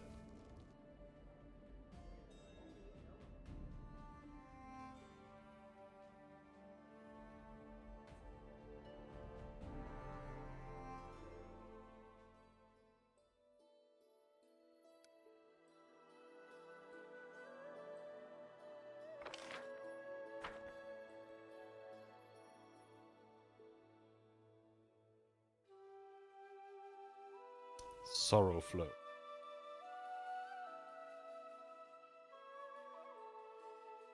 Okay, so now we can claim these. Bald Hilltop.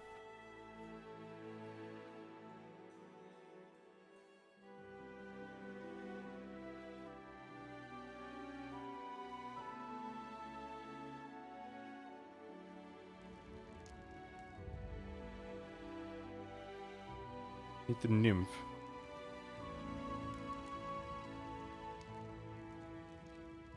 I can hear fire here. But there were trolls to the south. I want to go get this character, but then we should deal with that.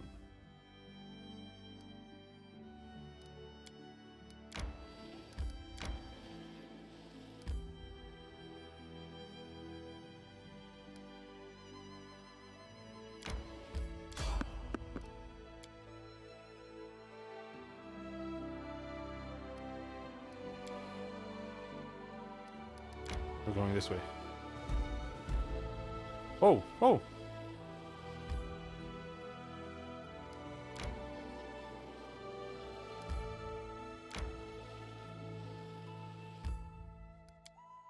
Because we have a quest in Nettles Crossing.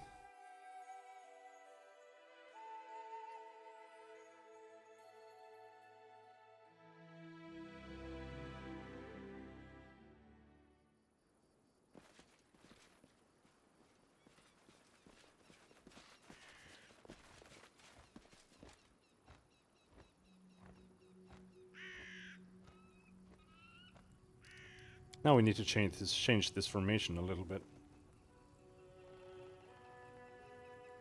Main character needs to take a leading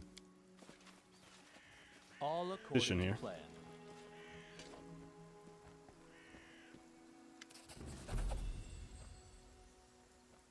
Staglord is dead. Pharasma awaits. Farewell, Cashew. You freed an innocent soul from eternal torment, Cashew.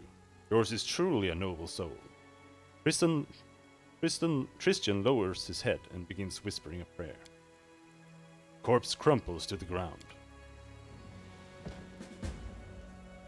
Alright, now this noble soul can loot his body.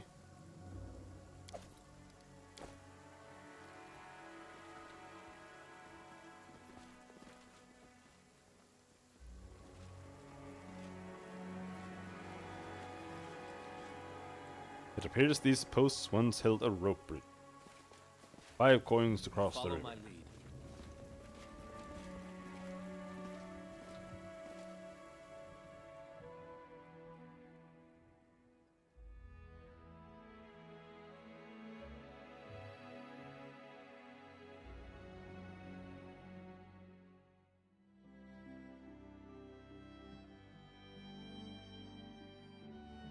Okay, so you can't cross up here, maybe. If that's a no. I tire.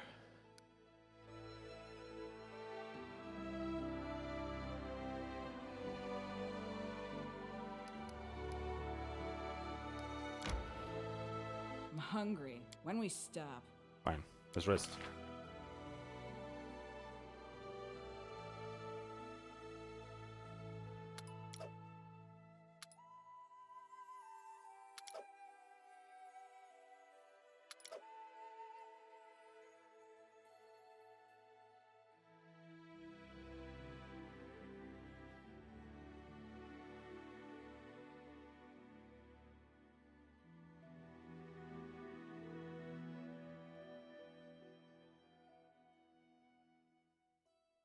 Hunter should be appointed.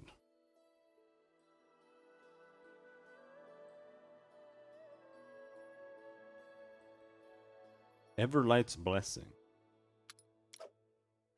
Christians praise to merciful Saturn, doubling HP recovery and regeneration from ability damage.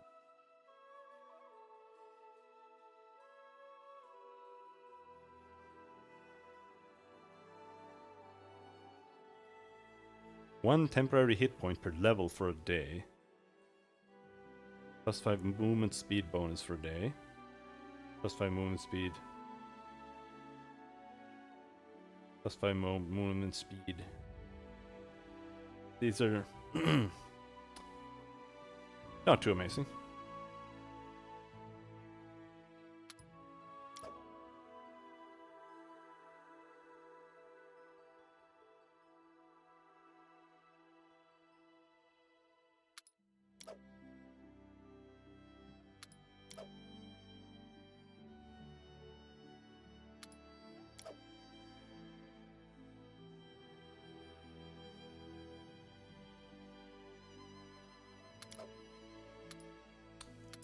I'm taking a very long time doing this.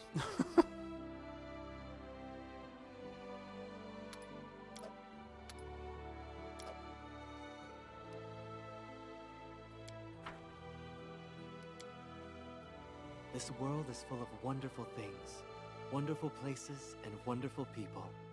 I'm grateful for all I can learn. Tristian, I'm so glad you're with us.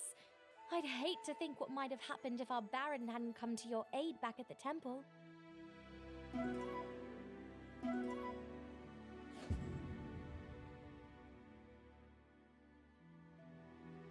Yeah, that and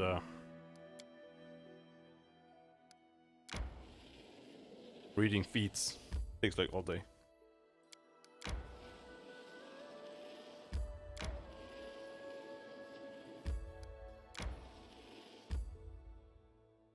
Rat no kill.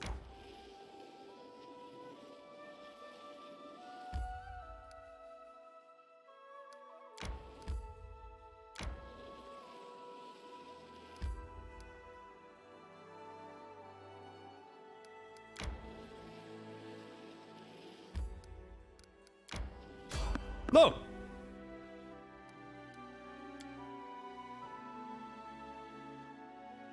That looked different.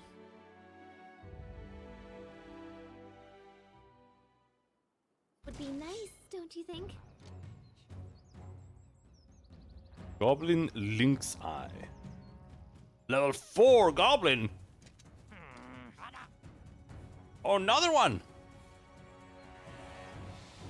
Serves you right.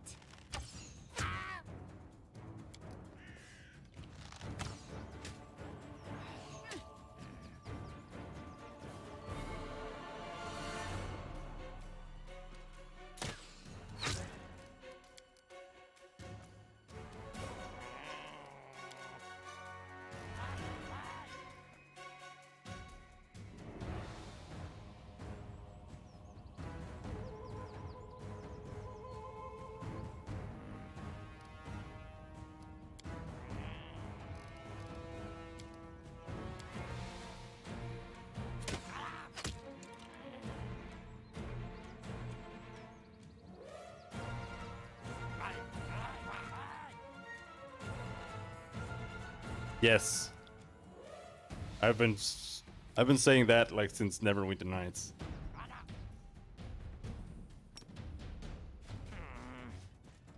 Neverwinter Nights at least tells you that it's a prerequisite for something. But that's only in the description. And you don't know if that beat is a prerequisite for something as well. Oh!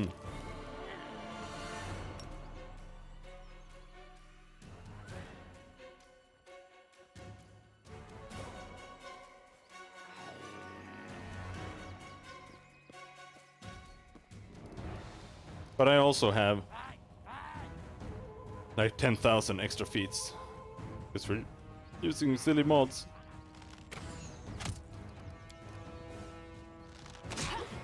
Ouch!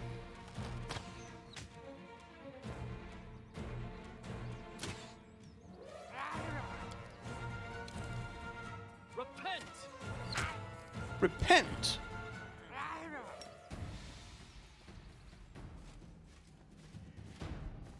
Tear them apart!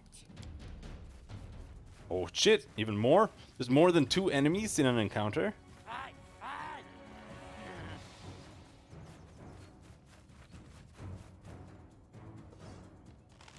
What the fuck? Did you come from?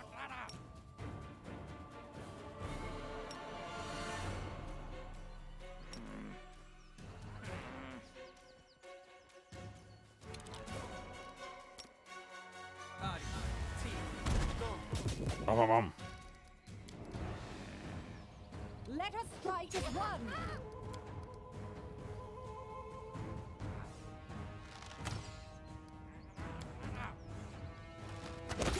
Go!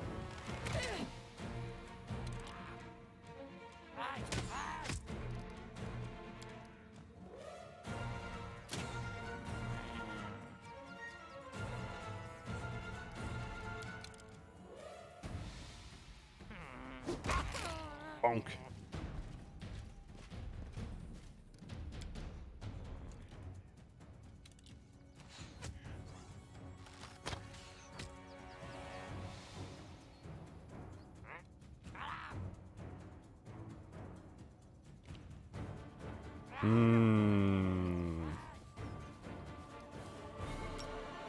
Yes.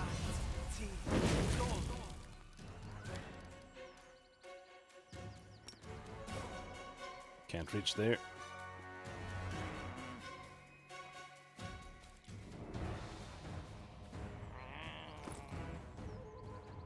Yeah, she is lightweight.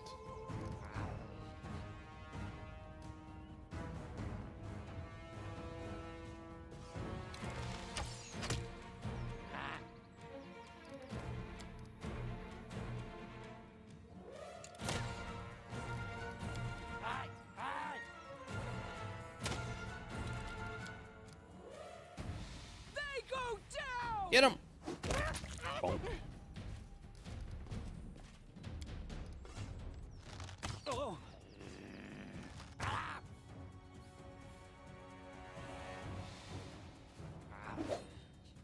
Miss! Can't do that.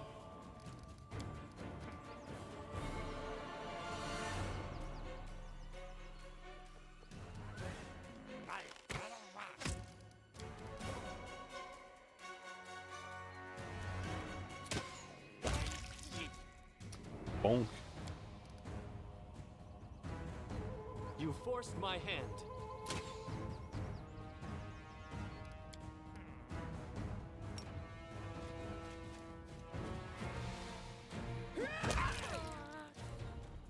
In due. Why are you spread out so much, silly corpses? But I guess you don't actually need to loot the corpses. You can just leave. Pop up on the screen.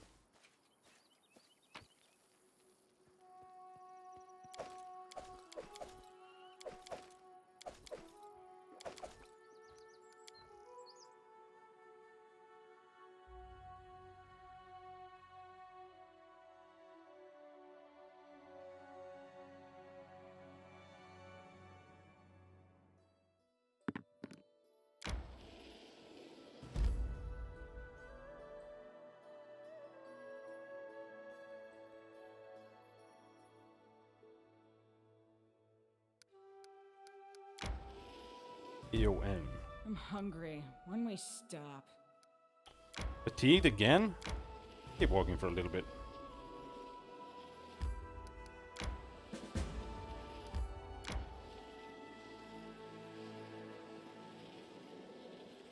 Holy shit, that was a long fucking... Jesus! Stop!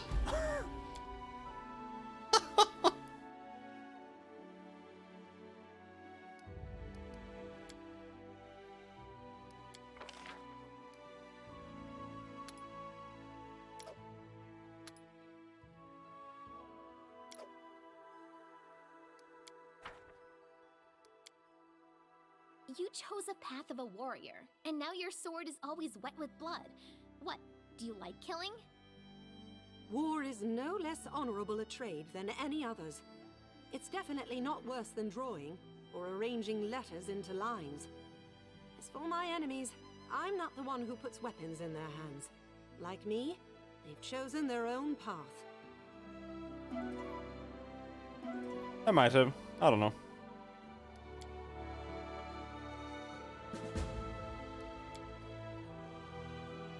What happens if you click here? Do I get teleported back?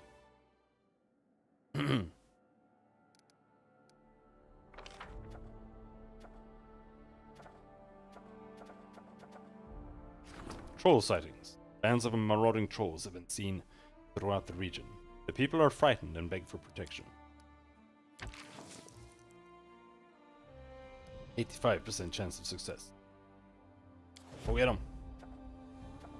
Visitor awaits. Bandits outrage. Several bandit encampments have emerged in the Nara marches. They plunder the peasants, rob travelers and merchants, and even attack tax gatherers. These bandits need to be muzzled. No.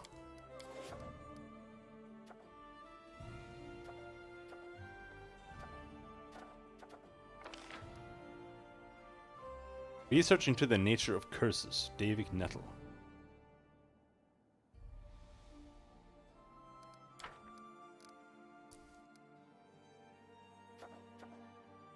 Visitor awaits.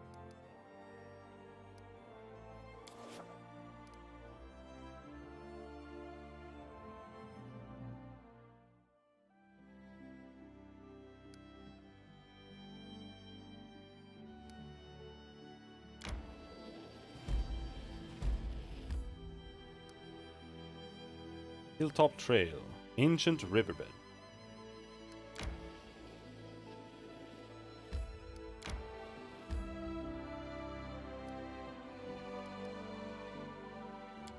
Wasting all of my BP there. But every BP I spend getting these is BP gained in the long run, I think. Because +2 economy is +2 BP per salary. If I understand correctly. Ferocious Trollhound. Okay. Ah! God damn it.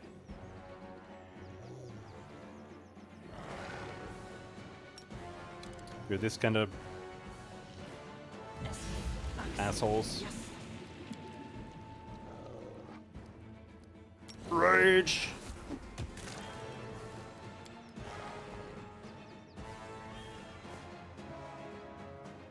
Bonk. Oh, you bitch!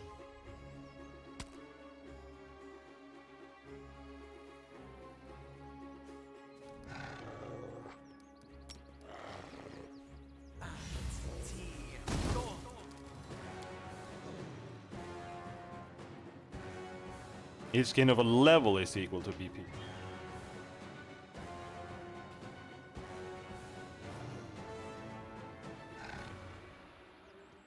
Okay, maybe.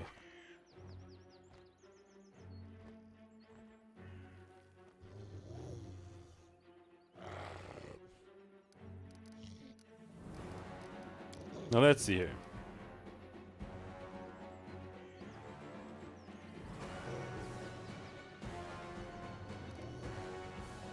I want to have his abilities on the bar.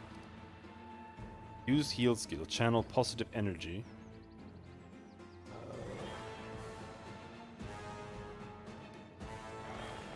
That's not worth using for a single. Quick channel.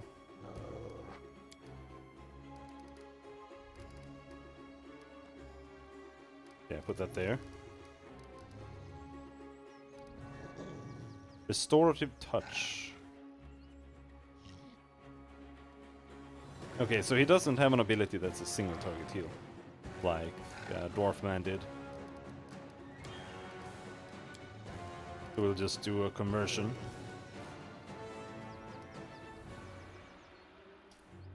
Bonded holy symbol.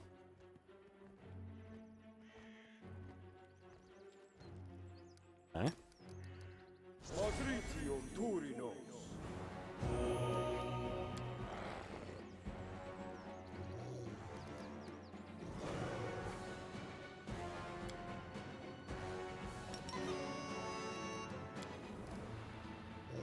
Valerie.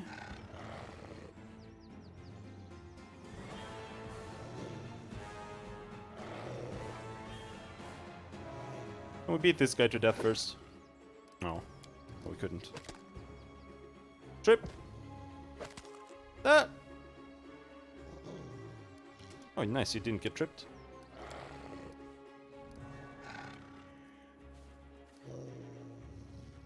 Ah, shit, summoning is a full round.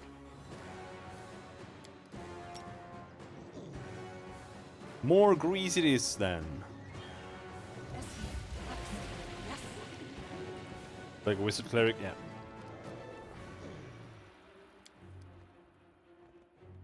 Get up. Bonk! There we go, fucker.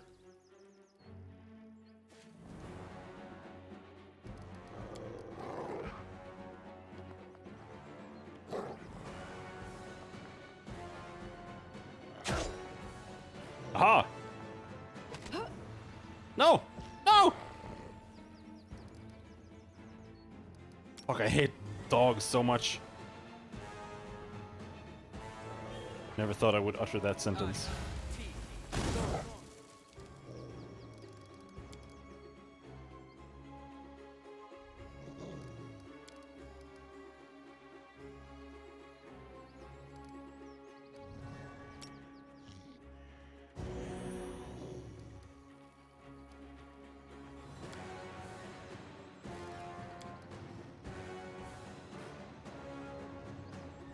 Lindsay time?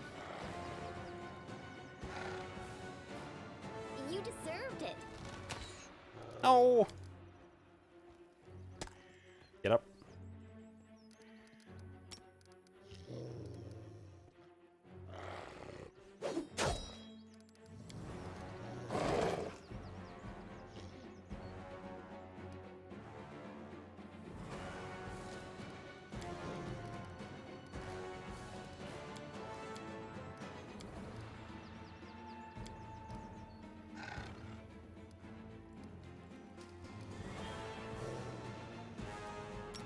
Dogs versus wolves.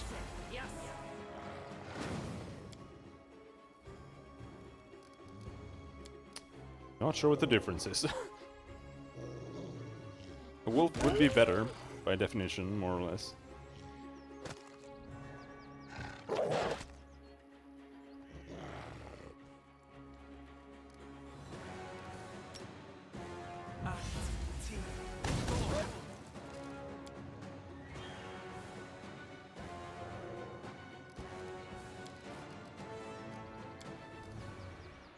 Can I put that there instead? There. Dogs are stronger, wolves are faster.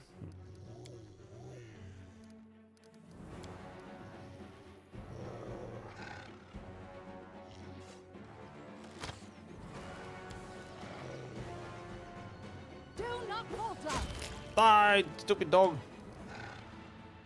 How much XP do these give? 36! It's almost real enemy.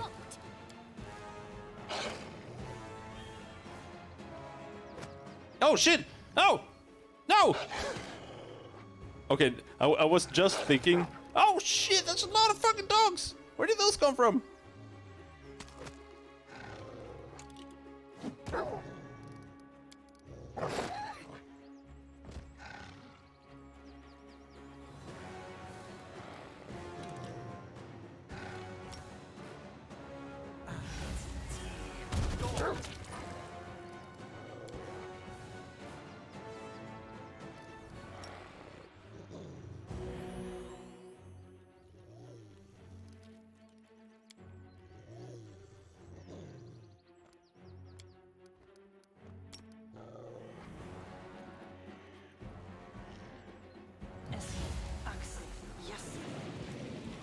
Grease time.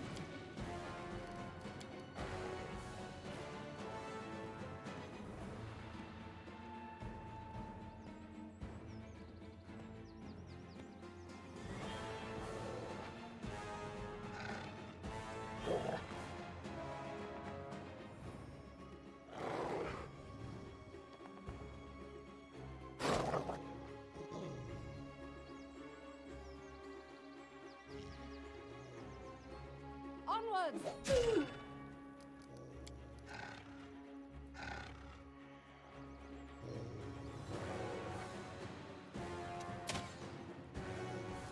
What? That guy dead. I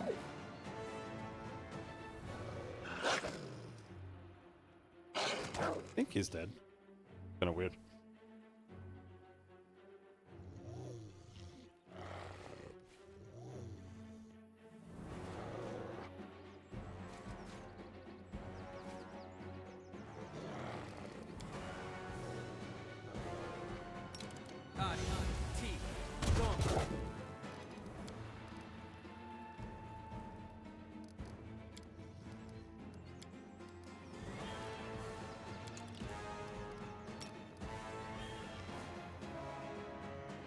There's Valerie.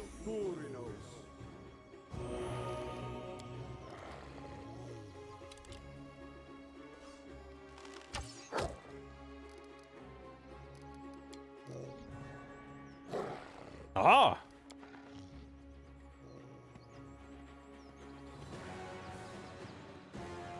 Fuck you, dudes.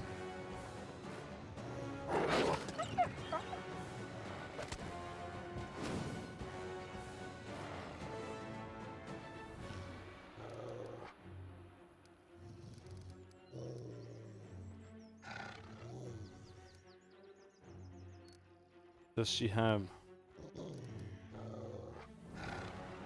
demoralize? Can I taunt you? Aha! Demoralized dog. Bad dog. Or something.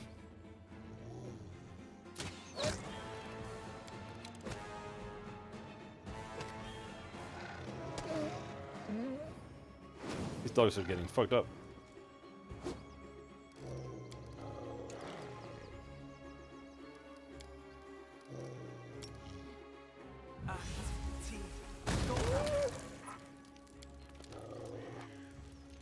The feat that lets you do it AoE.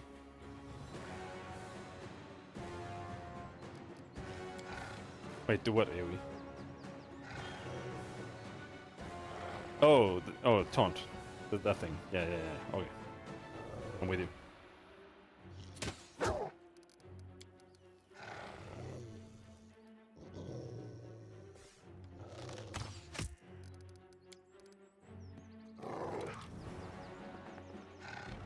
Did it, Trollhound? Okay, after I've gotten the improved trip on her, are there any feats to improve your CMD?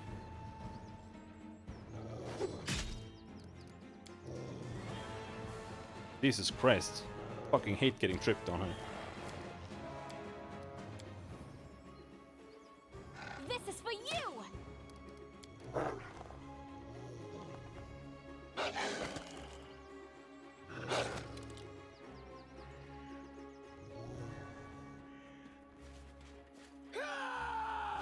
Bonk! Noise!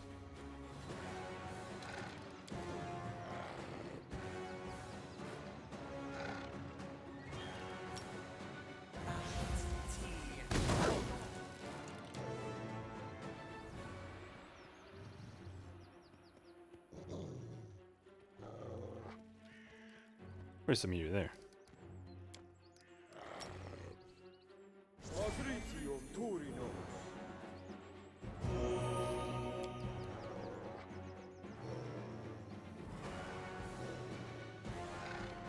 Who are we blasting first? That guy?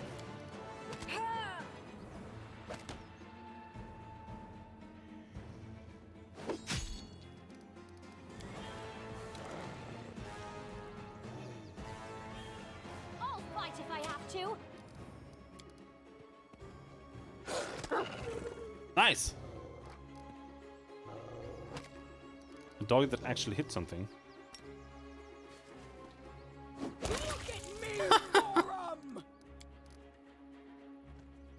Is this trollhound just... Oh, now it's not bugged anymore? I'll try to make this swift. I couldn't attack it before.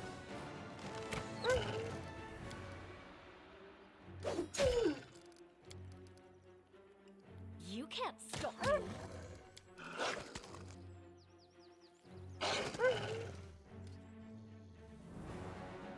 Yeah, no, they did pretty well.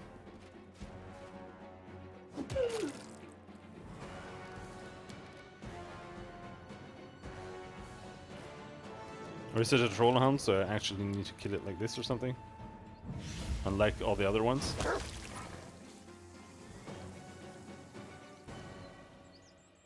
Why did that one specifically need to be killed like that?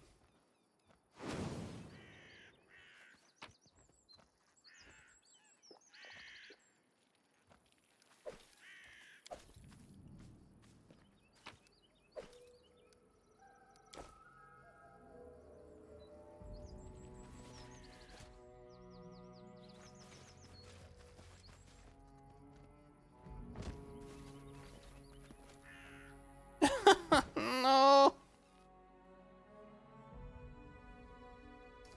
They kept falling.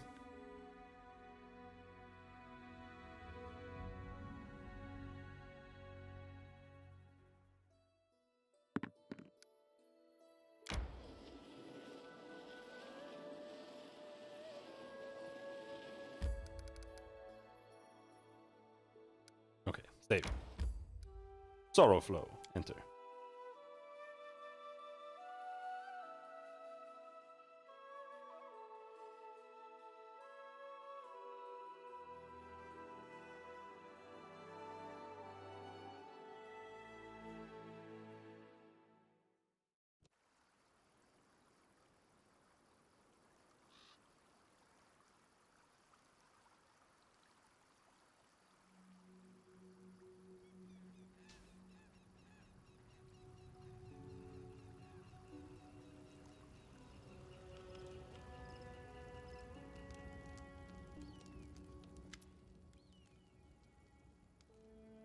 Leek smiles faintly as you approach, but you can't help but notice that she's as tense as a bowstring.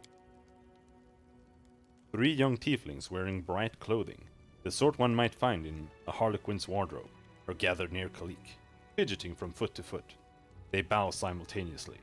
The youngest casts you an inquisitive look. So, this is the patron you found, Elder? The Baron of this land.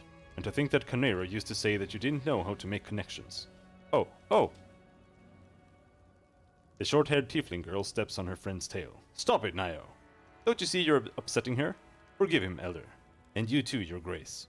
When Naiho was little, a donkey knocked over his crib.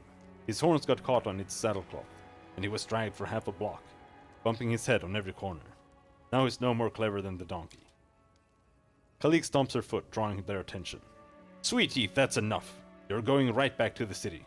The Baron and I need to talk in private, and we're going to the Taldan Tower without you. Might be dangerous. As you say, Elder. The last of the 3 tieflings, who had kept quiet until now, nods and gestures to the others. We'll go to the city. We'll see if 3 tail-swinging goofs like us can find gainful employment around there. If you decided to settle down in these parts, you may. Maybe we can find a place here too. Goodbye, Your Grace. I have other things to do. I'll return later. Please remind me, what is this place and what are we looking for here?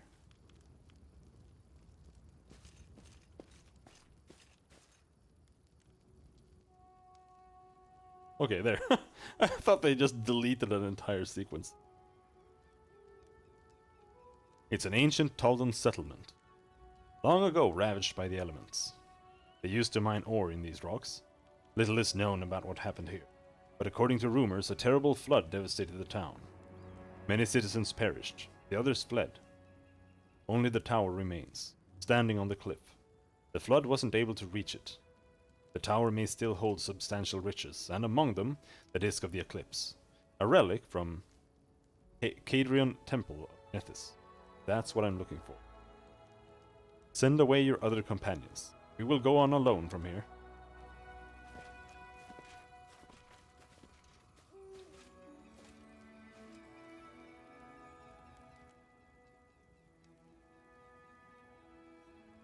Who are those 3 tieflings? My friends from Kadira. Their names are Naiho, Tevi, and Elki, but I usually call them the Sweet Teeth. They're always together and always act and speak in chorus. It was they who dug up the history of this place and told me of the treasure, but they never got inside. They say there's a lot of dangerous beasts ahead. Khalik sighs. I'm happy that at least someone from my past life hasn't abandoned me, but they make me anxious as well. The Sweet Teeth know nothing about what happened after our escape. They think Canera died, and I adopted a strange new name to hide from my past. But they know me and my sister well, and could easily uncover the truth. That would breach Nethys' first condition. That's why it would be better for all of us if we met as rarely as possible. Besides, Canera nearly fed the poor Sweet Teeth to wild animals, though it seems now like ages ago. What's our plan? There must be a cliff somewhere ahead, where we'll find the remains of the tower. We need to climb it and search the ruins, and be ready for trouble. One can never be too careful. Well, are we ready? I'm ready. Let's go. I think, maybe. Khalik nods gratefully. Thank you. I'm glad I don't have to walk this road alone. Hey, let me cast Mage Armor.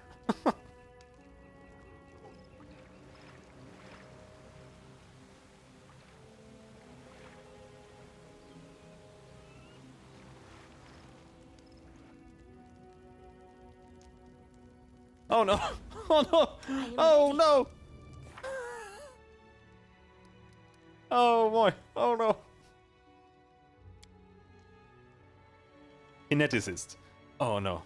Oh no, this is a class I have never looked at. Is this just a wild mage or something? Kineticists are living channels for elemental matter and energy, manipulating the world around them by drawing upon inner reserves from their own bodies. Kineticists often awaken to their kinetic abilities during a violent or traumatic experience, releasing their power involuntarily. As kinetic power is seldom inherited, kineticists are rarely able to find mentors to guide them. So they must delve into these mysteries on their own to learn to control their gifts. Kineticists generally use their powers to assail their foes from range, but based on their ways their talents develop, they can channel their kinetic abilities for a variety of situations. Kineticists are usually quite different from their families and friends, so they often strike out on their own or alongside others with extraordinary talents. Water. Kineticists who focus on the element of water are called hydrokineticists. Hydrokineticists master the flow of water or the numbing chill of cold, and they are known for their versatility and flowing forms, like the ever-changing currents. Hellspawn. Oh, that's our heritage. Hellspawn have a +2 racial bonus on Constitution and Wisdom. Or is she actually, like, that's her race? Hellspawn. No. She's a tiefling.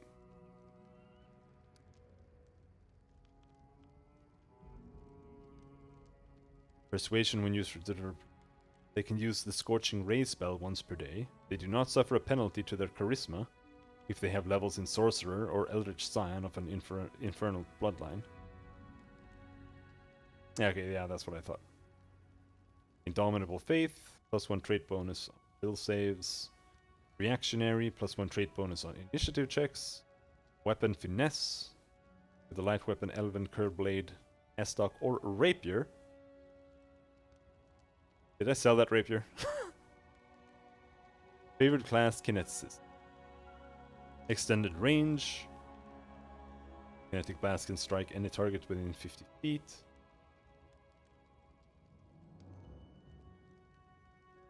At first level, a Kineticist gains a Kinetic Blast, wild talent of her choice, This kinetic blast must be a simple blast that matches her element. As a standard action, the kineticist can unleash a kinetic blast at a single target in close range. She must have at least one hand free to aim the blast. All damage from a kinetic blast is treated as magic for the purpose of bypassing damage reduction. Kinetic blasts count as a type of weapon for the purpose of feats such as weapon focus. The kineticist is never considered to be wielding or gripping the kinetic blast, and she can't use vital strike feats with kinetic blasts. Even the weakest kinetic blast involves a sizable mass of elemental matter or energy, so kinetic blasts always deal full damage to swarms of any size, though only area blasts deal damage to swarms. Each simple blast is either a physical blast or an energy blast. Physical blasts are ranged attacks that deal an amount of damage equal to 1d6 plus 1 plus the kineticist's constitution modifier, increased by 1d6 plus 1 for every 2 kineticist levels beyond first.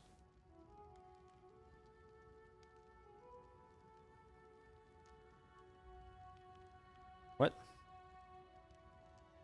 Energy blasts are ranged touch attacks that deal an amount of damage equal to 1d6 plus 1 half the kineticist's constitution modifier, increasing by 1d6 for every 2 kineticists levels beyond first. Composite blasts combine elements to form a new blast. When a kineticist gains a new element through expanded element, she gains access to all composite blasts for which she qualifies. Most composite blasts are either physical or energy blasts. Physical composite blasts deal an amount of damage equal to 2d6 plus 2 plus the blah blah blah blah blah blah blah. But she doesn't get more attacks, right? Like, she only gets 1 kinetic blast per turn. And that's why they scale up the damage. Because it sounds like really OP on paper, but then you remember that fighters have 4 attacks.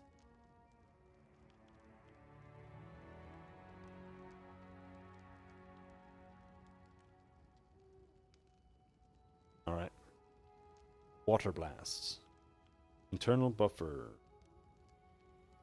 Class skills, not glass. A hydrokineticist adds lore, nature, and athletics to her list of class skills. Right? Wild talents. That sounds cool. We're gonna go with the wild talent. 6 levels. Get 1.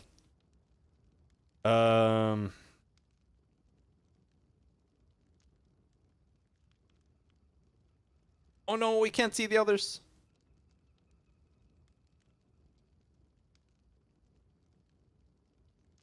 But I think she needs lore, nature.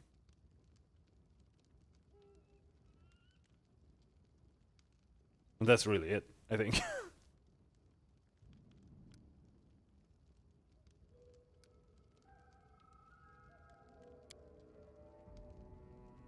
Wild talents, cold adaptation. This time I would advise you to say what you'd like to do with her. I have no idea, dude. I mean, the thing is, I have like a hybrid offensive caster. I have a healer cleric. I have Lindsay, who's a bard. So I do need a ranged hitter. Slick. But I also don't really mind if it ends up kind of bad. I don't want her to be in melee.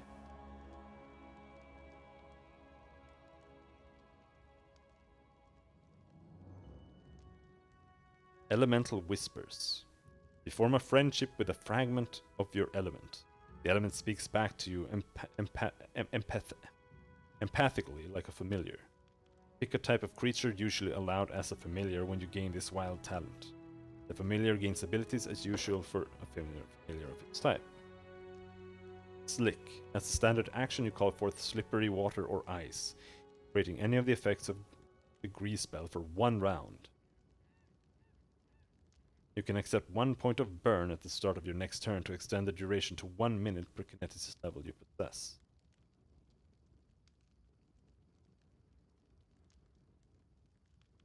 Yeah.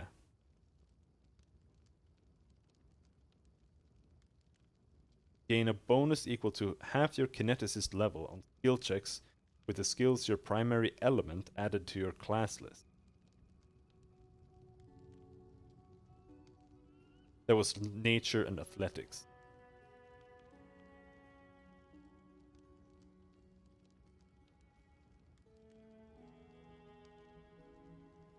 Okay.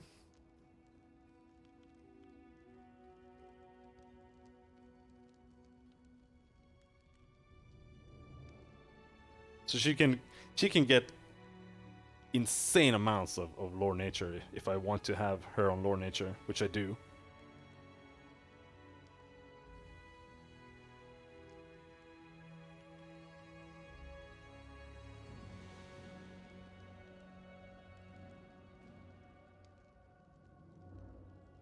The burn amount is con +3.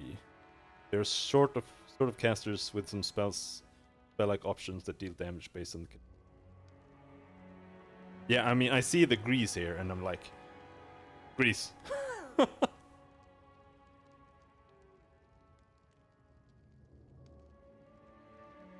With a touch, you can heal a willing living creature of an amount of damage equal to your kinetic blast's damage.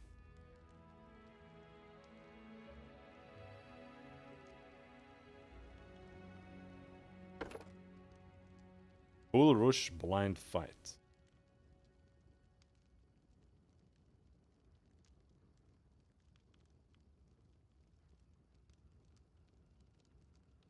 Alright. But honestly, I think I'll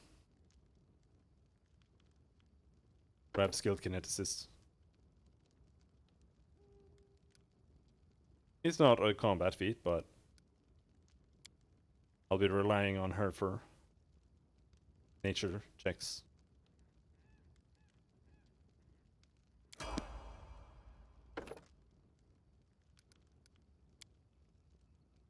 Wild Talents, partial.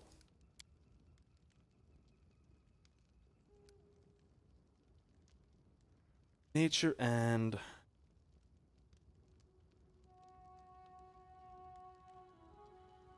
perception. Depending on the secondary element.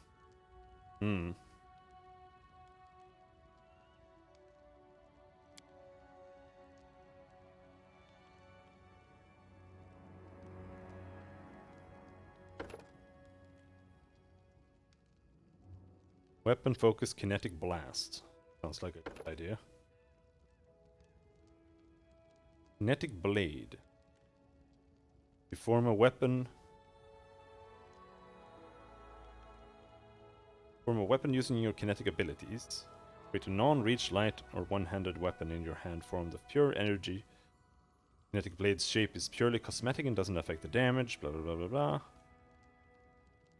can use this form infusion once as part of an attack action, charge action, or a full attack action in order to make melee attacks with your blade. The kinetic blade deals your kinetic blast damage on each hit, applying any modifiers to your kinetic blast damage as normal, and not your strength modifier.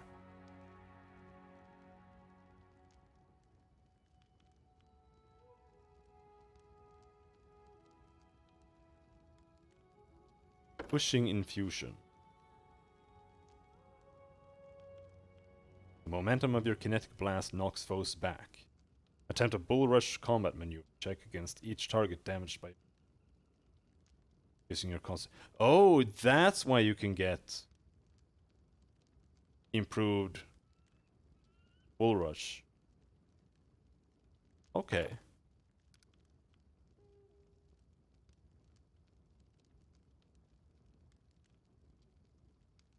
Substance diffusion alters the base effect on the associated.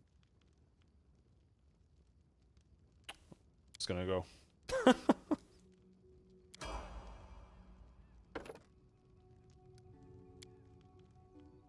Wild talents.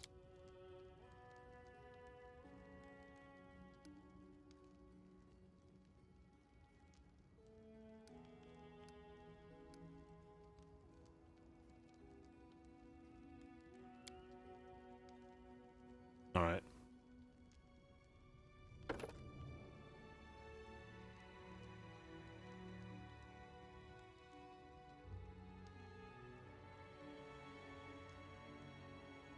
So here we can take Bull Rush, and we will get +2 bonus to CMB when performing the push. That's why this is there, I think.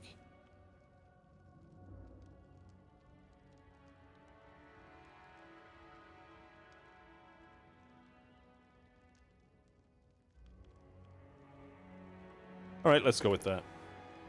I do want the skill focus as well.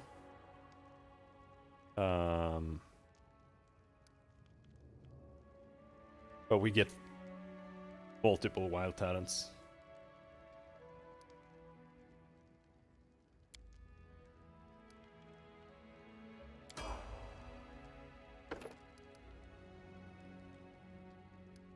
Infusion specialization.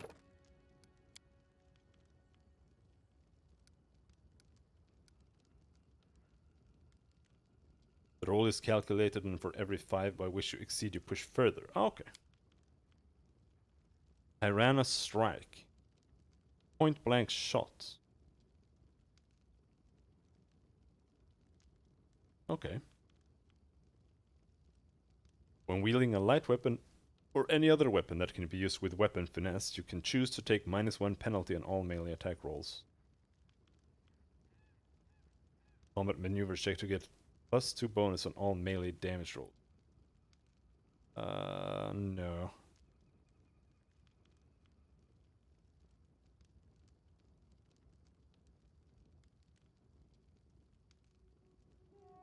You add your dexterity bonus to your base attack bonus and size bonus when determining your combat maneuver bonus instead of your strength bonus. Will that affect the push?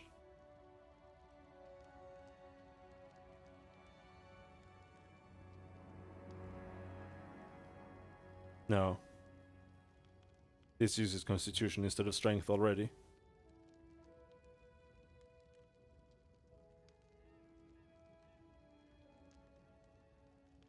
So that's...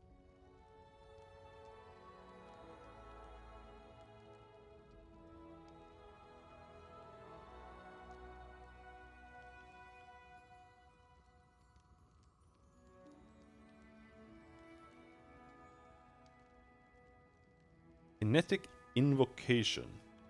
For each kineticist element to which you have access, you treat all spells associated with that element as utility wild talents of the listed level, which you can select as normal. Each has a burn cost of 1 unless otherwise noticed. And any non-permanent, non-instantaneous effects end when your burn is removed.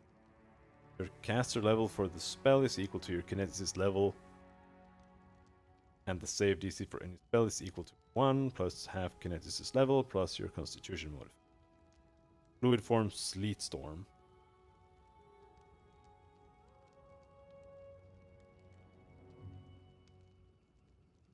Very confusing.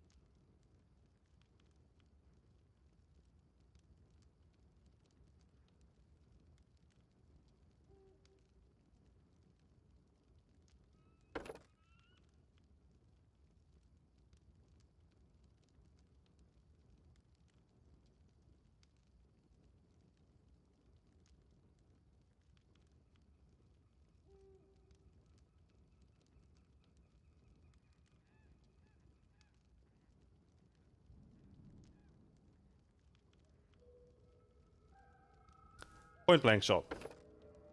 Probably the way to go. Spindle. Throw a long, roughly 5 foot by 10 foot. Yeah, precise shot. Roughly 5 foot by 10 foot spindle of elemental matter, energy up to 30 feet away. AoE. Saving DC throw is dexterity based.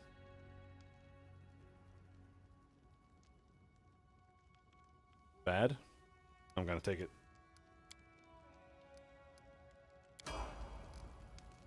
Okay, now she's finished leveling. And she doesn't have... Does she have anything? Maybe she does, I don't know. Waiting. I don't have my spells. I'm sure it'll be fine. Reflect negates entirely. Yeah, that's kind of shit.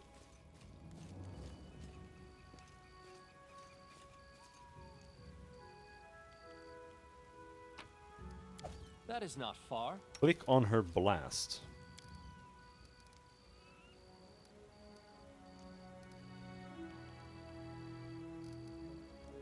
Water blast.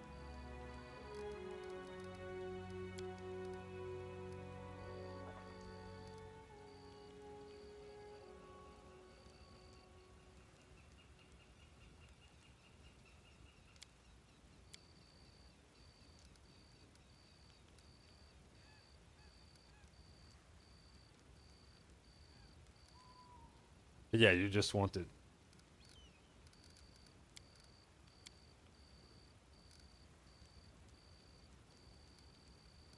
You want that there.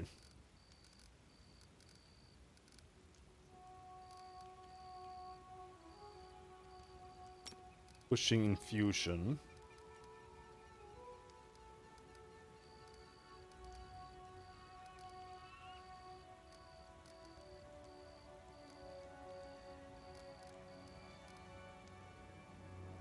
Shroud of water. You surround yourself with a shroud of water, ice or both that protects you from harm. Blah blah blah blah blah. Grants you either +4 armor bonus to AC or +2 shield bonus to AC. You can change the type of bonus as a standard action.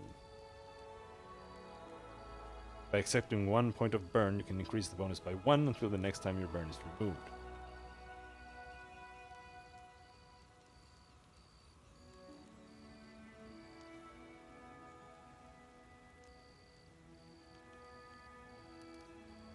Gather power.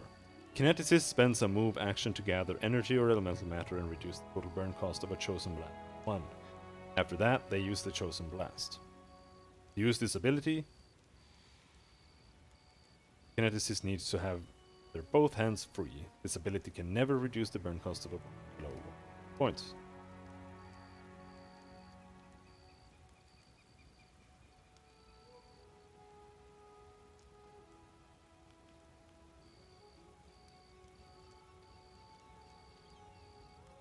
Okay.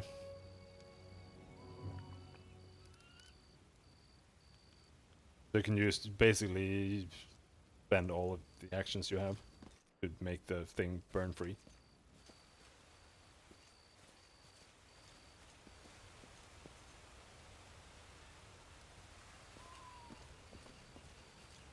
Froggies!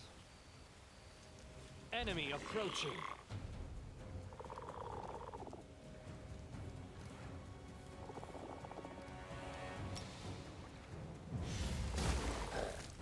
Bam.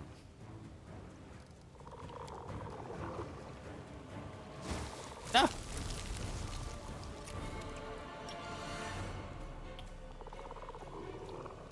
It's not a charge, dude.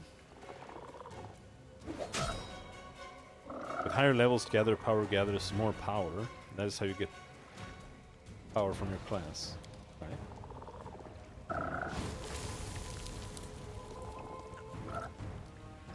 What do we have on us? Slime. Squirt a bit of slime from water. No idea.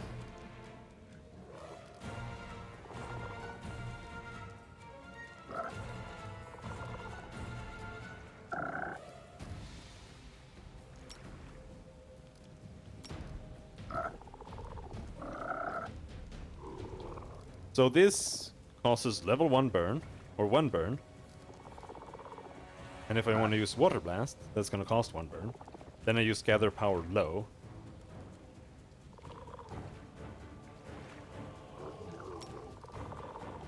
And then use Water Blast. Water Blast spell failed.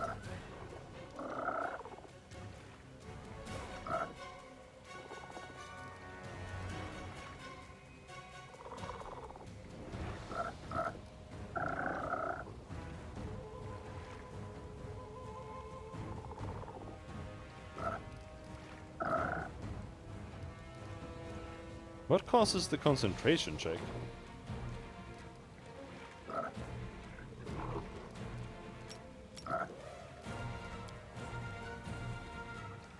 You already have a passive? Okay.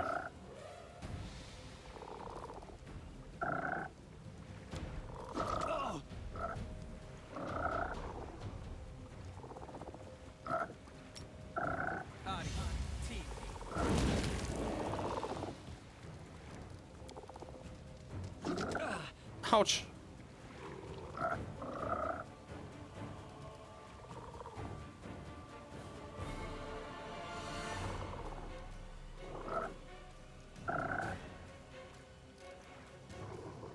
Yeah, but spells have concentration checks when you're in melee with something. Is the slime forcing me to do a concentration check?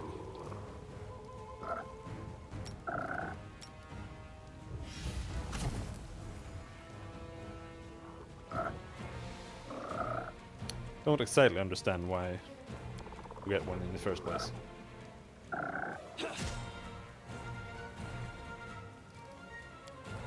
Calm down. Not dead yet.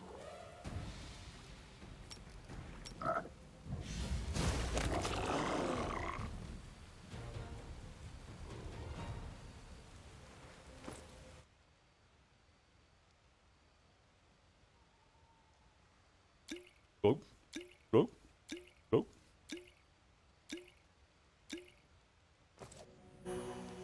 There are concentration checks when you're affected by... Okay.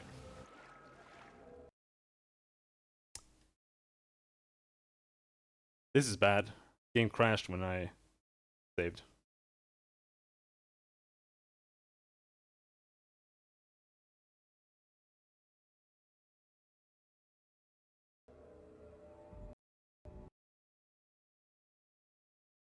Finish crashing then.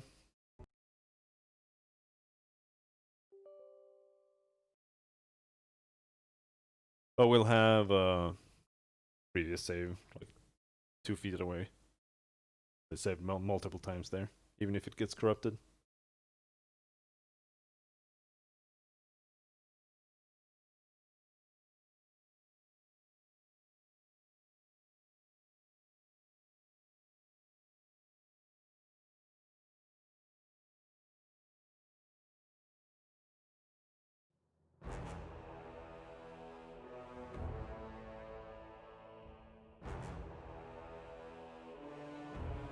But yeah, I didn't know that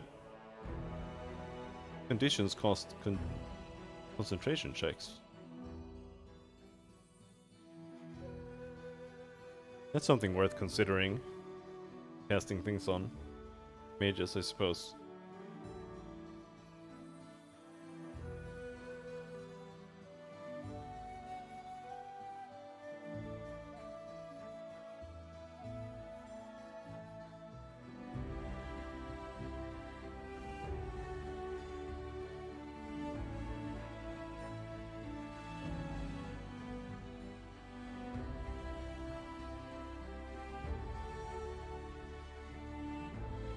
If I ever get the slime spell.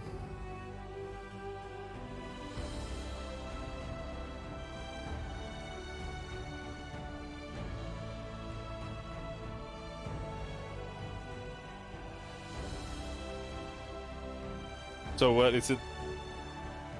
Like the spell DC or something?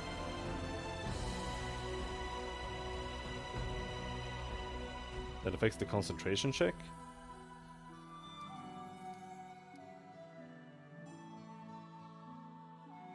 Alright.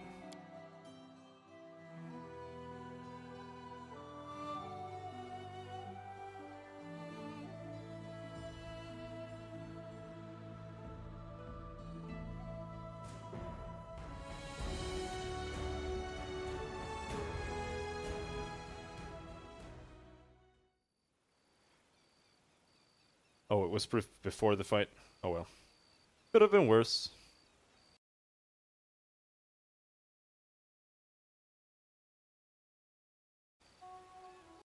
Not recognizing the window for some reason. Now we have to fix the settings.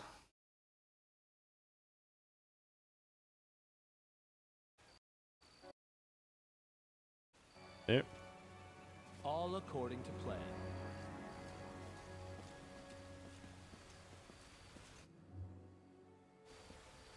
Alright. Here we go again. Let's make this quick.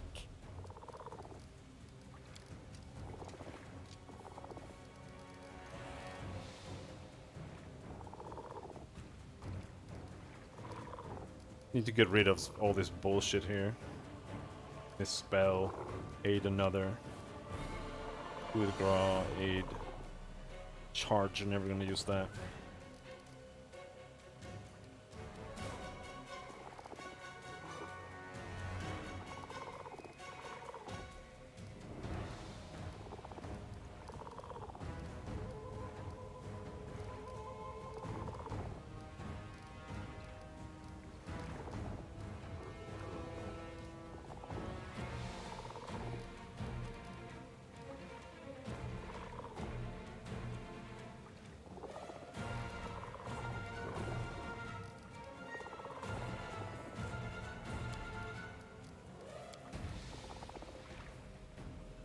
Extended range.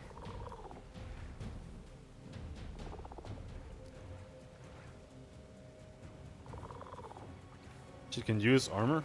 Oh, okay.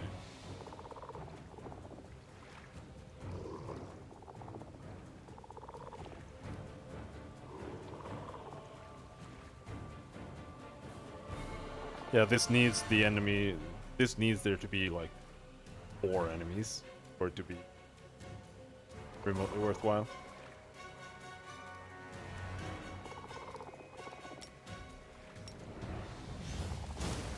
Bonk!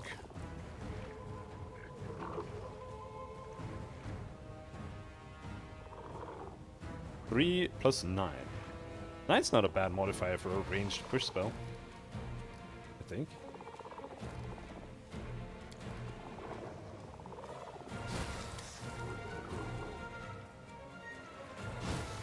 Yes! Spit on me both. Let's see if I can... I can't reach!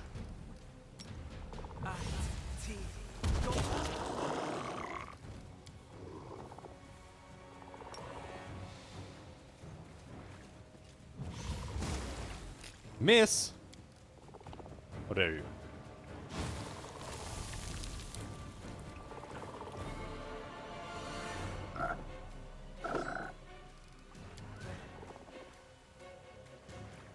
The element you choose is electric or fire or ice to deal energy damage and attack. Touch AC. Oh no, we got slime.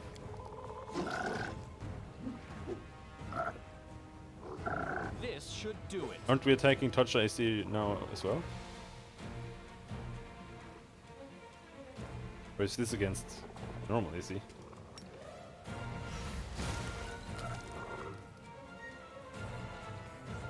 Armor class 19. Yeah, no.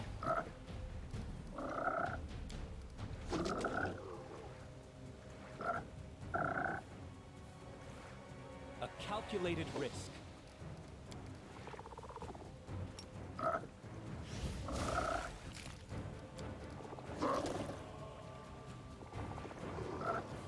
Fuck's sake!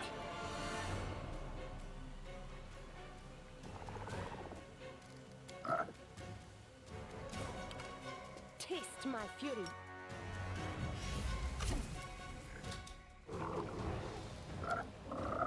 This is retarded. I'm gonna have to move away. Magic missile.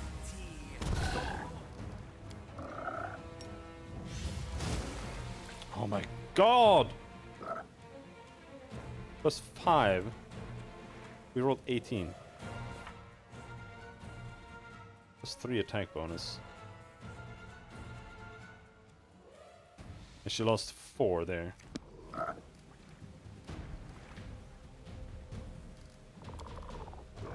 Alright, we're going down. Oh no. Whew. This will hurt. Ah! Fucking slime bastard! This was not part of the plan. This is getting ridiculous.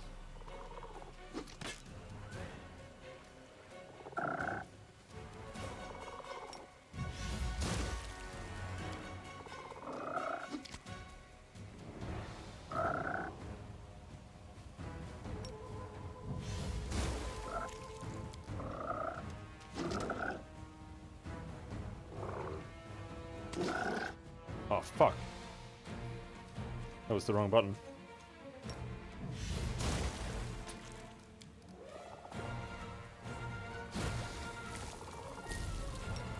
Don't tell me you forgot how to use it.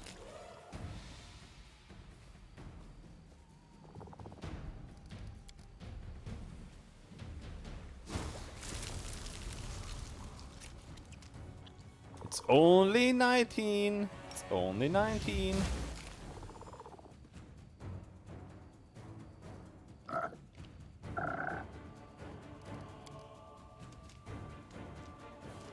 Sister, protect me!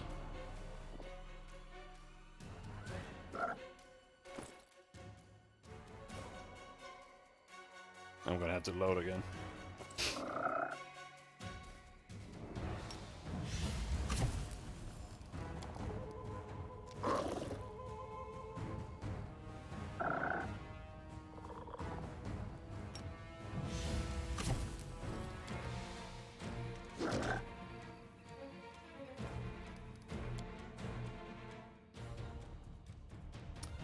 Okay.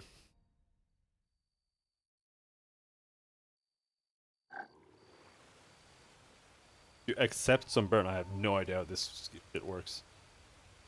How does hit increase my burn? Or burn increase my hit?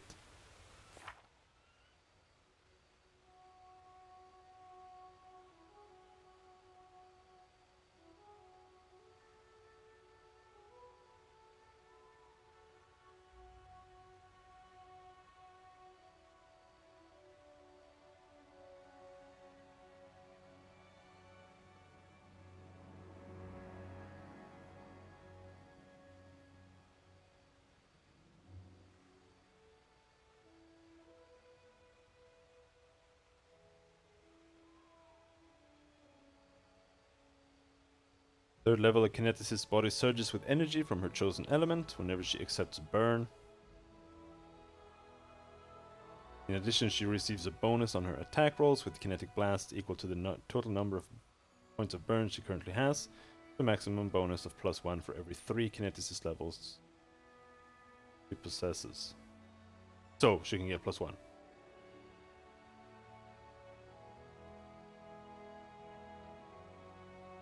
Also receives a bonus on damage rolls equal to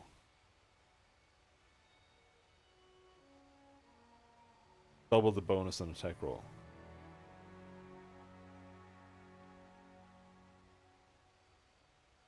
Num num num.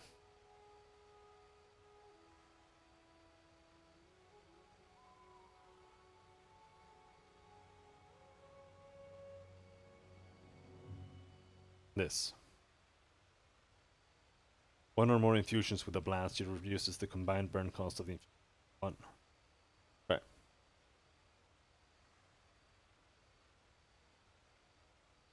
Okay, 8th level, then.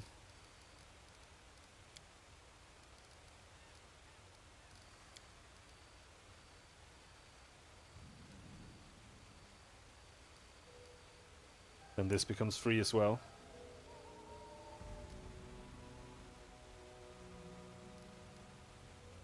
Oh no, my skill bar! I didn't save after fixing my skill bar.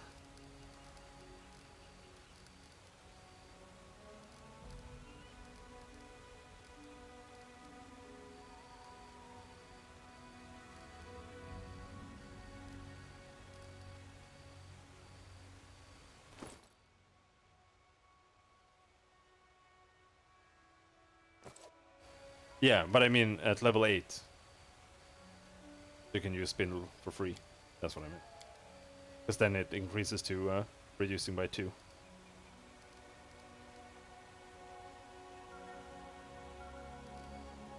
Gather power as move and use it free. Accept power. Wait, what? Yeah, there's this thing.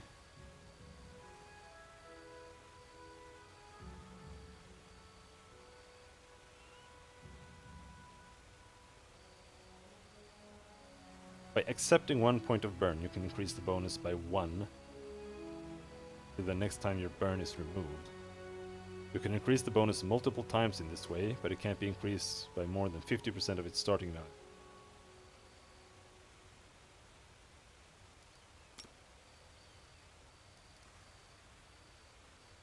Okay, here we get the...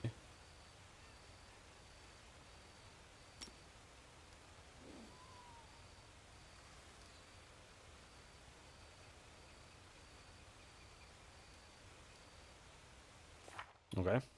22 AC. Not bad.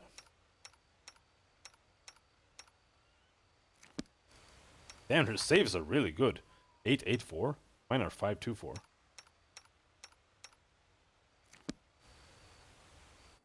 Okay, now we save. Without crashing, I hope. What's taking so long?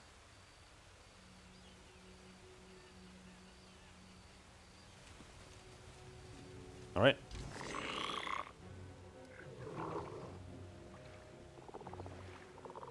Better than in pen and paper.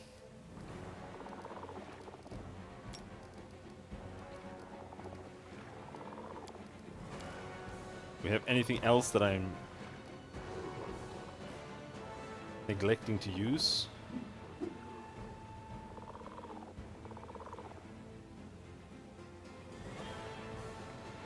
This is only 46 points of damage. And power. Kinetic. Oh. Accepting 1 point of burn. And empower her kinetic blast as if using empower spell.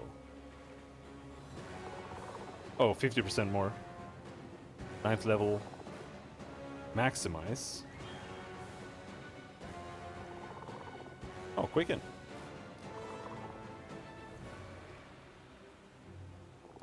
Yeah.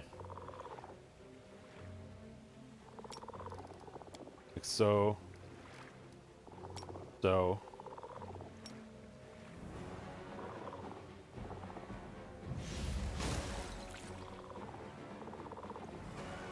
$30 damage. Nice.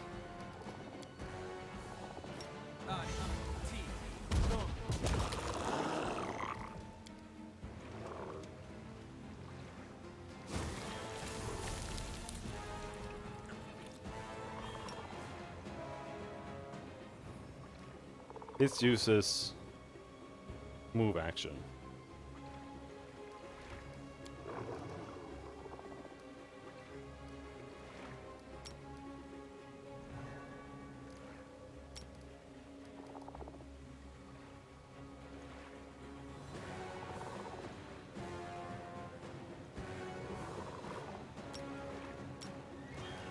Like that?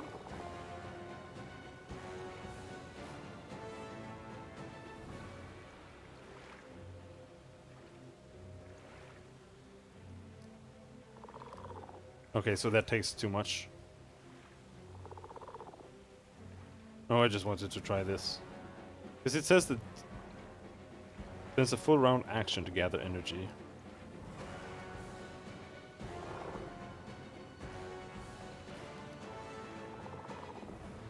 Gather power doubles the range. What?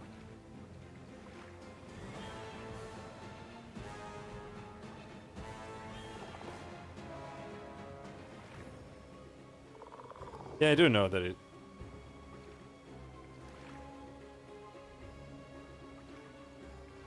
Just wasn't sure if we were gonna attack the same round. So I guess we're attacking next round with this.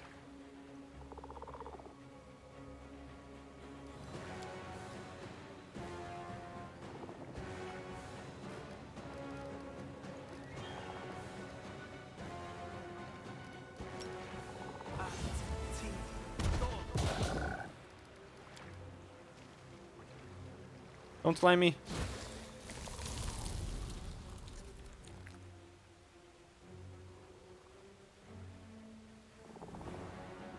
The no save on this thing? What the fuck?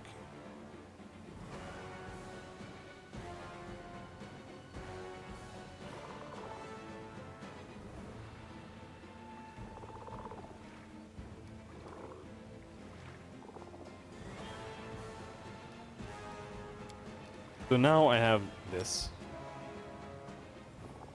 charged, so I should be able to just blast like that.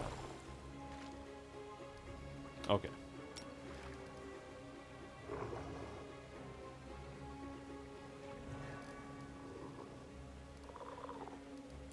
I see.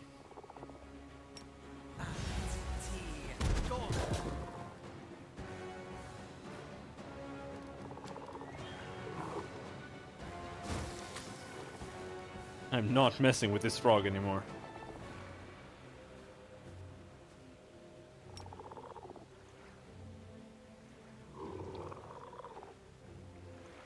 Get rid of that. No.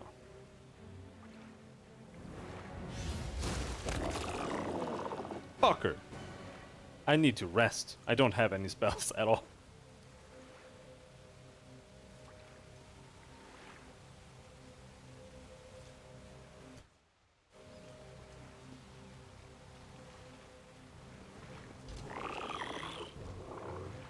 Run!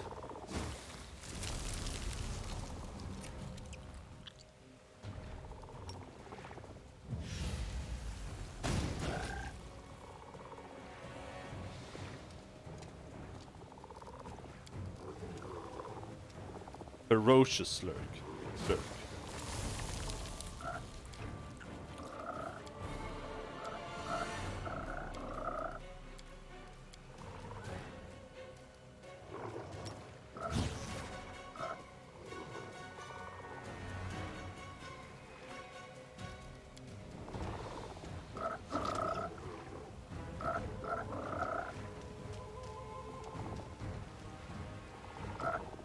What the fuck are you doing?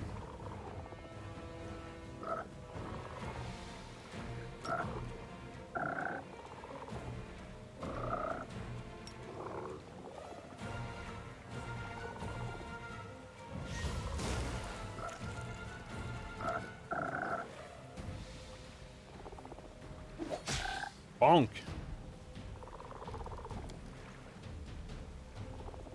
Spindle? I don't think Spindle is actually entirely necessarily worth it here. They have +7 reflex. So even if there are 3... So potentially it could do more damage. It's not gonna do more damage.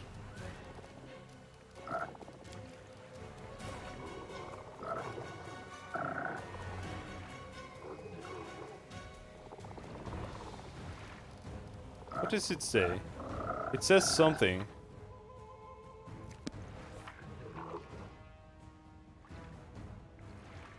Where's Spindle?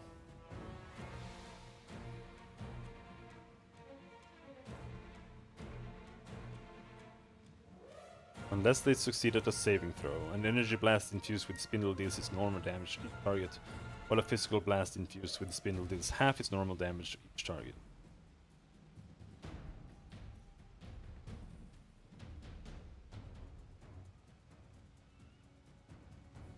Okay.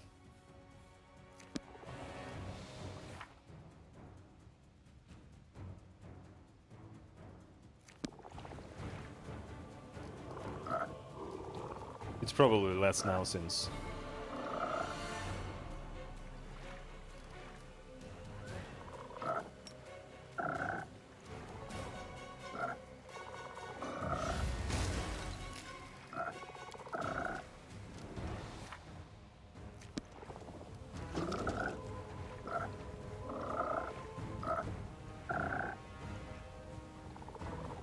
Yeah.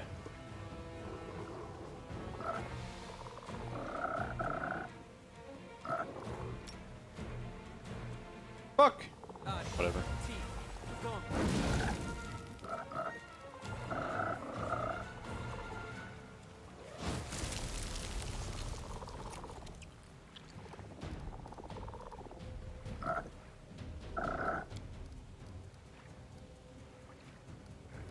Let's try a Spindle regardless. Unavailable. Why?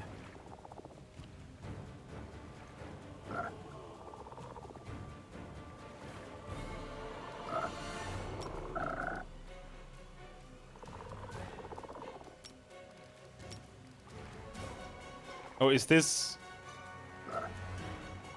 Like I have 1 point left? I thought we had 1 burn here out of 7 or something. Wait, what the fuck?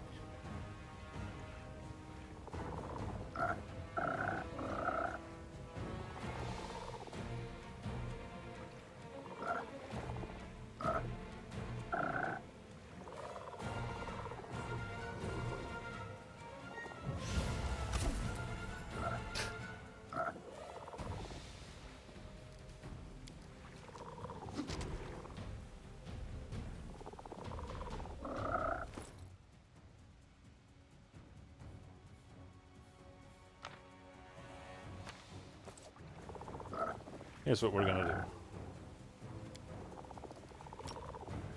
do. Gonna use the only good spell in the entire game. No, they have super high reflex.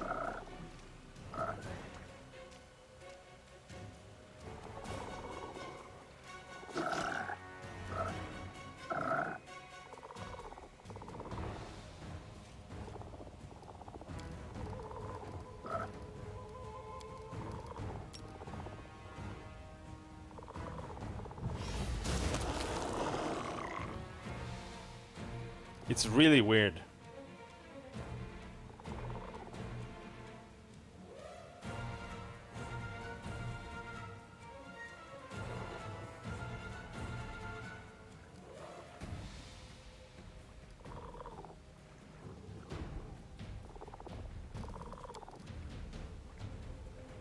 Like, it sounds like a cone attack.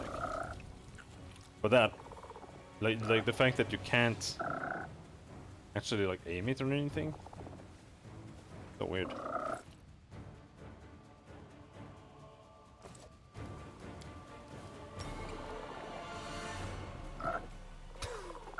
The potion failed! I hate that shit!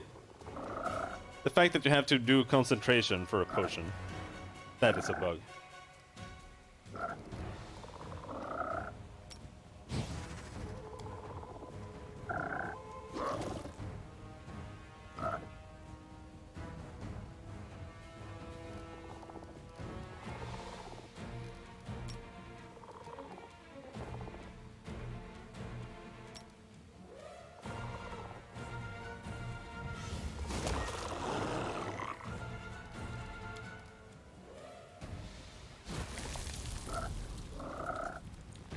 Die!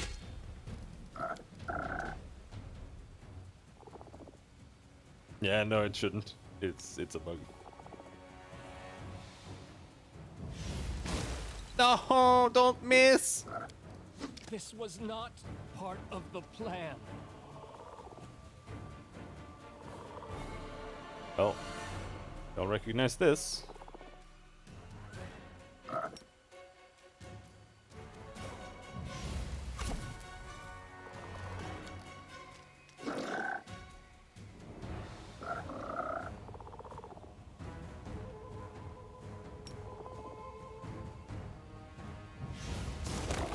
Yeah, that's true. Holy shit, we managed. If we're gonna do anything more, we have to rest. That better be something you can do in this quest. Oh shit, what the fuck is that? You can build a camp?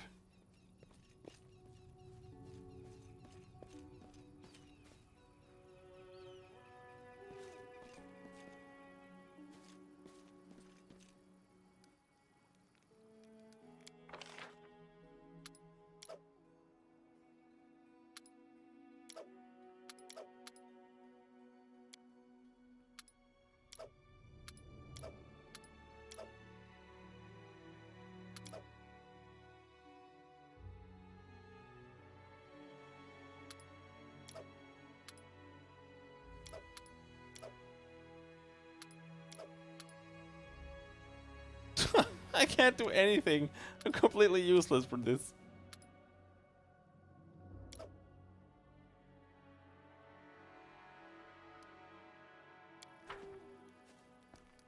But whatever happens, we have to do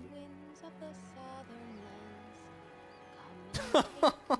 I only have persuasion and knowledge arcana. Or arcana. Oh shit. If my phone's been next to us the entire time. I hope I haven't been spamming you with GSM stuff.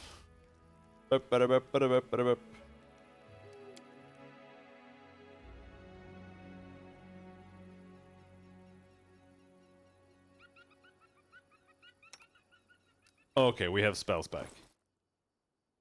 May not have our hit points back, but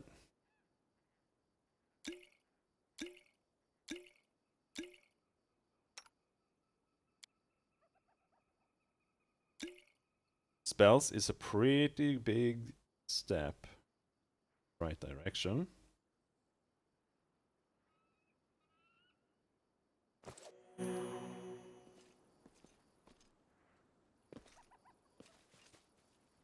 You can't leave. Can't leave this area, so I think you can probably successfully rest always, but I'm not sure.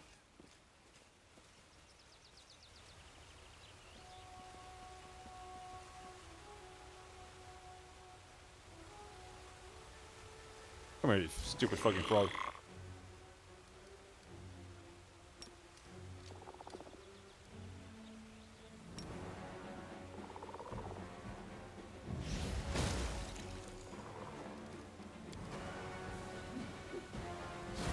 Who are you sliming? Slime me? Okay, that's fine.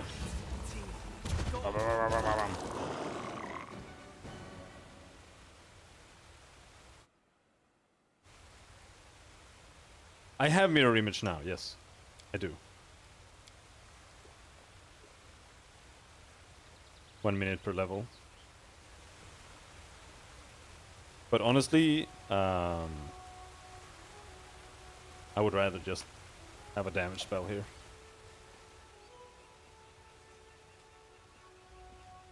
As long as we can blast them with damage spells, that's better.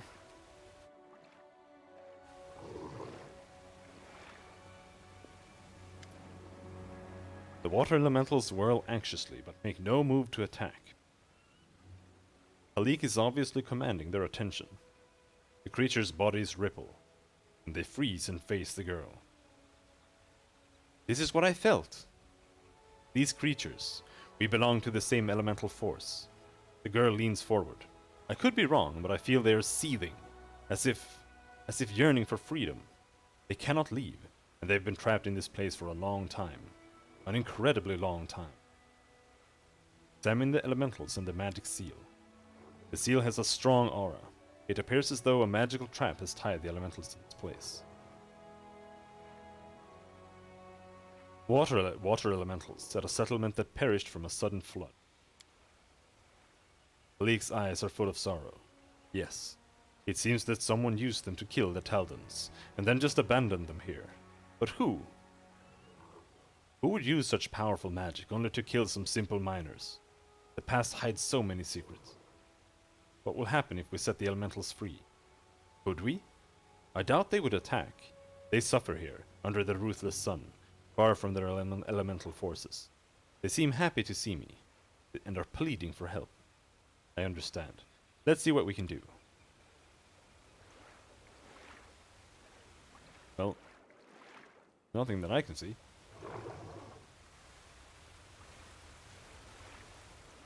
All according to plan.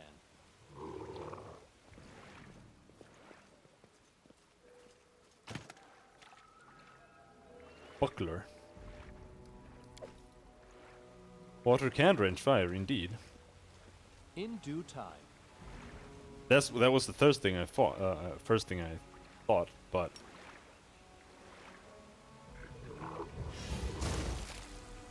I assumed it didn't work because they didn't have a target.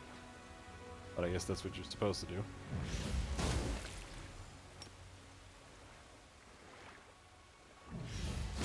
I did not think you could target the ground, but maybe we're not targeting the ground.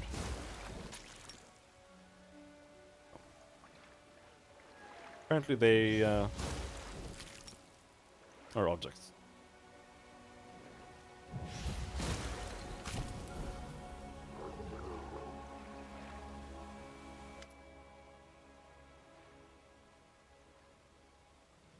The elementals billow and shiver anxiously. They seem distrustful of their newfound freedom. Twisted masses of water resembling arms extend forward, as if pointing to something ahead. Then one of the elementals utters a word in an unfamiliar language, as it reaches out to Kalik. They seem to be saying danger ahead, and they're ready to help us if we need help. The word he said is some kind of name or call. As if knowing their message has been understood, the elementals rush away to their long-desired freedom. Yeah, dudes. That is not far.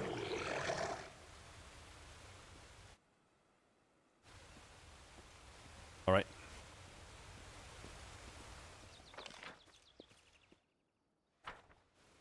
Is there a path you can go down here?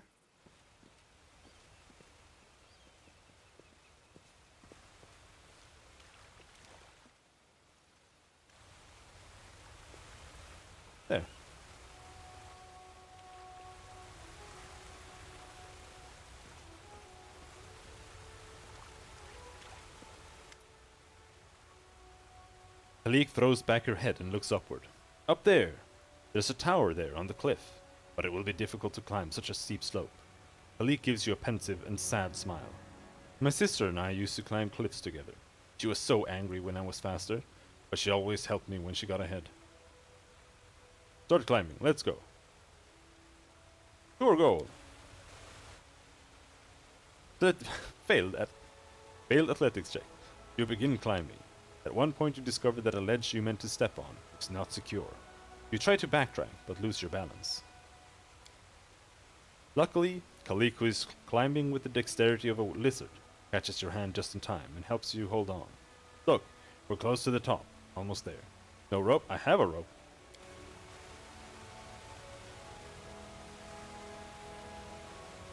What a beautiful place, and cozy. They've seemed to embrace this place.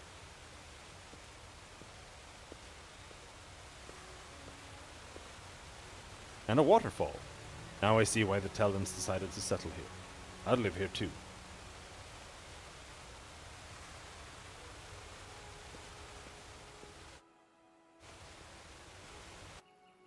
Whoa, whoa, where'd you go? Where'd we go? It's funny when it... As it should be. Gargoyle. Alright. Challenging you.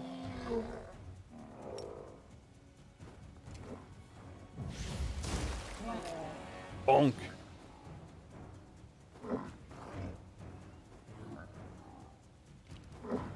Oh, there's two!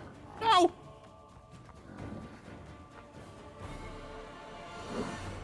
Oh shit, they have wings. They have like infinite movement speed. Stop.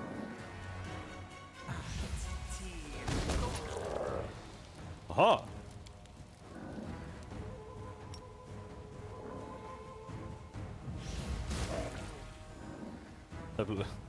Nice.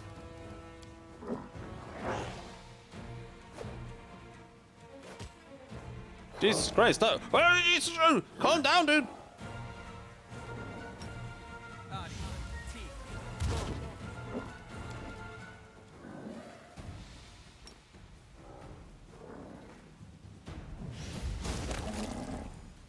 There we go.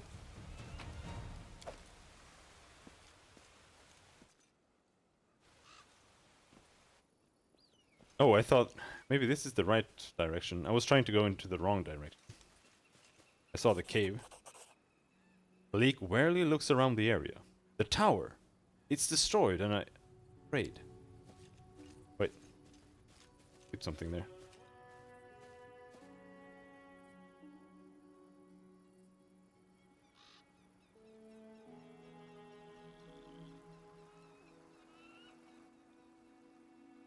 Bleak points at the ruins. That guy looks super scary. A frightening gargoyle is sitting among them. Is it even a gargoyle? The jewels the monster has gathered in its nest, glimmering here and there. But the brightest treasure of all is a small disc lying at its feet. It glistens white, like incandescent metal. But a moment later it is covered by abysmal blackness. Then it flashes white again. The disc of the eclipse! That must be it. But how do we... The girl freezes, mid-sentence, her eyes wide open, and then... You look in the eyes of a tiefling girl as she emerges from the portal, and she raises her brow expressively. Cashew! It's such a wonderful day, and what a view!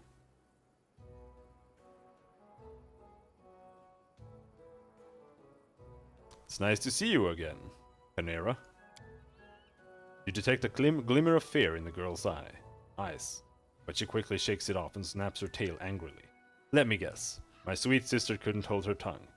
She broke the god's orders and revealed our secret. To tell you the truth, I was sure all this would come out sooner or later, but it's nice to know I wasn't the fool who let it slip. Oh no.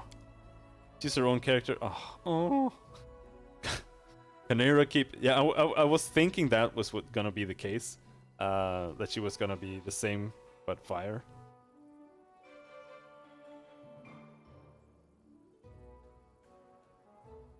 Tell me, Cashew, didn't we say goodbye in a luxurious banquet hall in Restov the day you received your barony? And now we're sitting all alone at the top of a cliff in some backwater surround. Some backwater surrounded by slimy flesh-eating toads and other revolting monsters. I don't even know which question to ask first. Why? Or how?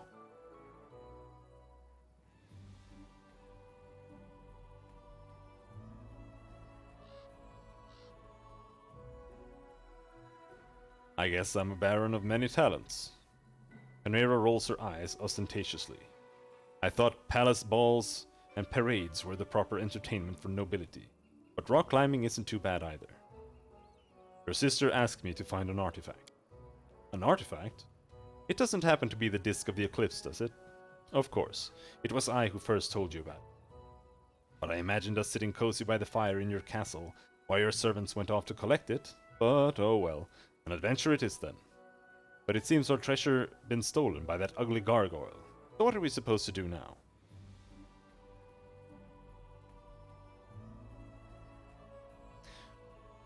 We freed the water elemental. Seemed friendly. They will help us defeat the gargoyle. So we let them fight instead of us, right? So we can stand back and watch? Canera smiles coyly. Lawful evil. Right. Let them work for their freedom. Even if they die, we'll easily be able to finish the weakened gargoyle. No, we won't abandon them in battle. We'll fight together. Canera wrinkles her nose. As you wish, your grace. We'll risk our lives for animated puddles. Fine. Let's call them. Not sure what's so chaotic about that, but... fine.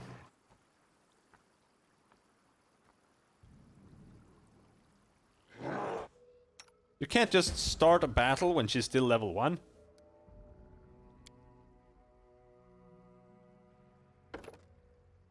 She's a dark elementalist here as well. Searing flesh. Your body becomes painfully hot whenever a creature hits you with a natural attack or an unarmed strike. That creature takes 1 point of fire damage per 4 kineticist levels of success. Minimum 1 point of fire damage.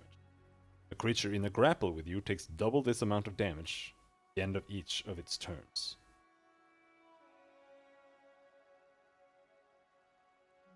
By accepting 1 point of burn, you can increase this damage by 1 point per 4 kineticist levels.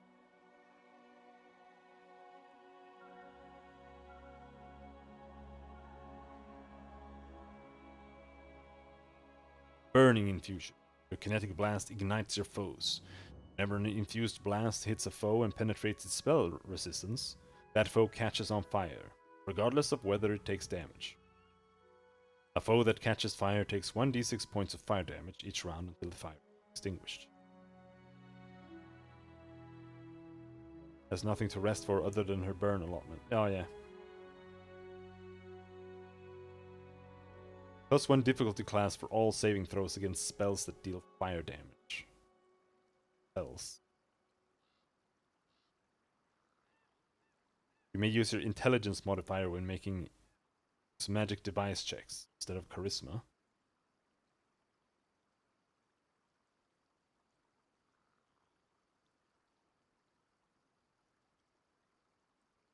Okay, so she's just a tiefling. The other girl is a hellspawn.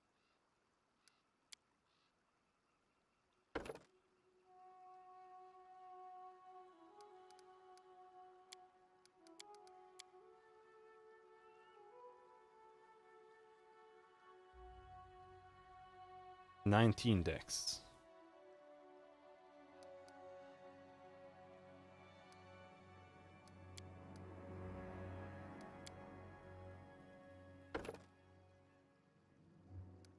Let's grab hit points.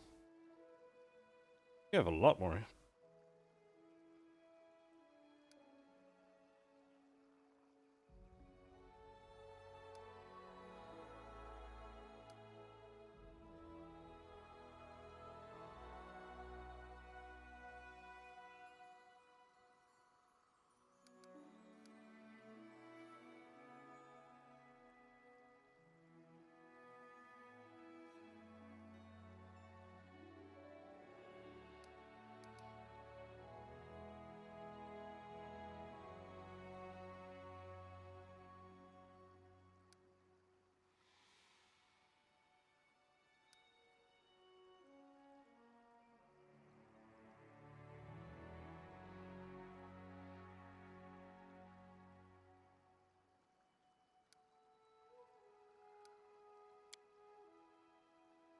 Fire's Fury.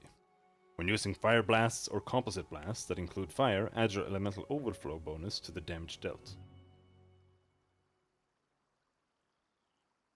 If the kinetic blast normally adds double your elemental overflow bonus to damage, these effects stack. Dazzling Display. While wielding the weapon in which you have weapon focus, you can perform a bewildering show of prowess as a full round action. Make a Persuasion Intimidate check to demoralize all foes. That's the one you were talking about. Iron Will, Persuasive.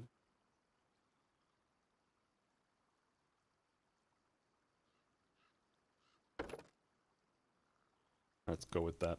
Damage.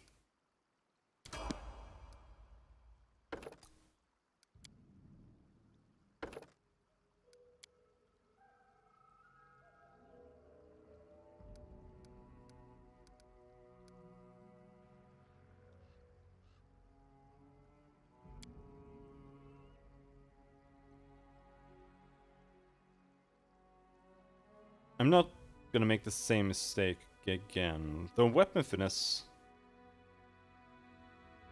Does that work with kinetic blast?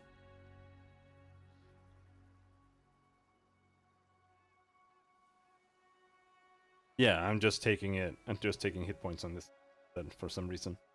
Because I took wild talent on the other one.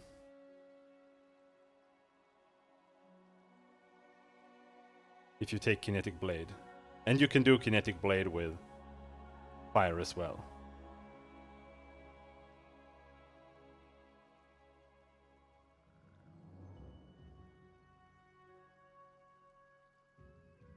Because then yes.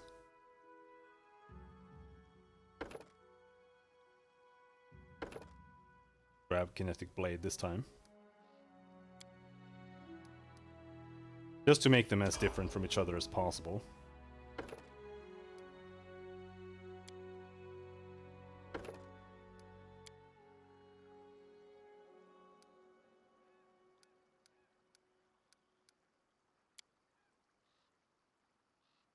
Foxfire. You surround a creature with the glowing flames that outline it as fairy fire. You gain an amount of fire resistance equal to twice your current amount.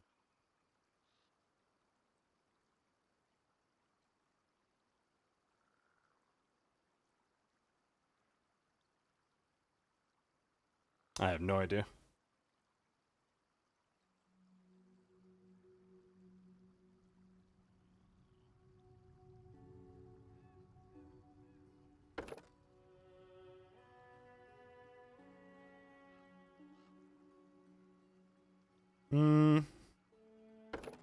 Will saving throw. Why not?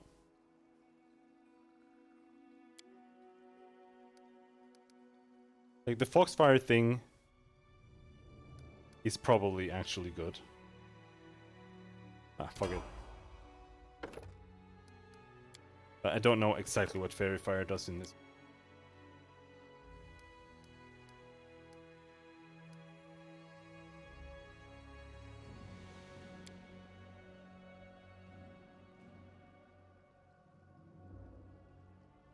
Here's the thing, though. Well.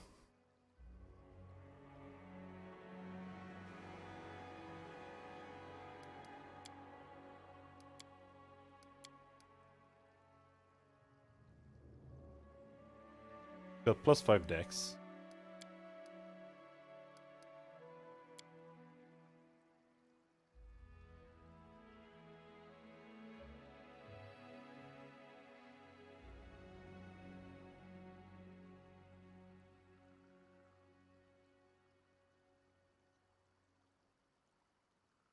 Yeah, that's what I was thinking of. Just taking point blank shot and precise shot. Even if I play her mainly as melee. Because they're, you know, you can still do the damage from range, so. Blade Rush.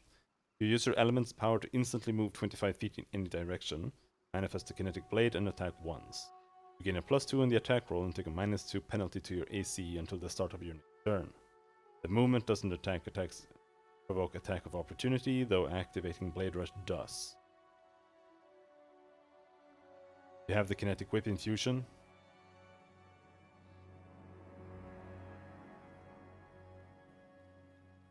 Yeah, it's basically just a charge. But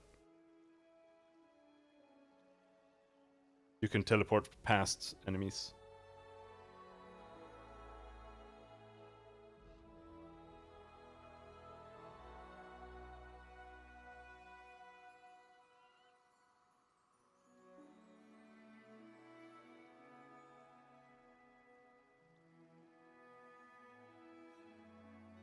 I want the AoE. We can take the teleport at a later date. I hope. I'm glad you called. Holy shit. This is the most annoying to set up class I've ever seen in my entire life. Soul power. Resist acid. What the fuck am I looking here? What the fuck is this?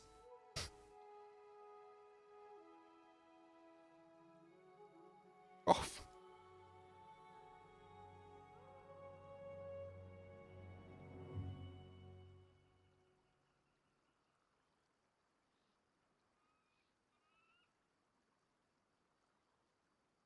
Number of times per day equal to her intelligence modifier. As a full round action, she can gather up the souls of dead creatures with a HD sum equal to or higher than her character level.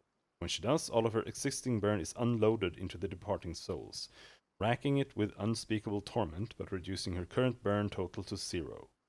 Dark Elementalist gains attack and damage bonuses from Elemental Overflow based on how many times that day she has successfully something.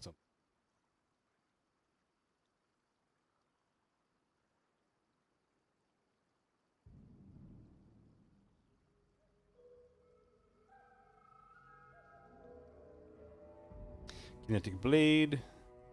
Searing Flesh, increase fire damage.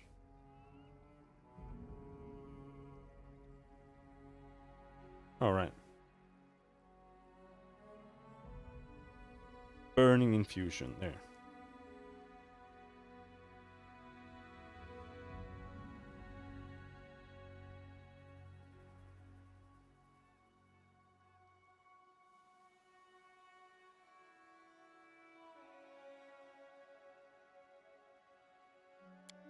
Yeah, it is, but I wasn't sure if I wanted to. I guess we can do it.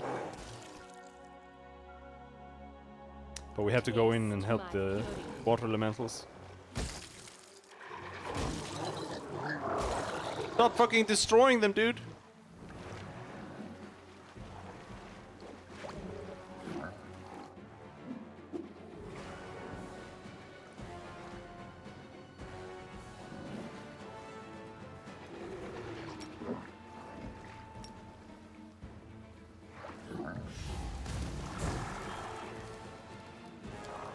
Reflex save.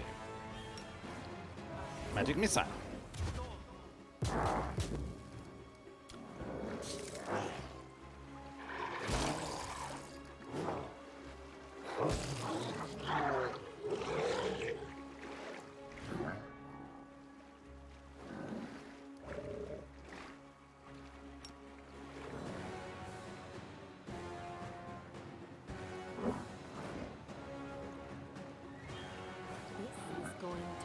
It's gonna work? It did.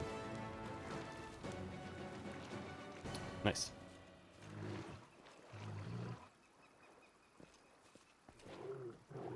Thank you, Water Elemental Man.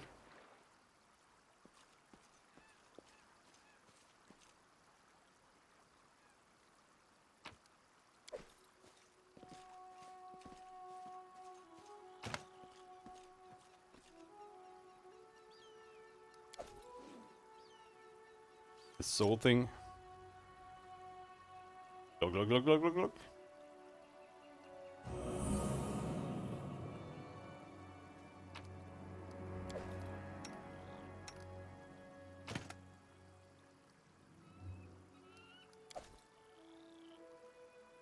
Disk of the Eclipse.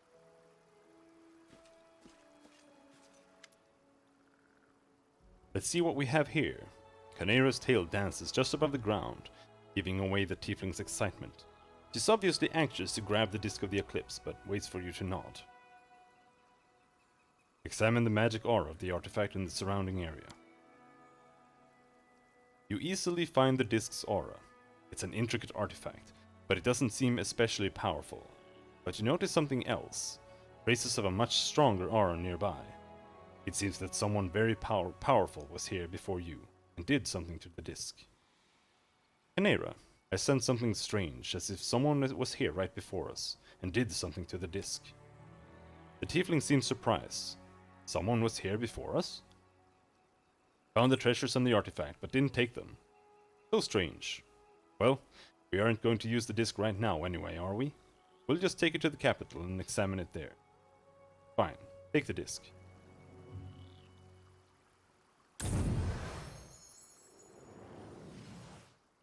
The girl quickly grabs the artifact with both hands, and that very instant you hear a loud sound, like a clap. And Canera is enveloped in a cocoon of white light, which quickly turns to darkness. You hear voices, whispering and interrupting each other. They seem to be speaking in images, not natural words. Black, white, bound, split, indivisible. Then the strange phenomena ends as quickly as it began. The darkness disappears and Canera is standing just where she was, seemingly intact, but the disk in her hands is gone. Are you alright? What? Canera seems to barely hear you. She shakes her head a few times, as if she's emerging from a dream. Amazing. I didn't expect this. Listen, the artifact didn't disappear. I can feel it, like it's a part of me now. And I think I know how to use it. Malik looks at you in complete astonishment. Cashew? What just happened? I was sleeping in the demiplane, but this time I wasn't pulled out of it like usual. It's like I heard a voice. Canera's voice. You two are going to drive me insane, I swear. Canera and I recovered the disk of the eclipse. It affected her in a strange way. So what I felt and heard was the influence of the disk? But it's so strange. Ali closes her eyes and stands still. Her dark hair moves in the wind, but nothing happens for about a minute. Then, without opening her eyes, she begins to move her hand. Yes, now I understand. Hello again. Ah, are we still here in Sorrowflow? So, my sweet sister learned how to use our new ability so quickly. I was sure it would take her a year. I'm going to try to switch us again. Please tell her for me that she's a foolish goat. Alik looks even more stunned. I'm back again. And again I heard my sister calling me. I felt it inside, just like my bond to the elemental forces. Now we can switch places whenever we wish.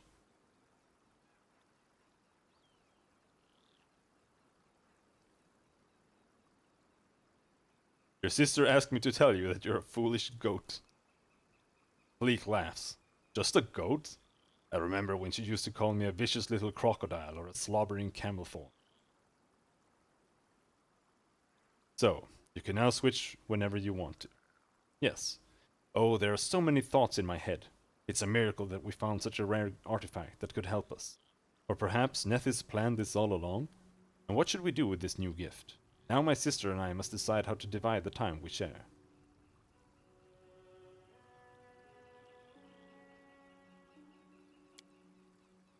Yeah, I had an inkling that it was gonna be like that. Either that or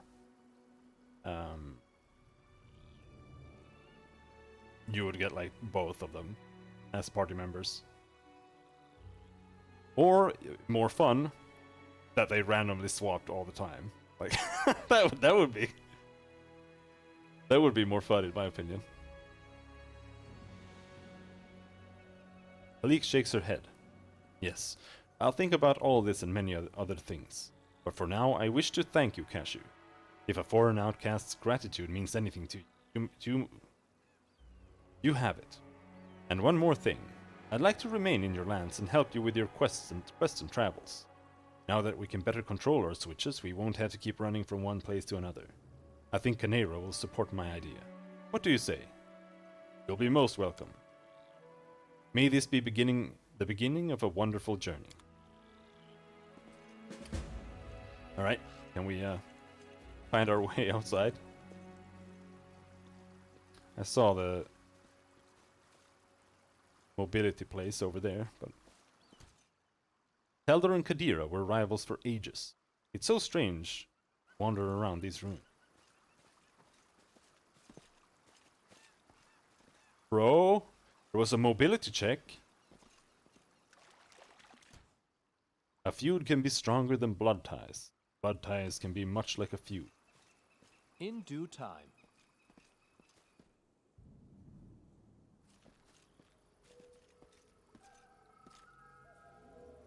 Oh yeah!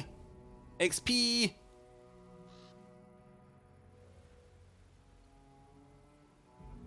Let's just lead back down. It did. I saved, right? Sure hope so.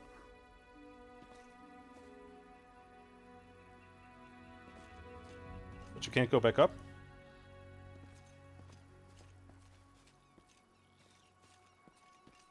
Calm Sister, down. protect Not me. dead yet.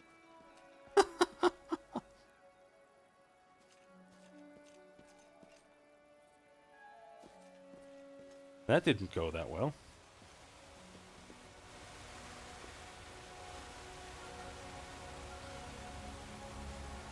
I wanted to check this. Giant centipede.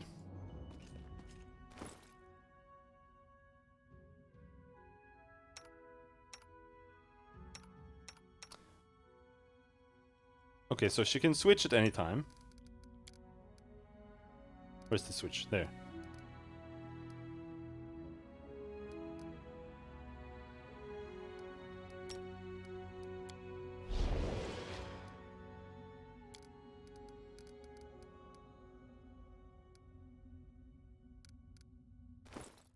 Oh shit, she has full health as well. Oh damn. Yeah, she's just a completely different character.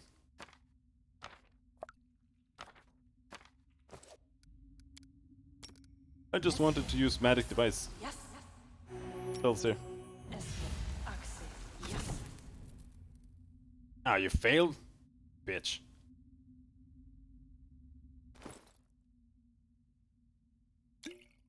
Let's just reduce the remaining potions. Oh.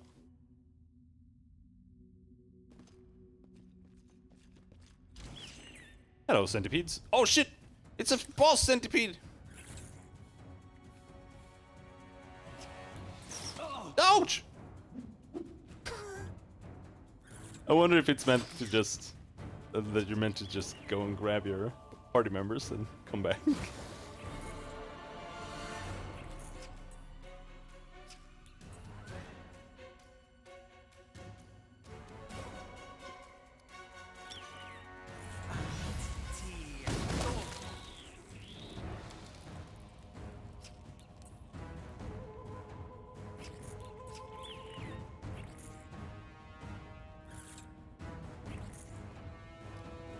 Oh shit, I might have walked too far.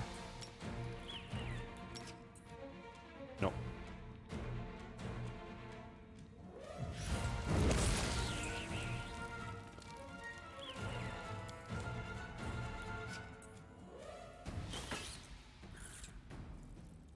This was not part of the plan. There's no way you can solo this.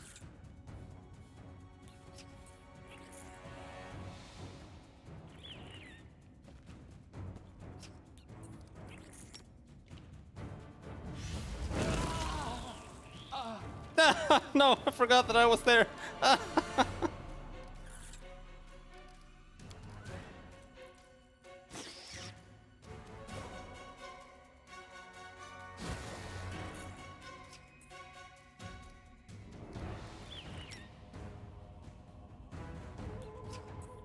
Burn.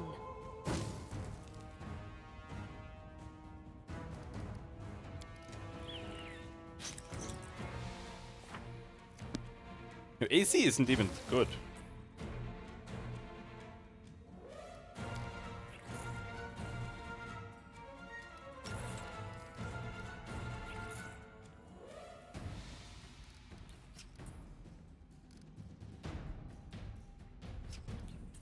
Yeah. Oh, like that. I don't have burn for that.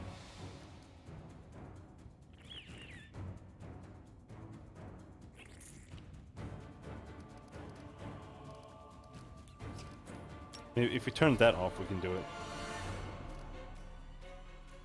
I'm not sure if he's gonna get burnt. He died.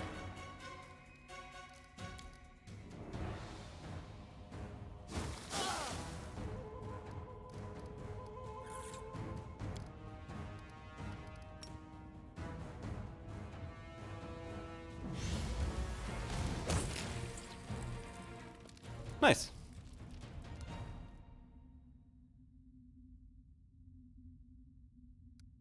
Yeah, I could before I wasted her last burn.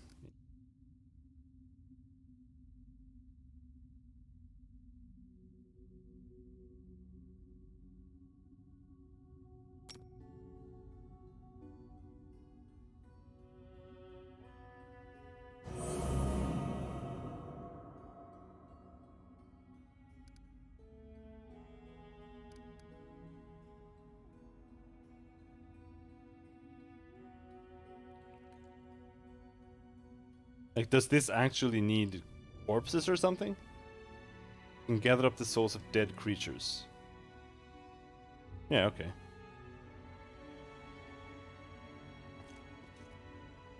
A vein of ore. The Talons hadn't finished mining and the settlement perished.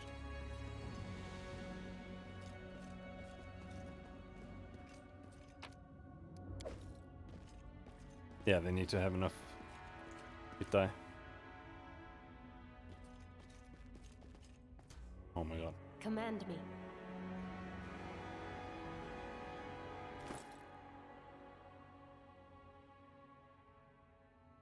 Dude, we're entirely out of potions and healing.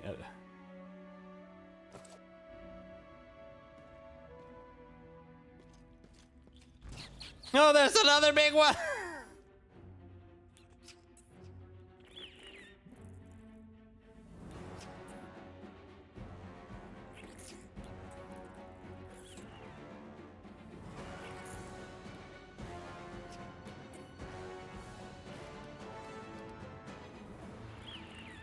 There are two tremendous centipedes here.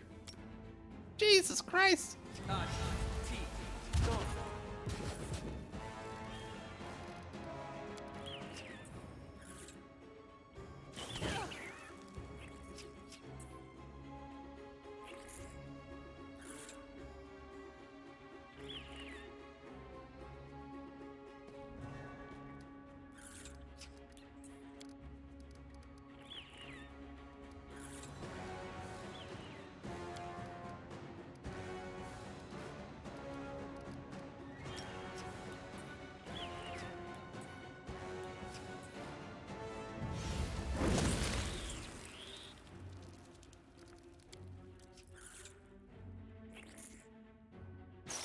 Oh my god.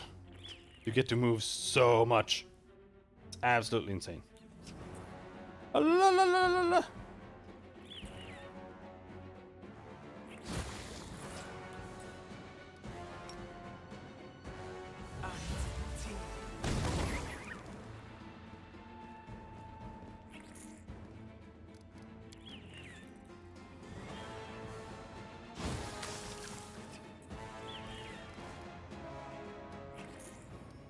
This does the same damage, but it's reflex for half. And something tells me these dudes have a lot of reflex.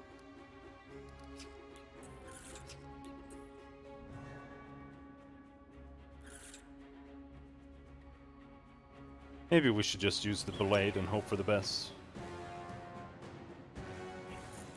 Flames take you. Uh-oh, uh-oh. Taste my fury. I clicked an attack. I left clicked. It's all ruined.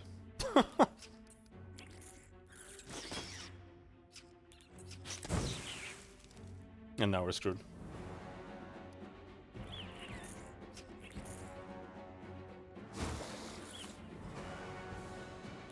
Either that or it was because I gathered power and I didn't have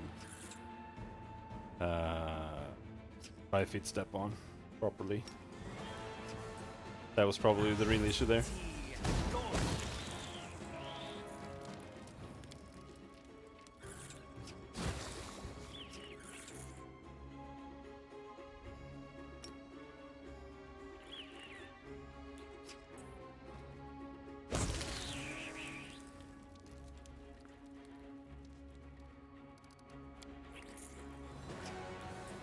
There's a lot of centipedes.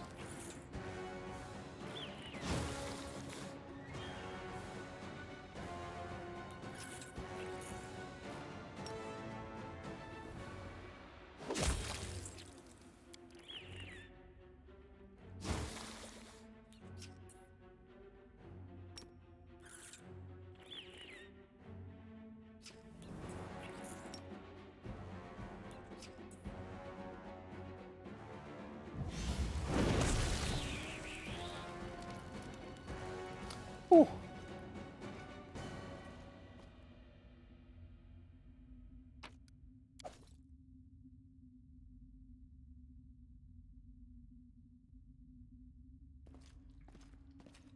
Can we just rest in here? But even if we do,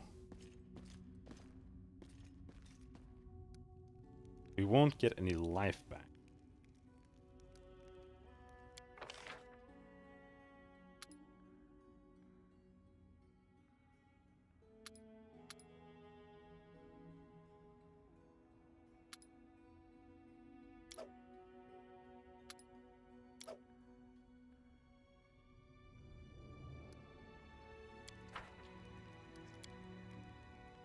Today was hard.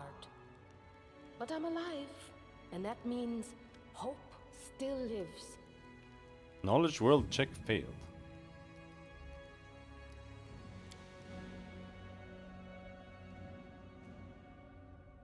Oh, we got a little bit of hit points. Okay.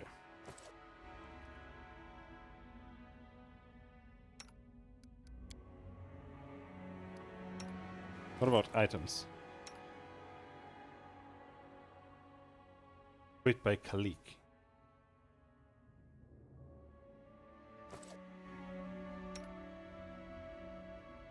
Wait. Where did you come from? Also, why is your hotbar fucked?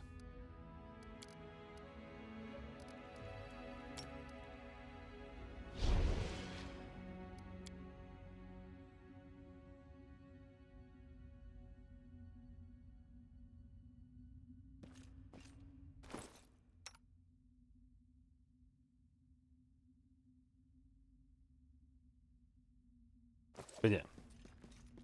They do share gear at least.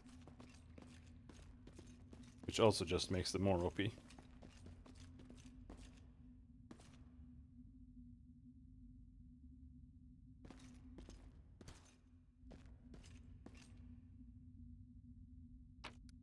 Mushrooms. Alright.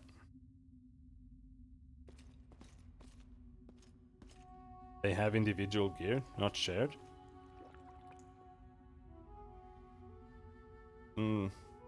Why is it so weird there? Oh, that's locked. Athletics 24.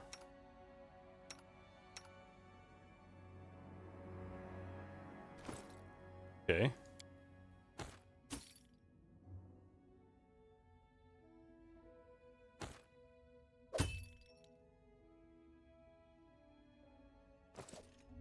I am ready.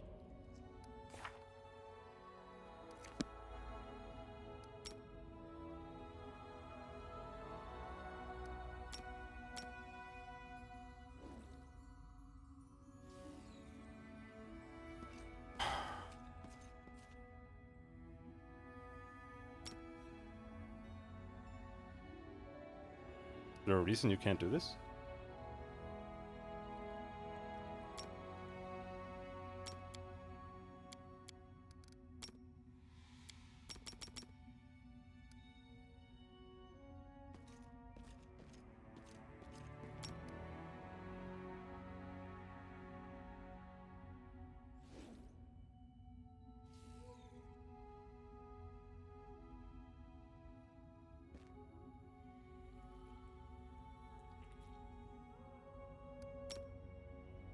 Okay, she doesn't want to do it.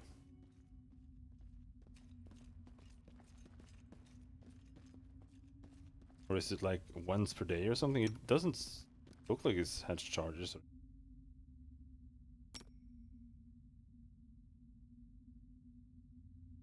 Bugged.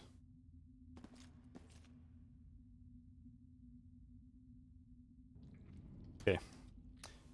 All according to plan. Probably the same reason why we can't exit the map.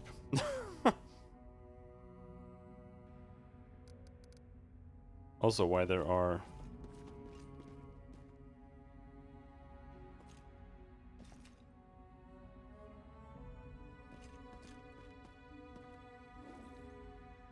Yeah, she's bugged.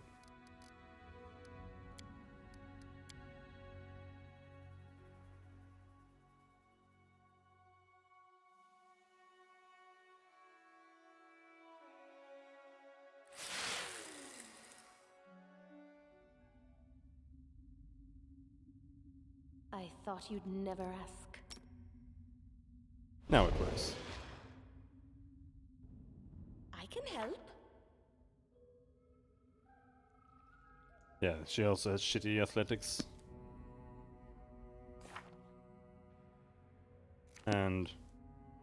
poor trickery. Oh shit! You managed. Wand of Fireball, bracers.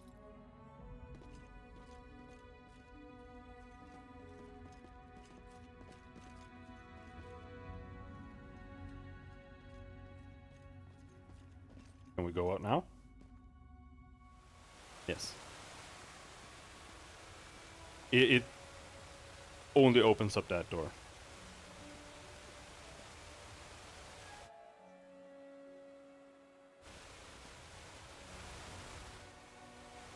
Can you get us down?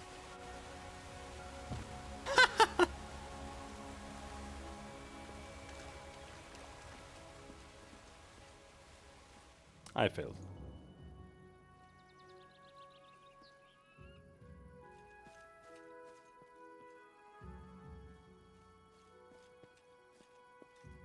Now we can leave. Panera. New friend is named Casey. She's terribly mysterious. Sometimes she's perfectly nice and sometimes she's bitter and sardonic. I'm sure she's hiding a secret and that something very dark made her flee her native land of Kadira. She will not share her.